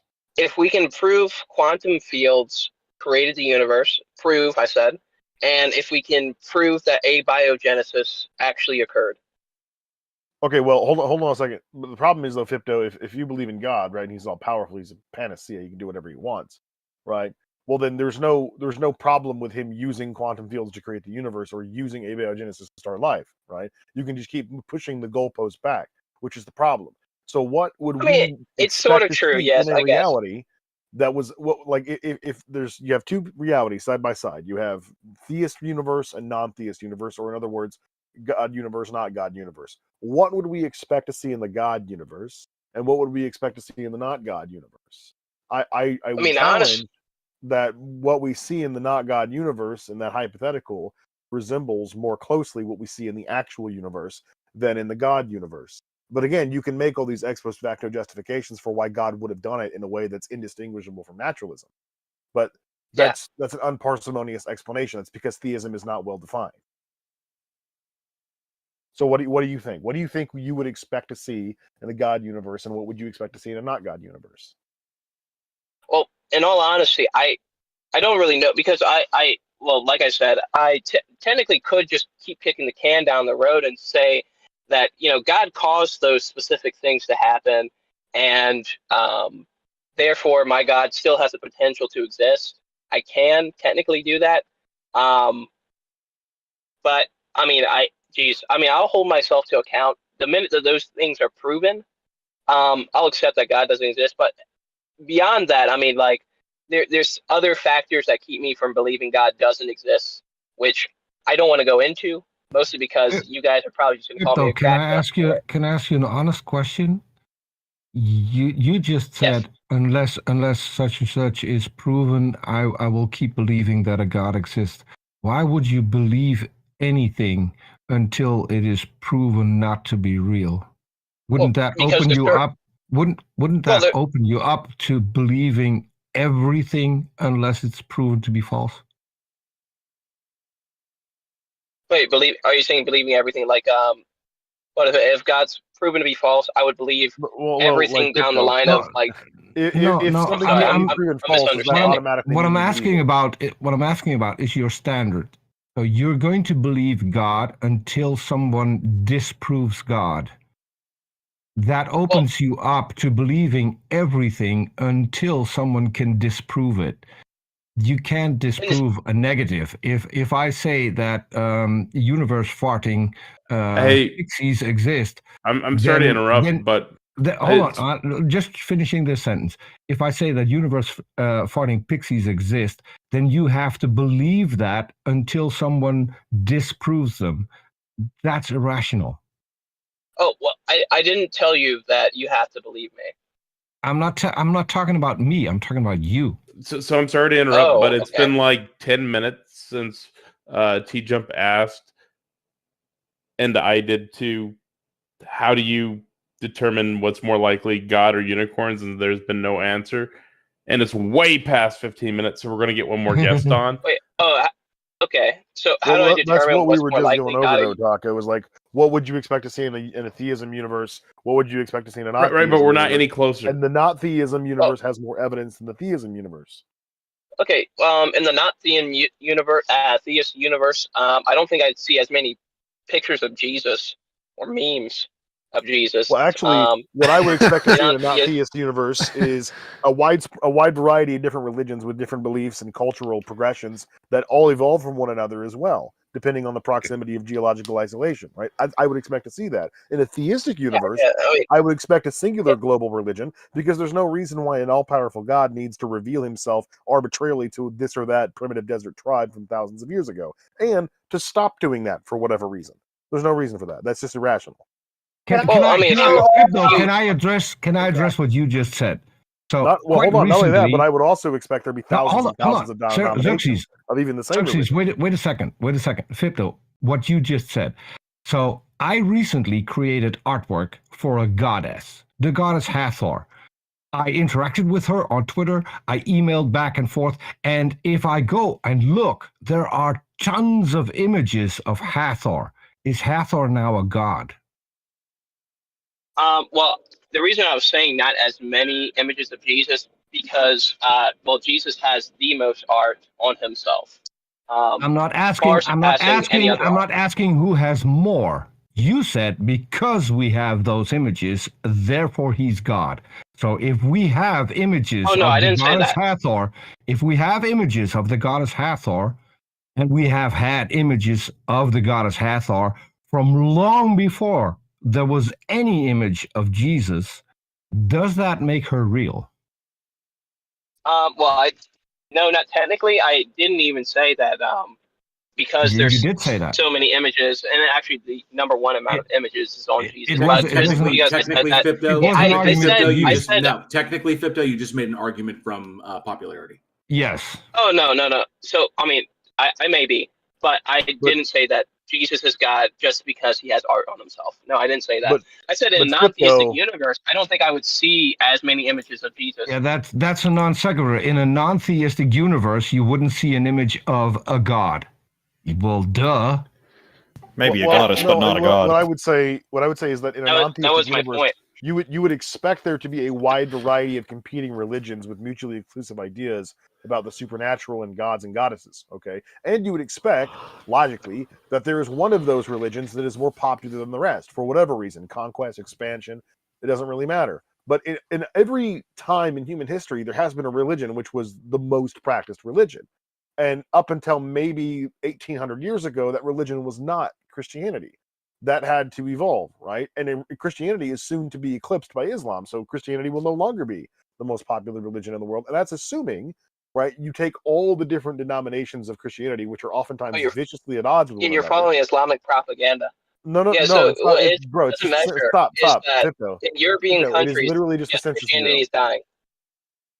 Yeah, In it European is countries. literally just the Census Bureau. Okay, worldwide, Islam is more wide practiced, like geographically, whereas Christianity has a lot of Yeah. adherents in like isolated locations, right? Like Yeah, but the you're United following States. Islamic Hold on. propaganda. No, the United States is the most Christian country in the world, and that's only about 67%. Let me rephrase that. It has the most amount of Christians of any other country in the world. At about 20 million. I don't think so. Every other Yeah, country, yeah. like Muslim countries, have about like Self-identifying Christians.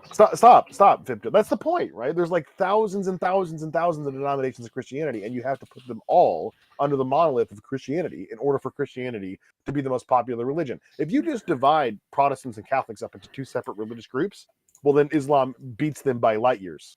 Okay, there's barely 1.5 billion, maybe like 1.2 billion Catholics and around 800 million Protestants in the world. So, like, Protestantism isn't even as popular as Hinduism at that point. So when you talk about popularity of religion, yeah, we would expect in a non-theistic universe there would be religions, a lot of them, and they all at odds with one another, even differences within the same religion. And on top of that, we would also expect that one of these religions would be the most popular. But that doesn't indicate to us its veracity. It's just its persuasiveness or its dominion over a particular geographical region and who has the most. Oh, dominion, of course. Yeah, I mean, I can say I think it's safe to say it's very easy to spread a religion or belief or There's still no probability for God or unicorns. Oh, okay, hold on. So self-professing people following a certain religion with a barrel at their head. Like I can say that's very easy to do. Yeah, it was called the expansion of the Roman Empire. Yeah, which I was is essentially gonna how Christianity say- made its way west. No, Rome. So Rome Christianity will forced people to respond a little worship their bit. emperors.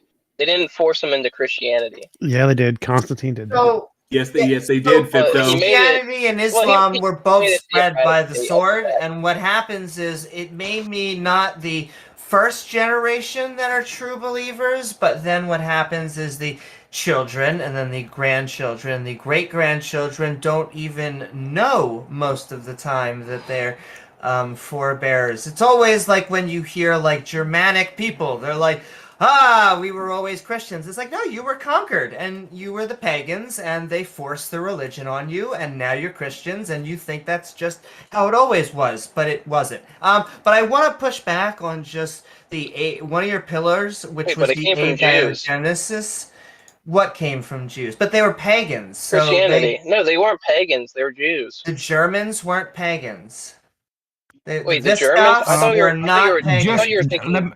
Amy, no, the Visigoths were conquered, and they were pagans, and they had the Christianity forced on them. But hold on one second. I want to push back on one of your pillars, which was the abiogenesis one, because I think it is much harder to see maybe the beginning of the universe, even though it's very well substantiated. But I would say abiogenesis, we have lots of reasons for why life arose naturally. And so it is a weird one to hang your hat on, because my question, even if we were to artificially create life and we figure out abiogenesis, you don't think that your new position would become, well, it takes an intelligence to create life.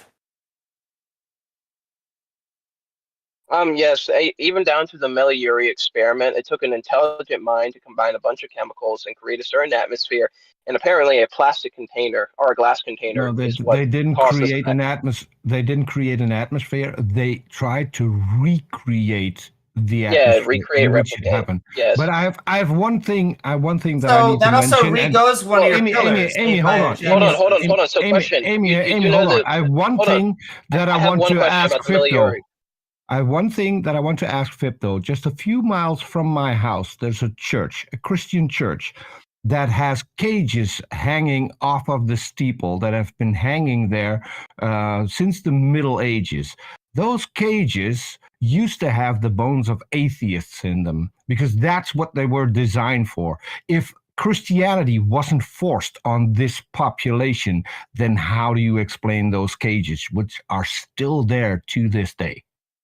as are several musea with torture devices for people who didn't believe in their particular Christian God. But don't tell anyone that it wasn't forced on people, because it was. Or how about all of the children that were like literally stolen from indigenous Americans so they could be converted in Christian schools or Catholic schools? Either one. Literally entire tribes that still exist today can speak of their ancestors being stolen away from them so that they could be indoctrinated into a religion that was not theirs. Yes. Well, okay, so is it that they were stolen away and they happened to be indoctrinated as a byproduct of going to that school? Or They is were it that stolen they were away stolen in order to indoctrinate them. There's documentation about that. Okay, There is no I- if. It's not a coincidence. This is documented. Yeah, I personally have not is how seen. Christianity took over Europe. Yeah, I personally documented. hadn't seen historical accounts of that happening. Well, maybe I you should study that a little bit more then. Well, I could see native children might have been stolen during wartime, and them going to school. By product, Christianity was a huge fad, and by product, they learned something other than worshiping spirits. It's Before we go documented that on, it's different. I want to go back. You said that you even seemed to concede that if we had created life, that it shows that we needed intelligence. And so I feel like that knocks down one of your pillars of what would make you an atheist, because it doesn't matter if we figure out abiogenesis and go from a hypothesis to a framework theory. That's not going to convince you. Oh, well, so the Miller-Urey experiment, I believe it was actually discounted because of the container that it was in. I mean, he couldn't replicate it using, I think, depending on the container he used, he couldn't replicate the process. Like, they said that it only happened inside glass or something.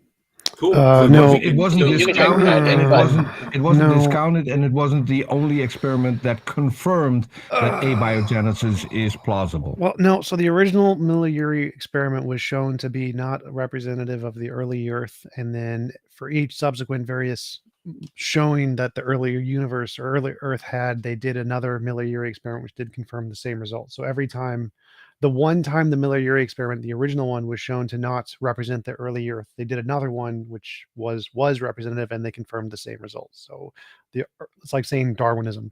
Obviously, the earliest iteration of Darwinism wasn't exactly accurate, just like the earliest iteration of the Miller-Urey experiment wasn't exactly accurate. We made more accurate versions, and they got the same results. We get better results. And I think Randolph's been selling here. I think even someone in my live chat brought up that there are people in Canada that living today that kind of forced conversion occurred when they were children. So this is kind of a recent thing.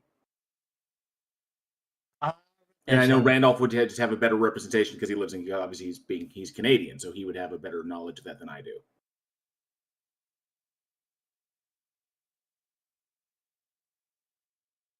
Well, I would just say that just because clearly forced conversions are going on today, but just because we don't see the type of things like the Crusades nowadays doesn't mean that's how it spread, because it seems, you can blame. I often get criticism from, Christians. They're like, hey, we're not throwing you off buildings. And it's like, yeah, but your book says to, or it says to get rid of us one way or another.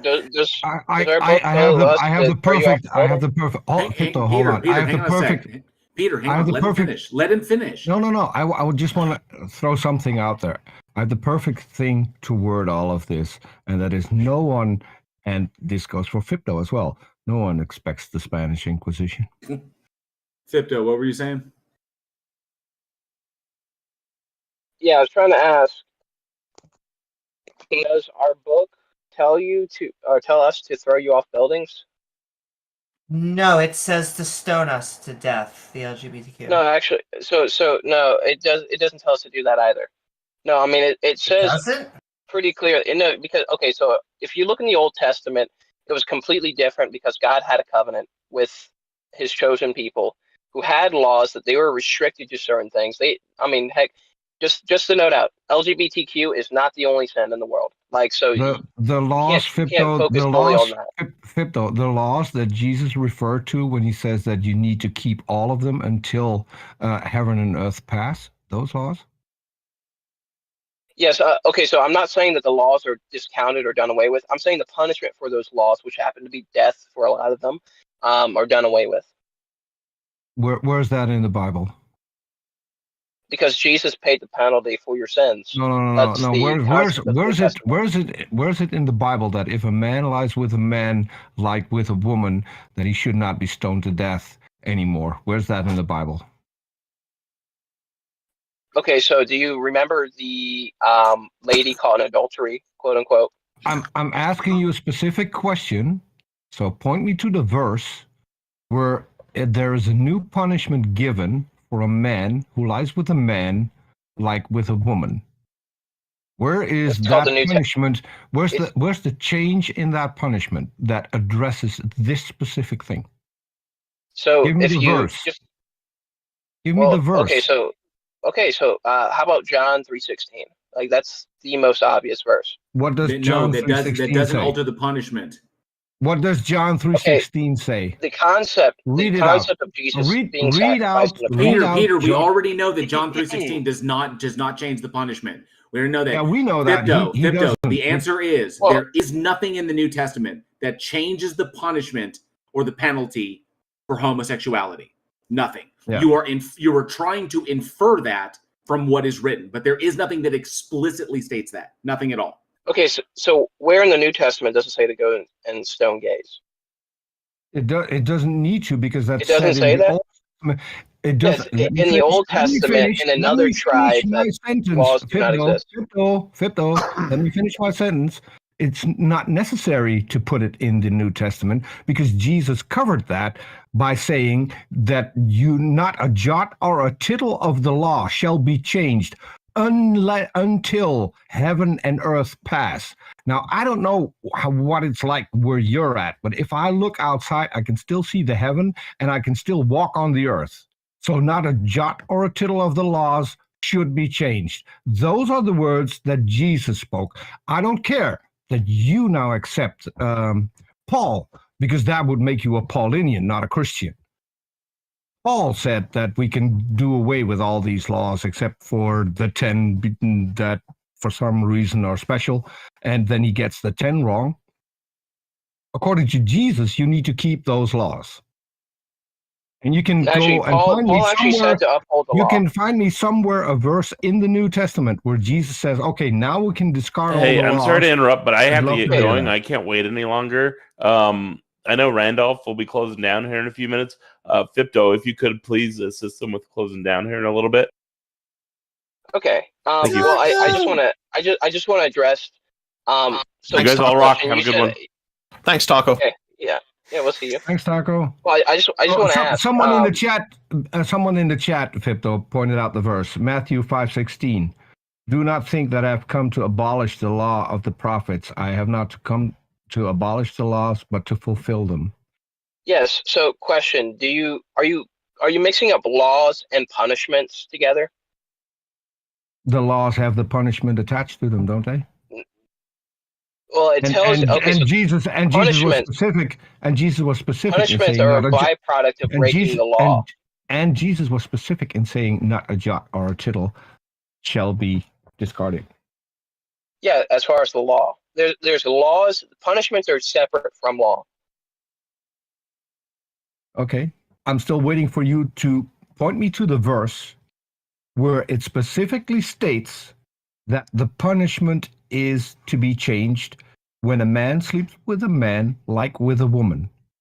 Okay, there's going to be just one. There's going to be one answer to this question, and then we need to move on to our next guest. So go ahead, Fipto. Well, okay. So, what did Jesus say to do when people? That is not providing me. That is not providing me with a verse. This is not a guessing game. What did Jesus?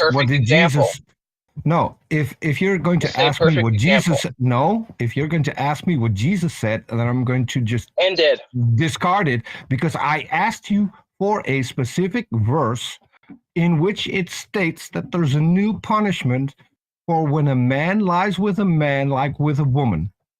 That is the claim you made, that got a new punishment. And I want you to point me to the verse, not questions asked about what Jesus said and what I interpret that means. A verse. Do you understand what a verse means? The New Testament, Jesus didn't come and say, I'm here to establish what new verse? punishment. What He verse says, are we talking about? What verse are we so- talking about? I asked you for a verse, and I'm going to hold your feet to the fire. You're going to provide me a verse, or you're going to say that you made the whole shit up.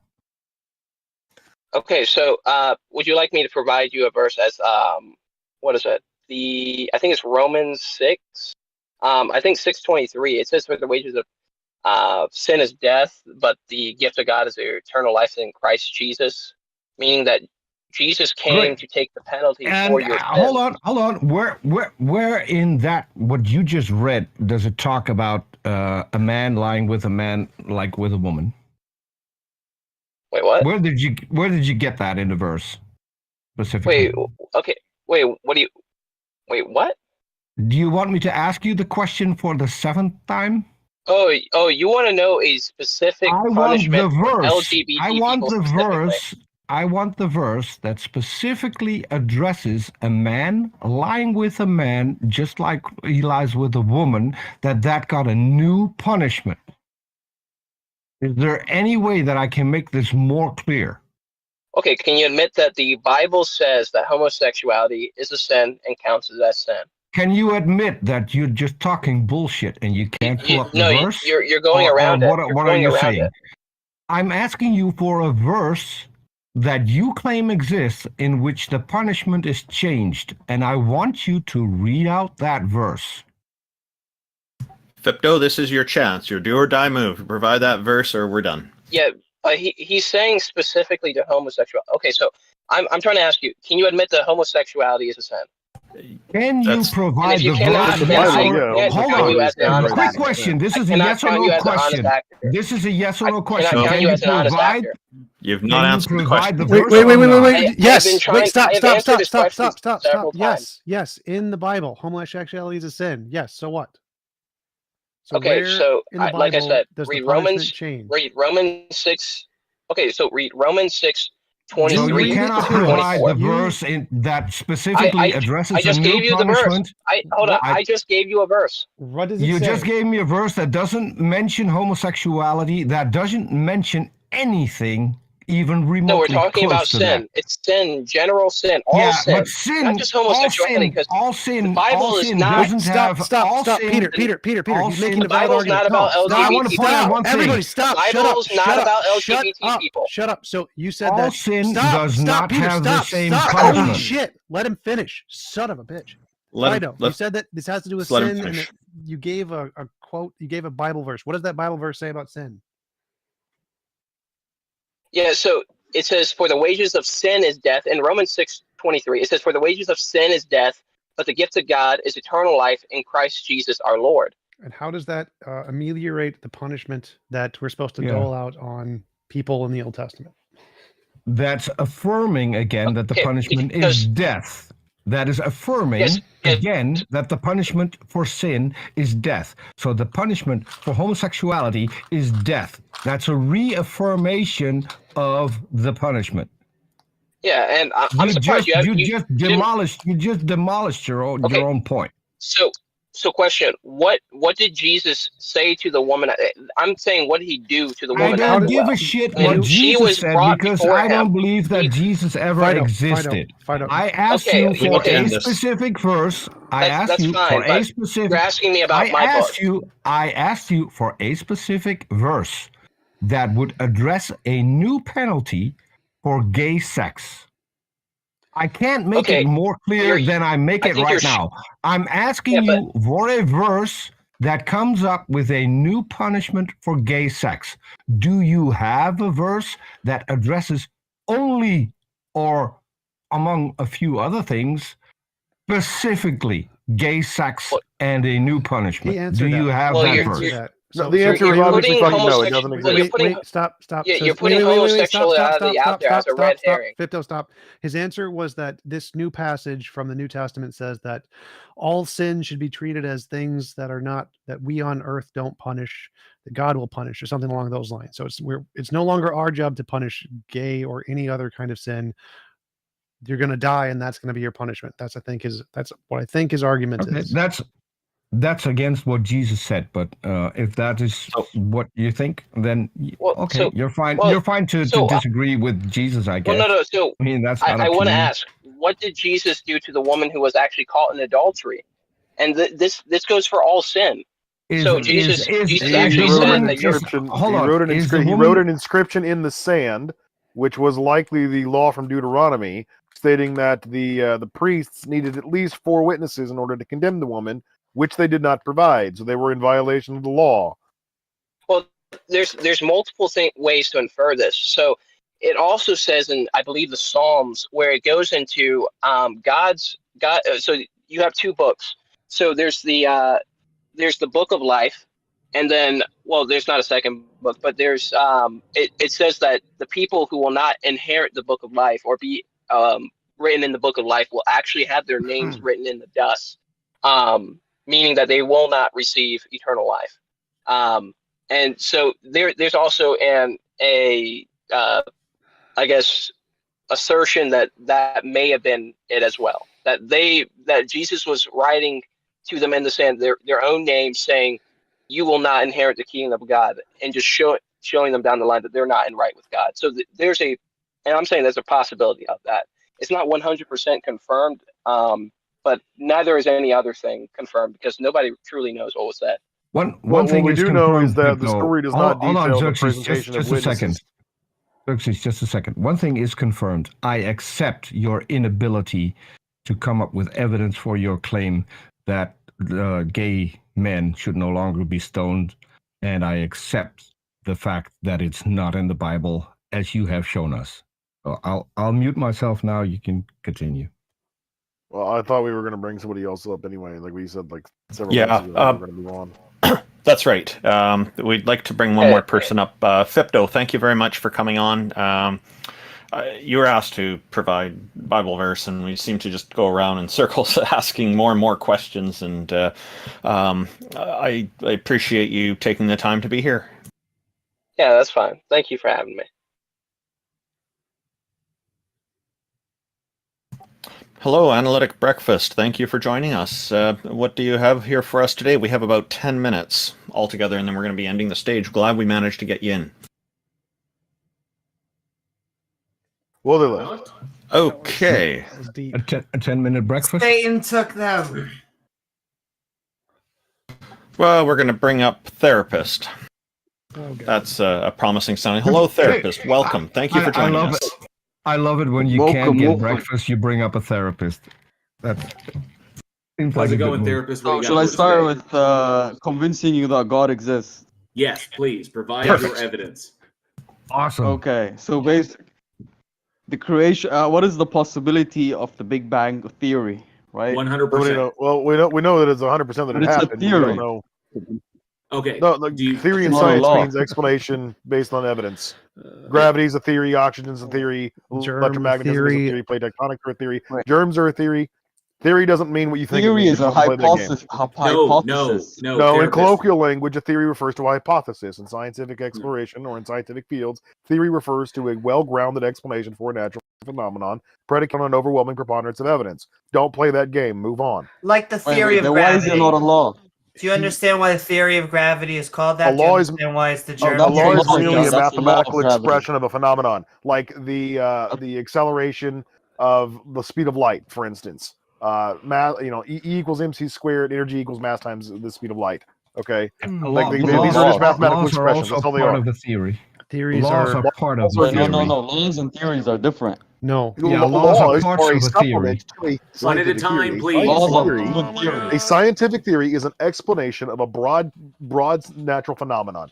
Plate tectonics, oxygen theory, germ theory of disease, electromagnetism, the theory of relativity, supplementary gravity, right? The fact that things fall towards Earth at 9.8 meters per second squared is a scientific law.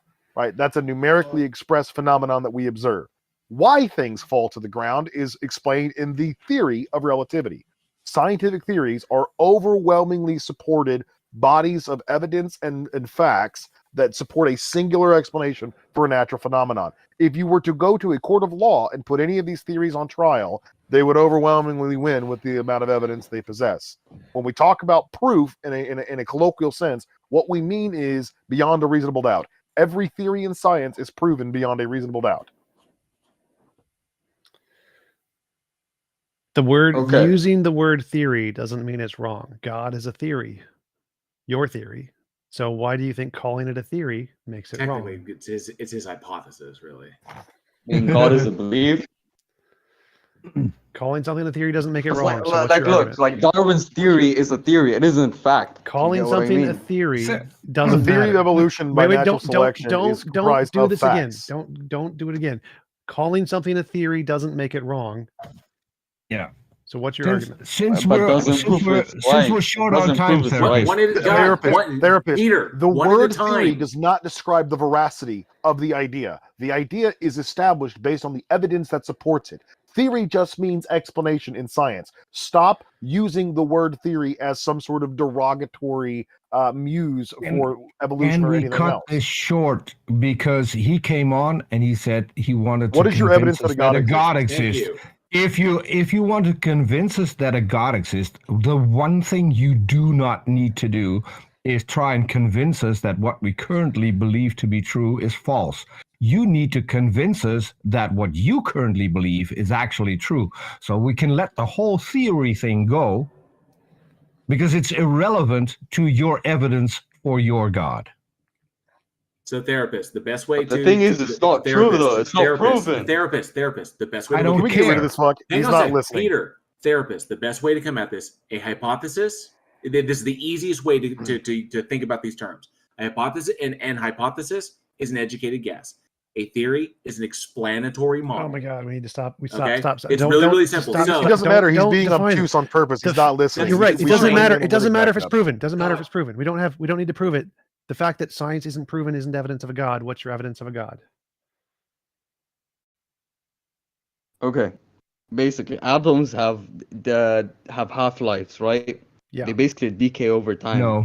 Some of And them then No, they atoms transform don't have into energy. half-lives. Some of them do. Atoms don't have half-lives. Isotopes have half-lives. Some of them do. So what? So atoms have half-lives. Then so what? Basically, after years, what happens to everything that has been created? Basically, just disappears. That's not what radioactive decay is. So what? So what if stuff So you disappears? you What don't is the- understand. What is? I don't. You Don't. don't Don't. understand Don't. basic Don't. science. Stop. Don't. One at a Don't time, nitpick. Don't please. nitpick every wrong thing he says. That will make no progress. What is your argument for God? So what if uranium atoms decay? So what? How does atomic decay prove a God or demonstrate a God? Exactly. Okay. It turns out, JL. It turns out he had a half-life. Can we try with radioactive analytic have- because they cut out before they were able to come up on stage and talk. Yeah, the first half was trying to shoot holes in what we believe, and when it comes to shooting holes in what he believes, that's where the half-life kicks in.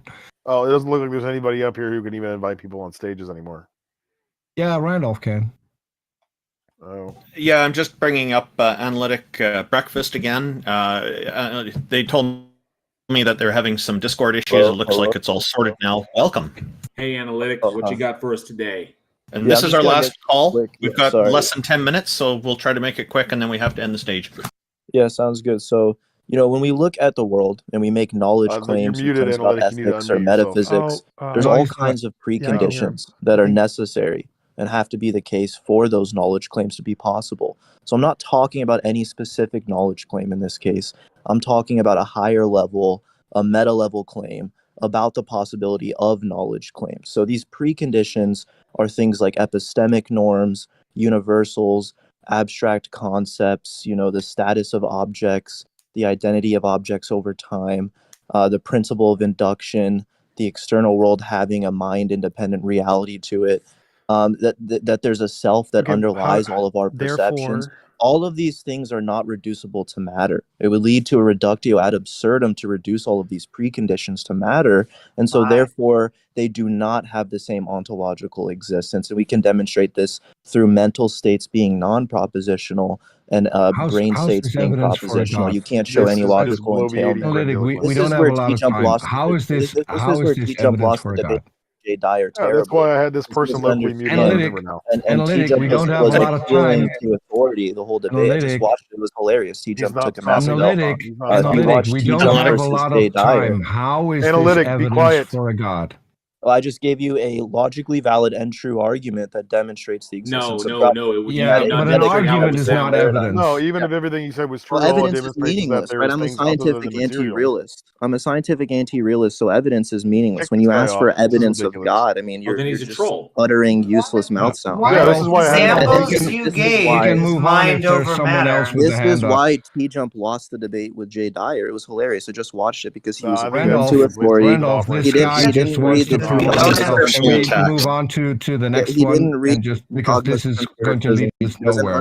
He's understand. I thought he had here himself to muted. I talk. had him locally muted. I He's remember just that. here to talk. That's the point. So you can't reduce these things Randolph? to matter, these preconditions to matter, because can you mental dump him, states are please? non-propositional Randolph, can you and brain kick him states off, are please, because he's propositional. not listening. This That's is my not a argument. You conversation. can't establish This is a ontological statement. identity. This For is you a to say that the statement. mind and the brain are ontologically Randolph. identical, you would need to be able to show that there's logical They're entailment not. The mind is between both. hierarched under the brain. They are not. Yeah, the if same. you're to say that the mind and the brain Randolph. are Randolph, ontologically if you can dump identical, him, he's Can getting you out. which is check what you the private accept, then you Randolph, need to be able please. to show Please that check the both are private chat. propositional, right? Yeah, You they're need to be able not to show that both are identical. The mind is propositional. hierarched under the brain. The brain Yeah, is I actually understand. above it, so it's not identical. So Yeah, I I don't know know what what you you're mean by saying. Yeah. identical. Okay, so there is an ontological distinction between the mind and the brain. Yes, the mind Oh, is the okay, so operating so you're not a system. The brain materialist is then. the hardware. No, I'm a You're not a material. physicalist, rather. I don't understand that. Are you I saying just that want to clarify that. I can't hear you. I've been deafened. Okay, I guess my point would be the mind needs to run off a physical brain, and that everything that we see in the universe is either matter and This is energy, what and atheists matter and do. This is energy what can't T-Jump be did in his created debate with Jay or Dyer, and he destroyed. lost terribly. Randolph, you're not He didn't intelligent. You're like understand one of the that dumbest we're people I've ever working met. You within just use big words to a sound smart. You haven't paradigmatic, actually made a positive case for why these things metaconceptual can be level. reducible to We're matter. talking You just about asserted that these and sort and expected that everybody else would accept what you said. Analytic breakfast. But you haven't made a positive case He for it can't whatsoever. hear you. You know, he's deafened. Somebody's server deafened him, so he can't hear any of us. I muted him on my end, so I can't hear him either. But yeah, he can't hear any of us.